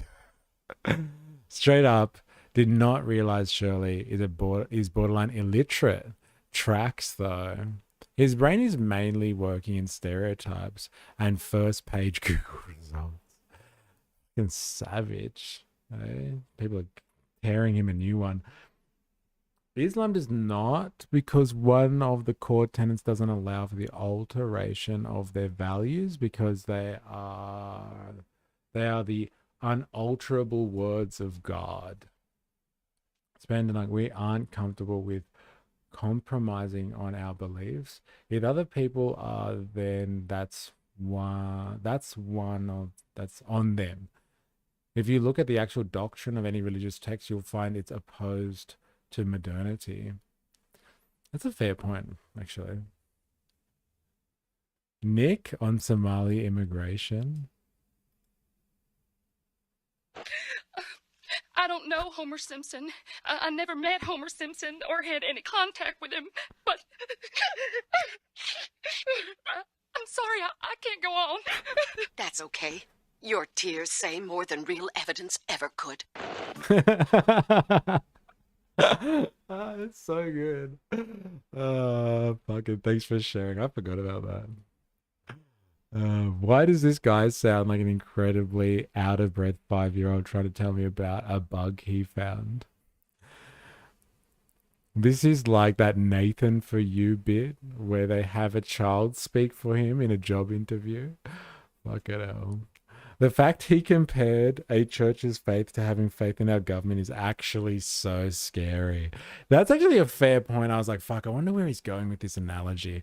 And I was like, okay, you gotta have kind of faith that they, you know, like what else are you gonna do? You have to vote for someone and just have faith that they'll do the right thing. It's kind of like religion. It was a scary analogy to see where his kind of cognitive process was in how he sees government. And it really is like, pick a side. This is ideological warfare, and like pick the best side you can and just have faith in them that they're going to do the right thing. You're like, oh, politics doesn't have to be like that. Like, politics is a complete human construct. The idea of religion is like, it's kind of, it's beyond us. It's beyond our limited human selves, but politics is completely within the realms of human capability to change, manipulate, and control. But like, you know, the supernatural is beyond us mere mortals. And so like, you know, if he really thinks then that politics is kind of, you know, is metaphysical, it's beyond humanity's control, then we're fucked. We're fucked if people see politics like that. Like, that is my whole shtick, is like, we're humans and we control our own politics, so we can do better than this. And then if people actually believe that politics is kind of this thing that is out of our control, we just have to pick the best side, and like hopefully that works for everyone. Like, there's no hope for the human race now. There's no hope for the human race on that. Yes, orthodoxy in any religion doesn't fit with modernity. The texts are thousands of years old. But whereas the Bible and the Torah and the Tao scriptures are alterable because it's just humans who wrote them. In Islam, the texts are harder to evolve because orthodoxy is commanded by the text itself. Mr. Movement, you're doing your politics wrong if you have to trust me, bro, at any point in your argument. Trust me, bro. And because it's viewed as unalterable and from God, it is not for a human to change or adapt. And you know, if I make this shareholder more money, they will increase my wages. I have faith that if I make more money for the shareholder, they will increase my wages. Sorry, I have fat fingers. Anyone want a prostate exam? Is that what you call it, eh? Eh? When you're off work, I just given out a prostate exam. It's just for you, baby. Fat fingers, jeez. You should have said something about Charlie Kirk. I did. No, you didn't. I did. It was in its video. I didn't watch it. You should. I don't want it. That's so good. That's exactly how the conversation went. Well, you should have said it. I did. Oh, okay. Did you watch it? No. I don't want to watch it either. All right, I'll just take my word for it then. Far out. Wow, this kid's sharp as marble. First time I've seen a language barrier between two native English speakers. He literally fails to understand your questioning at points and takes it as complimentary agreement. Oh, man. Oh, look at this guy. The Crocodile Dundee. If it wasn't for the invention of the internet, he probably would have been the jolliest corn farmer in Utah. That's pretty funny. This is who argues with you online. That's the best comment. That's the one. I know you're Jag. Come on, bro. I know you found some gold in this comment section. That's why you want to go there. But this is it, bro. This is the guy. This is the guy that you argue with online. Oh, fuck it. It's supply and demand. All right? It's supply and demand. You don't get it. It's supply and demand. All right, there's other factors. No. It's supply and demand. I'm telling you.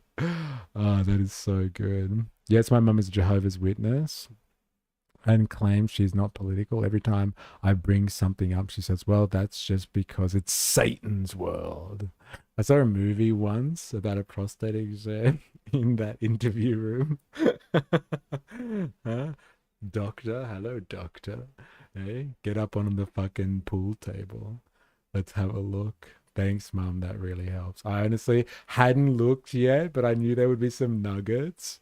That comment was for Han. Yeah, where is Han, bro? Clarice. This is only accepted in the West. The way Christians of the East practice would be seen as incompatible with the West. Even a secular ideology such as leftism is incompatible with liberalism. Han is here. What? You only come at me when you think it's safe and I'm not here? Han. Eh? So good. I'm telling you, people, it's supply and demand. I made it 59 minutes. This guy talks like he's breathlessly describing a Spider-Man Ezra video that he just saw in his iPad. Savage, bro. There's so much ageism in these comments. Killing this kid because he's young and naive. Eh? So ageist. I saw Han was still lurking. Was waiting for the response. This one time on Instagram, I posted a comment that read, I'm just here to read the comments. Even that got salty replies. Oh, man. Oh, fucking hell.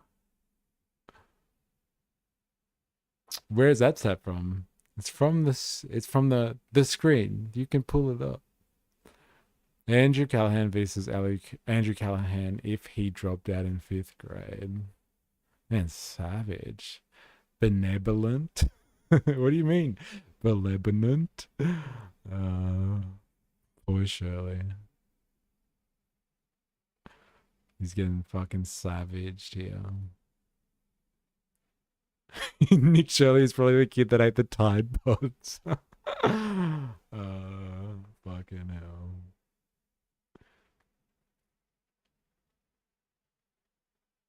Homeschooling should be illegal if this is the result. That's the indoctrination defense right there. I wonder if indoctrination is still here. They stole your line, bro. They stole your line. Correct. There are sects everywhere in every religion that don't behave in accordance with their more contemporary moderates, but Islam is generally incompatible. The core tenets of even the moderate modern practitioners is still too far divorced, unfortunately. Benevolent sounds like the next Super Wog special. I knew you'd enjoy yourself some Super Wog. There we go. All this talk about sovereign citizen. Look at the way Jehovah's Witnesses conduct themselves. It is very familiar. Might make for a good video. Interesting. All right, I need to have a quick break, and then we're going to be back with some more. We haven't finished this one yet, but I need to have a break. Have you ever done the 12 axes test? What they steal? I'm still here, just mowing. Oh, someone said your lines. Someone said in the comments, they're like, homeschooling should be illegal if this is the result. So they stole your thunder, bro. And that was 9 hours ago, just before you said it. Just before you said it. Drink some water, mystery. Yeah, I know. I need to. I'm dying here. Yeah, they're not wrong. All right, we're having a quick break. We'll be back in a minute. Don't go anywhere.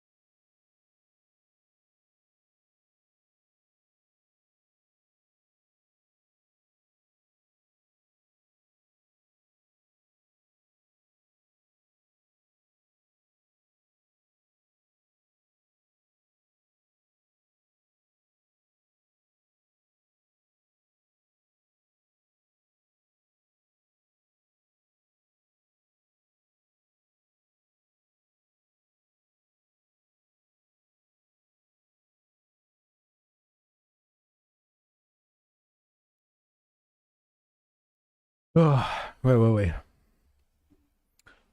Also, straighten up King Kev. I don't like his tilt. Oh, really? Is he tilting? Oh, yeah, he's tilting. All right, give me a second.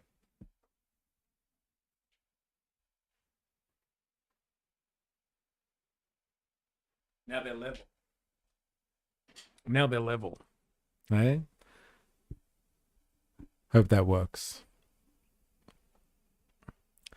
It's a political test, 12 axes. I don't know what the 12 axes is. Should we do a political test? I have to question the motivation of anyone who would force kids to be put through government education camp and make homeschooling illegal. But like, I think most people do get forced through government education camps. There's a very, very small number of people that don't get to go through the indoctrination system, right? The system of indoctrination. Are you homeschooled, huh? Is that why you... Oh, it's long as fuck. Oh, okay, fair enough. Maybe not then. I'd argue that the majority of the Christian populace in America are illiberal, but regardless, as a Muslim in America, I realize that this society is built on liberalism, so I'm going to try to insert my religious views into the law the way I might try to change the secular reality. Interesting. All right. Where were we going with this? Oh, that's what I wanted to do. No, I endured many years of indoctrination, but for some reason, it never stuck. I guess I am immune to propaganda. I don't know, Han. Some of the shit that you say, bro. I don't think you're immune at all. That's what we were going to have a look at. Ravy baby yesterday put in something in the stream. I'm sure she did. There was like a book. Oh yeah, Neverland distributes war preparedness leaflets. Do you reckon that's because of Russia or because of the US invading Greenland? It's in the general chat. Yeah, the flyers. Go and have a look at that. Thanks for looking after your friendly neighborhood ninja nurse. I don't care about Rupert. Yeah, I thought you would say that. Just for you. Spandog, I'm very curious as a Muslim in America, not attempting to insert any of your religious views or laws. Do you think the current laws and values of the US are compatible with your own values? See, this is the beauty of this stream. Look at these people coming together and speaking. All right, let's have a look at this. Hey guys, so it came to this point. We're now getting booklets. Everybody here in Europe, Western Europe, everybody's getting booklets with warnings about, how all of us should be prepared for maybe war, big chance that war may be coming. No way. Holy shit, they're handing out this stuff in Europe? No way. What the fuck? There's no comments?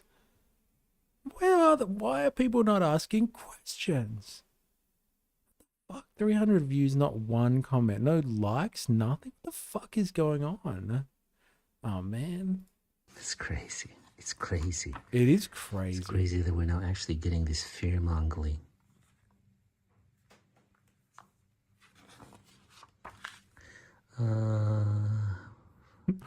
So now they're telling.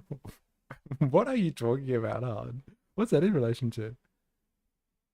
I believe the only reason I graduated was they wanted to get rid of me. Why does it have to be a white girl with a black man? What are you talking about? Is it the front page you're talking about?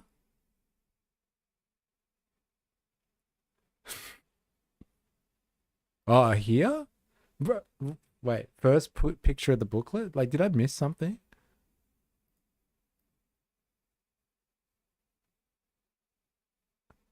About, how all of us should be prepared for.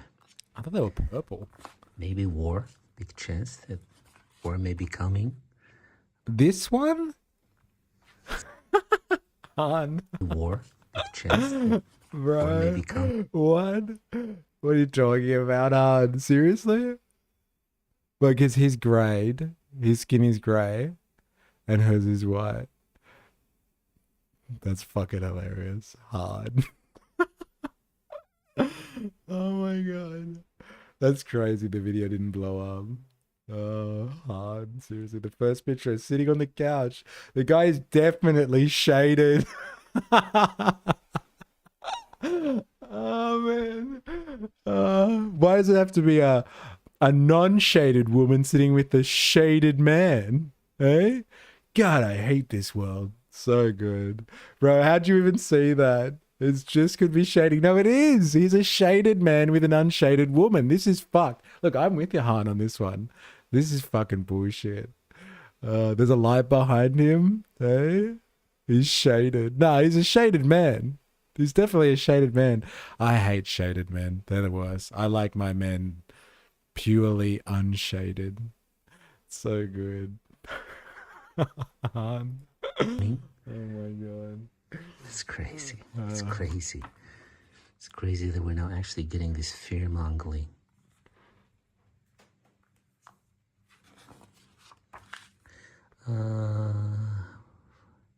So now they're telling us to have at least enough supply for at least 72 hours. Is that how you prepare for war? You have 3 days without contact from your government. Be prepared. You need water, food, batteries, like whatever you need. Make sure you got 3 days of it. That's crazy. I don't mind a bit of shadow in my men. Hey, there it is. The light side of his face is unshaded. Look, Spare Dog, it's so much funnier though this way. Let's keep it like this. It's so obvious what the artist was going for. I thought you enjoy your man lamp shaded. Oh my god. Because usually they say here the 72 hours determine your chances. Wow. I wonder if it's war with Russia that they're talking about though. Electricity will go. Then any way to pay for food will go. Then internet will go. Then you get traffic jams. Batteries will go eventually after 36 hours. And maybe get together with the neighbors to listen to the radio, special radio that doesn't need electricity. Isn't it crazy? Like when society falls apart, it's basically like we're back to World War fucking II. Like the only people that have a transistor, like have a fucking radio, they're the most important people in the community because they might be able to get information from the outside world about what the hell's going on. This is crazy. I wouldn't worry about Russia unless they unleashed nukes. And if they unleash nukes, you don't have to worry about anything anymore. This is why every house needs a supply of cash. Yes. Stop pushing cash. Hey, what's going on there? You're showing your upbringing. And 72, and usually only after 72 hours, the government will have its act together and be able to give information and instructions. Look, Han, look. So, look, someone's got a veil on. Look, Han. Woke rubbish, bro. Look at that woke rubbish. Huh? Why should she be prepared? These guys and the dog, fine. Her, though. Woke rubbish. I love cash. Hey? Do you keep some under your bed? Watch out, Ninja Nurse is going to come and find your cash for you. Woke! Yes, it is. It's woke rubbish. Look at that man going, who is this bitch telling me what to do? Oh my god. So, prepare your food, make a plan, and talk with each other. This is crazy that they're actually disseminating this stuff, isn't it? It doesn't have a description. They're prepping for war. What a society, man. The immigrant is selling to the others at an inflated price. Yeah, it fell off the back of a truck. And she's handing out supplies. I'm telling you, these are the best supplies, cuz. I'm telling you. The current laws aren't compatible with my complete worldview. But they also don't prevent me from living my own life as a Muslim. I recognize that this society was founded upon liberalism and religious freedom. So if anyone attempts to change that, then everyone will fight. I must admit, the current laws aren't compatible with my worldview either. And that's not based on any type of religious affiliation. I just hate the current laws. I don't speak the language, but where are the pictures of guns and ammo? I'm telling you, people, the world revolves around the sun. Yeah, and medicine. Burn him. What should be in your emergency care package? Most important stuff. Candles, cash. Like what? Water. A lot of water, food. Cleaning products. Disinfecting gel, toilet paper. Toilet paper. Some way to stay warm, like these candles. Candles will keep you warm. Flashlight, some sort of communication, preferably something that works on batteries or something that you can recharge, with, how do you say that? Spinning it or cash. You have to have. I'm stockpiling antibiotics and selling them like that immigrant lady. Put your scarf on then. If I was this guy, all my food products would be made of pork. So it would be worthless to his neighbors, but useless to him. Yeah, and if you don't have power, pork's going to be pretty useless to you pretty fast too, hard. Doesn't last very long. Cash, copy of your passport, a map of where you are, and important numbers. Okay, first emergency package, the one you have in your home if something happened, little accidents. Also, a whistle. You need to have a whistle to draw attention when needed. Fucking hell. My God. A whistle. What are they doing? Falling off the Titanic or something? Shit. Pork grinds. Mom is already doing this. I was laughing at Mom this morning. We were talking on the phone. She said, "Why didn't you get the booklet?" I said, "No, maybe it's just you." She lives in the center of the Netherlands. But now I just picked this up from the mailbox. Okay, it's crazy, guys. It's crazy that we got to this point. Talk with each other, help each other. See how you with your neighbors. Are you looking at this? There's no grown men in that picture. Han, what do you reckon? Hey? What do you reckon? 2 women raising kids in this household? Hey? So there's some more woke rubbish for you. Hey? It's very interesting. Thank you. And another one for you, Han. The men are off to war. Oh, man. Family and friends can come together and make a plan. And they're giving you here a scenario, like a script that you can use if you don't know how to talk about this.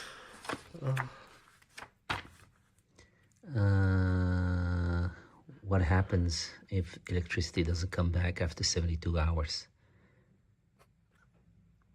Keep at least a flashlight, get some candles. Oh, God. You're killing me. You gotta spread this stuff out. Only back shading. So sus. The current laws are also aren't compatible with my ideology. I don't like my religion, that I don't want to change society around. I view ideology as fair game. That's what America was founded on after all. There we go. Now we've hit the real thing. This is it. This is it. Like, you can be politically opposed to something, ideologically speaking, because you're politically opposed to it, just for the sake of being politically opposed. So, like, if Islam is incompatible with liberalism, but also your political position is politically opposed to liberalism, then, like, what's the fucking difference in that sense? What's the difference? The impetus being, oh no, I want to change it because of my political standing. No, I want to change it because of my religious standing. They're both a threat to the status quo. It's an interesting point. Don't put a candle at the window. Don't want to get sniped. Yes. Nah. Guess my main question then would be if there was a non-violent way for the current laws and values to be changed to match your religion more than current society, would you be opposed? Extra blankets and things like that. Make sure you have a radio that does not depend on electricity. Get food that will stay longer. There's a website that can help you with what kind of food. Drones are naturally attracted to Get something candlelight. for your smartphone that can charge it, preferably by solar. No water from the faucet. Make sure you have enough water bottles. My God. Use only legitimate sources for information in these kind of times. Yeah, don't go to your favorite influencer or streamer. You need to go straight to the mainstream media on this one. No? Learned that one from 28 weeks later. Interesting. Because democracy allows for change through majority voting. In theory, you could just gain majority and vote to change the underlying laws and values. 4chan. Make sure Actually, the radio is a good idea regardless of the war prep. you and your neighbors know how to warn each other when something happens. You know, to make sure that all of us gets the information on time. Make sure you have a spot where you come together with the people you want to be together with. Help each other, talk with each other. Everybody's important. What can we expect from the government? The military, European countries will come together. Make sure we're up to date. Yeah. As All of a government sudden, can everyone's expect. like banding together. And it's okay. Community in crisis. Communism during crisis. Capitalism outside of that. From the government, that they will have the know-how, warn us on time, make sure there are information points. And these are the important numbers.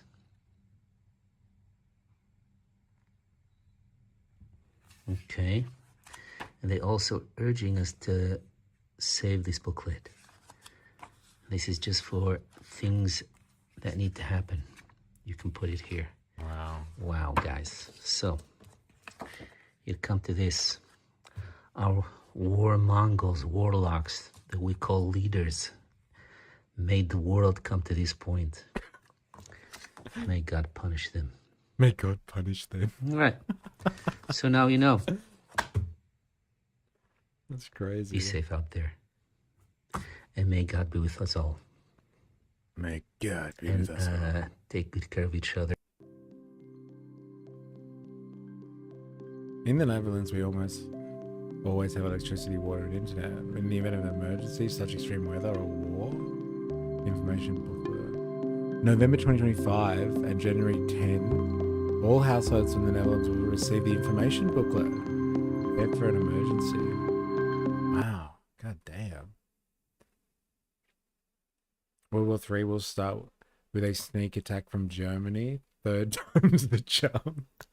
Baseline communism, eh? Mystery. David Graeber would be proud. Yeah, during a crisis, everyone's a fucking communist. Yeah. Though my ceiling, with a stick at 3 a.m. Through my ceiling, though my ceiling. Interesting. Wow. I can't believe that. They're starting to get propaganda about the potential warfare. Be prepared for war. In Australia during this season, or this time of year, we get, hit up with, make sure you're prepared for a bushfire. I haven't got this propaganda yet. David Graeber, a man who built a career on being wrong. What do you know about David Graeber, hon? Have you read any David Graeber? I'm actually really interested to know what you know about David. I would like to know more. Oh my God.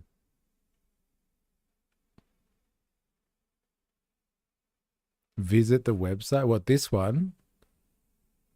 I've seen his videos. but never read his works. Ah, okay. Why are you watching David Graeber videos? You are an enigma, you are, Han. I believe you're watching David Graeber stuff.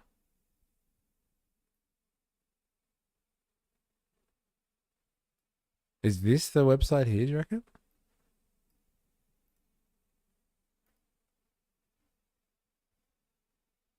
Economics is my thing. Really? And you know if he's wrong if you haven't read his work. That's true. Ah, damn, it's all in. Oh, wait. No, wait. No. Oh, English. There we go.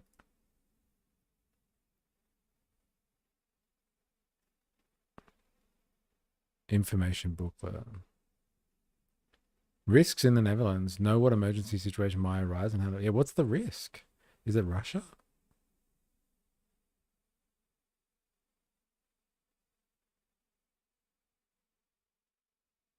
In extreme weather, major outage, another emergency, power, water, internet can suddenly go out. I wonder what they're preparing for. An attack. The chances of becoming a victim of a terrorist attack or a situation involving extreme violence are slim, but it can still happen. So it's good to think about how you can, what you can do if you experience an attack. So it's about terrorism. Oh, interesting. I thought this was like a war thing. What else do they got here? Cybercrime, extreme weather. What's extreme weather? I guess bad, cold for these types of people, I guess. Cybercrime is becoming increasingly common. An increasing part of our lives take place online. Therefore, cybercrime is increasing and adapting to developments. It comes in all shapes and sizes. Cybercriminals place a virus, for example, or steal money or personal data. This can have major consequences. I don't know, like if you're a victim of cybercrime, does that cut you off from the outside world? And you need to like stockpile food and batteries and stuff? Okay, so this is legit. Maybe he embellished it a bit. Not war, but some sort of disaster. Yeah, but like that doesn't make sense. Like, oh yeah, disaster does, I guess. If it knocks out all the infrastructure, then the disaster is good. Yeah. Interesting. Okay. I thought it was about warfare, this one. Prepare for an emergency.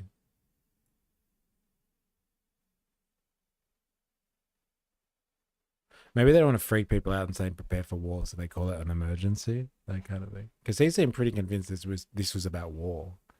Remember the Optus outage in Wagga Wagga? And they had power, but no one could buy or sell anything for hours? Yeah. Unless you had cash. Any opportunity will do. Just saying, man. Just saying. This is a real thing. So good. I'm telling you, people, we need cash. That was interesting. All right, let's have a look here. Where are you? Okay, so this is the Shirley thing. We just spent all this time looking at it, but we might as well look at the real thing. This was the thing that toppled a government and exposed an entire community as fraudsters. Hello, we'd like to ask where the money's going. What do you guys think about the fraud that's taking place here in Minnesota? Sorry. I don't think anybody is. Hey, what do you think about the fraud? Such a pointed question. Thanks. Enabling fraud to happen. Hold Governor Walz accountable for this. What was this money spent on? 1.26 million. What was that money spent on? There aren't any kids. Answer the question. Are there children? There's no children inside this building. Potentially the largest fraud scandal in U.S. history is taking place in Minnesota as literally billions of dollars have been funneled through. Largest fraud scandal in U.S. history. I wonder if that is a claim that is baseless or not.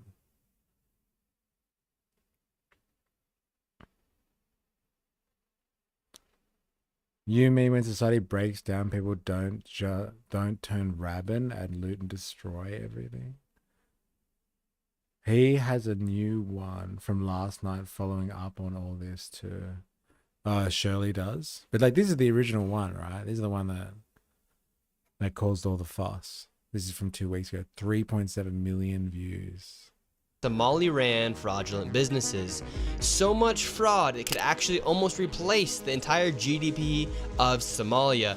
These fraudsters have worked hand in hand with the Minnesota government as they enabled billions of dollars to be given to fraudulent businesses underneath welfare purposes. Some of this money eventually landed in the hands of terrorist groups in Somalia like the Al-Shabaab, and others enriched themselves all at the US taxpayers' expense. And in this video we will break down all this is the OG one, yeah.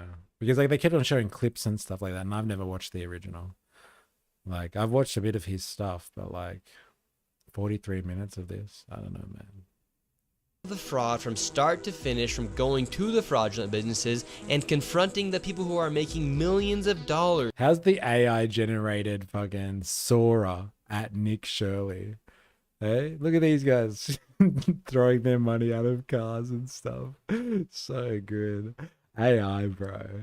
It's the future. This is the future. When they were talking to you about AI, it's going to take over the world. This is what they had in mind. Look at this guy's car door. It stops halfway. The fuck is going on there? From the government, and we will also be confronting the incompetent government leaders who let this fraud happen. And to make this happen, I met up with a man who's been doing his own investigation for years now, as he has seen the fraud firsthand. His name is David. Let's get into this and be prepared to be shocked. How deep is this fraud here inside of Minnesota?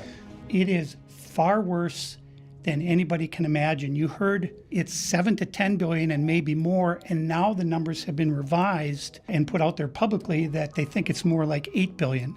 How I got involved is that where my office is here in Minneapolis. You haven't seen this video yet? This is the video. No, I haven't seen it. Like I haven't. I've just heard people like going on about it, like nonstop. I haven't done it to myself, no.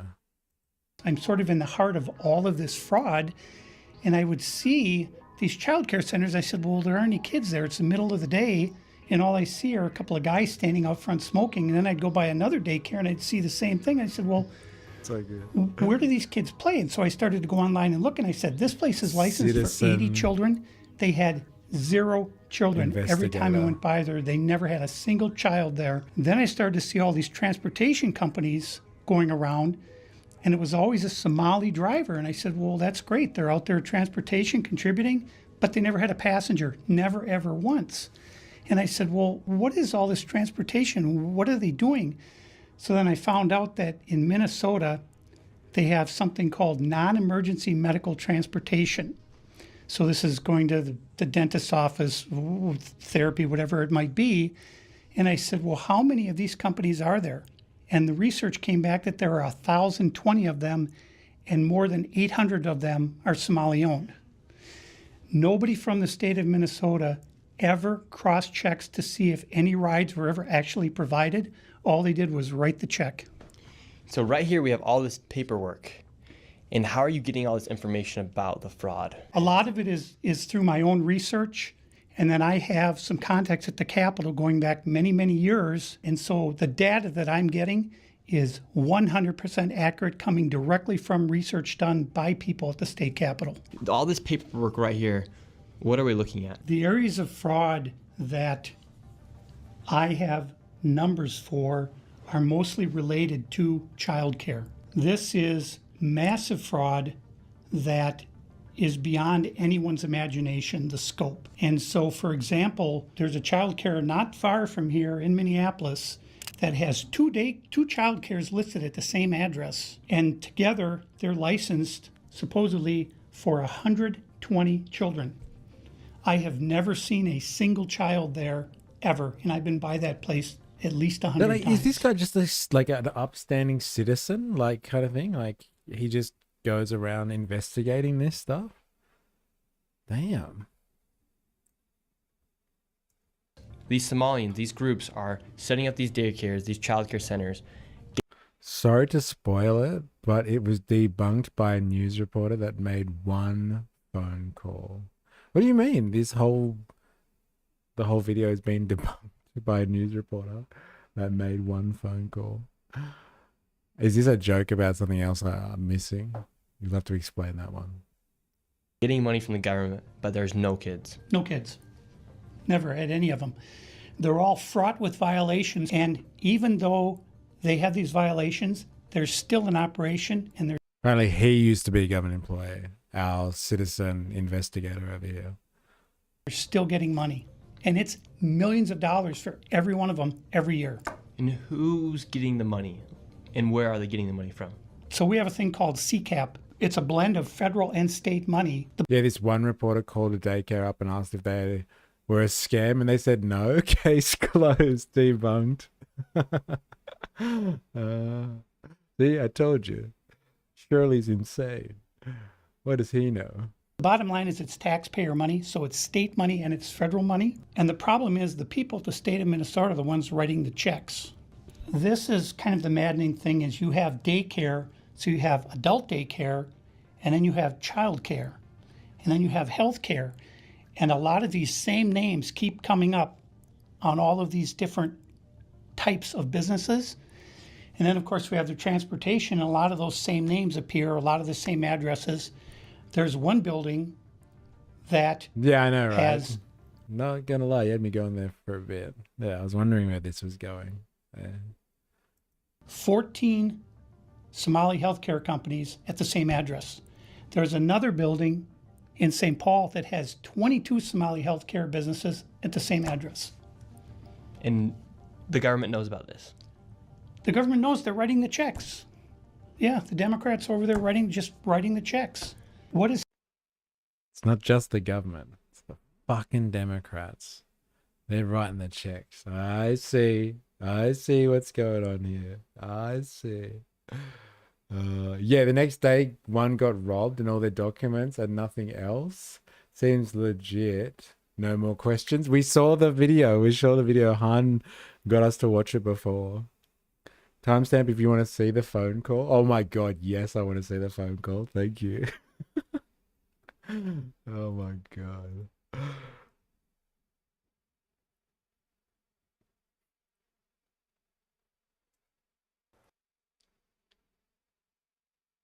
$5.43.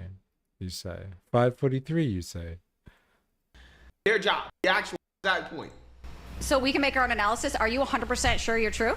Yeah, I am 100% sure I'm true. CNN is looking into Shirley's claims. Hi, my name's Whitney Wild. I'm a correspondent for CNN. We reached out to several of the daycares featured in the now viral video. Only one daycare facility answered and said they are a legitimate business. Have you seen the videos, purporting that some of these daycares don't have kids inside? Minnesota Republican. Yeah, so this is CNN's idea of journalism, right? Hey, we're gonna call up these daycares, okay? Answers they say, yes, sir, supervisor. Tell us CNN with a. They don't show the rest of it. Talked about fraud. Been sounding the alarm. Did you know? Out remain. Yeah, interesting. Fair enough. She's cracked the case. She's cracked the goddamn case, she has. What's happened is that the Somali community is a very closed community. They will not speak to anyone outside the community and talk about what's going on within the community. They vote as a block. And so when you're a politician, you're saying, look, I've got 100,000 people in Minnesota that if I do something for the community, they're going to vote for me. And that's what it's all about, is getting the votes. And then the people here in Minnesota, you hear this term, Minnesota nice. I'm so sick of that term. The people here are so afraid of being called a racist or an Islamophobe. And they're afraid of their own shadow. And I don't understand. This is our future generations are going to have to pay for all this fraud. And they just want to bury their heads in the sand and go on and just not worry about it. Tim Walz saying there's organized crime in Minnesota. What did he do about it? Nothing. You got organized crime? What are you doing? What are you doing? The accent. Come on, guy, 2 times it. Oh, man. I don't know. Well, I think we're already on 1.25, aren't we? Or is that the other one? Playback speed normal. Come on, man. 2 times it? No, thank you. How am I supposed to understand that crazy Minnesotan accent if I do it on 2 times? I can't do that. Wow, just when you thought journalism couldn't get worse, that's at least go there. A phone call, damn. They are a closed community. Say the line, mystery. Hey, say the line. Both are incompatible with each other. I'm talking about liberalism. Oh, you guys are having a conversation about religion. I don't know if I can't do this whole thing. I go Is the Minnesota law, which mandates that anyone who knows of fraud and is a state employee must report that fraud. It's Minnesota Statute 3.971, Subdivision 9. Not only that, but Walls is also guilty of misconduct of a public employee. When I look at the world as a whole and I look at fraud, the Twin Cities is ground zero. The fraud is worse here than anywhere else ever in history. Anywhere. So good. Fucking the Twin Cities is ground zero for world fraud. I've just heard an allegation that the Twin Cities in Minnesota is ground zero for world fraud. We are watching a Nick Shirley interview or investigation into fraud in Minnesota. And the claim is there has been $8 billion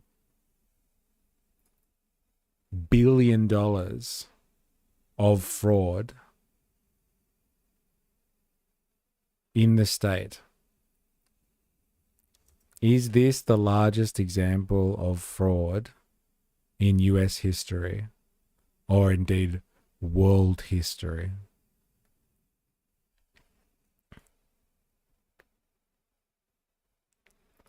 We're in fucking ground zero, man. This is ground zero. Yeah, YouTube is mad philosophical conversation over here.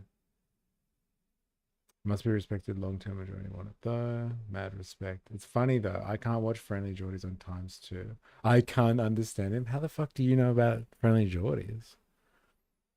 That's so good. Here's the clearest picture of what's going on. Those $8 billion largest fraud. Federal prosecutors and law enforcement have been investigating various fraud schemes in Minnesota for years. The widely accepted largest fraud in U.S. history remains Bernard L. Madoff Ponzi scheme involving tens of billions of dollars claimed losses and roughly $64 billion in liabilities. Damn. Compared to on a global scale, numerous financial frauds, Ponzi schemes, corporate frauds, financial institution collapses exceed billions or tens of billions. The Minnesota case does not currently compare to the largest in world history. It's fucking ground zero, bro. The claim is definitely ground zero for those numbers come largely from commentary and estimates in viral videos. Interesting.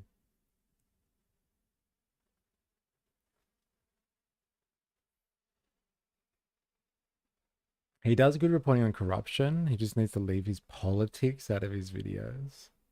Interesting. Sven Donk. It's an ideal. Oh, you guys are still talking. I got it. I hate both our parties here in Oz right now too much that I can't watch Geordie slurp on Labour's shaft anymore at all. Interesting. That's his whole thing. Slurping on Labour shaft. All right. With that, we're done. I'm out. I got to bounce. But thank you everyone for hanging out today. If you've been interacting, etc., etc., I do really appreciate it. It's been an interesting one. Jag, Spandonk, Claris, Tagard, 4AS, Woozle, Han the Fixer, Han the Stirrer. Who else we got here? Who have I missed? Anyone? I know Indoctrinathan gave us subbed for 6 months earlier. Thank you very much for that, Indoctrinathan. I really do appreciate it. It really does help helps, like, they help the stream exist. There's a lot of costs involved. And so, yeah, anything really does help. I really mean it. So thank you. Who else we got here? Have I missed anyone? Integer was in the house for a little bit too. But yeah, thank you everyone for interacting. If you're watching this after the fact, thank you also. If you're watching this on YouTube, make sure you've hit that like button. It does help. And subscribe for more if there's any newbies in here. But yeah, thank you everybody for hanging out today. And I hope you enjoy your weekend. I hope you enjoy your weekend. I hope you get some time off. I hope you get compensated if you are working through some mad penalty rates or time in lieu or something like that. But like, if you have the weekend to yourself, enjoy your freedom. Do what you need to do as a human being and get away from the economy for a little bit. So enjoy yourself, and we will be back next week with some more.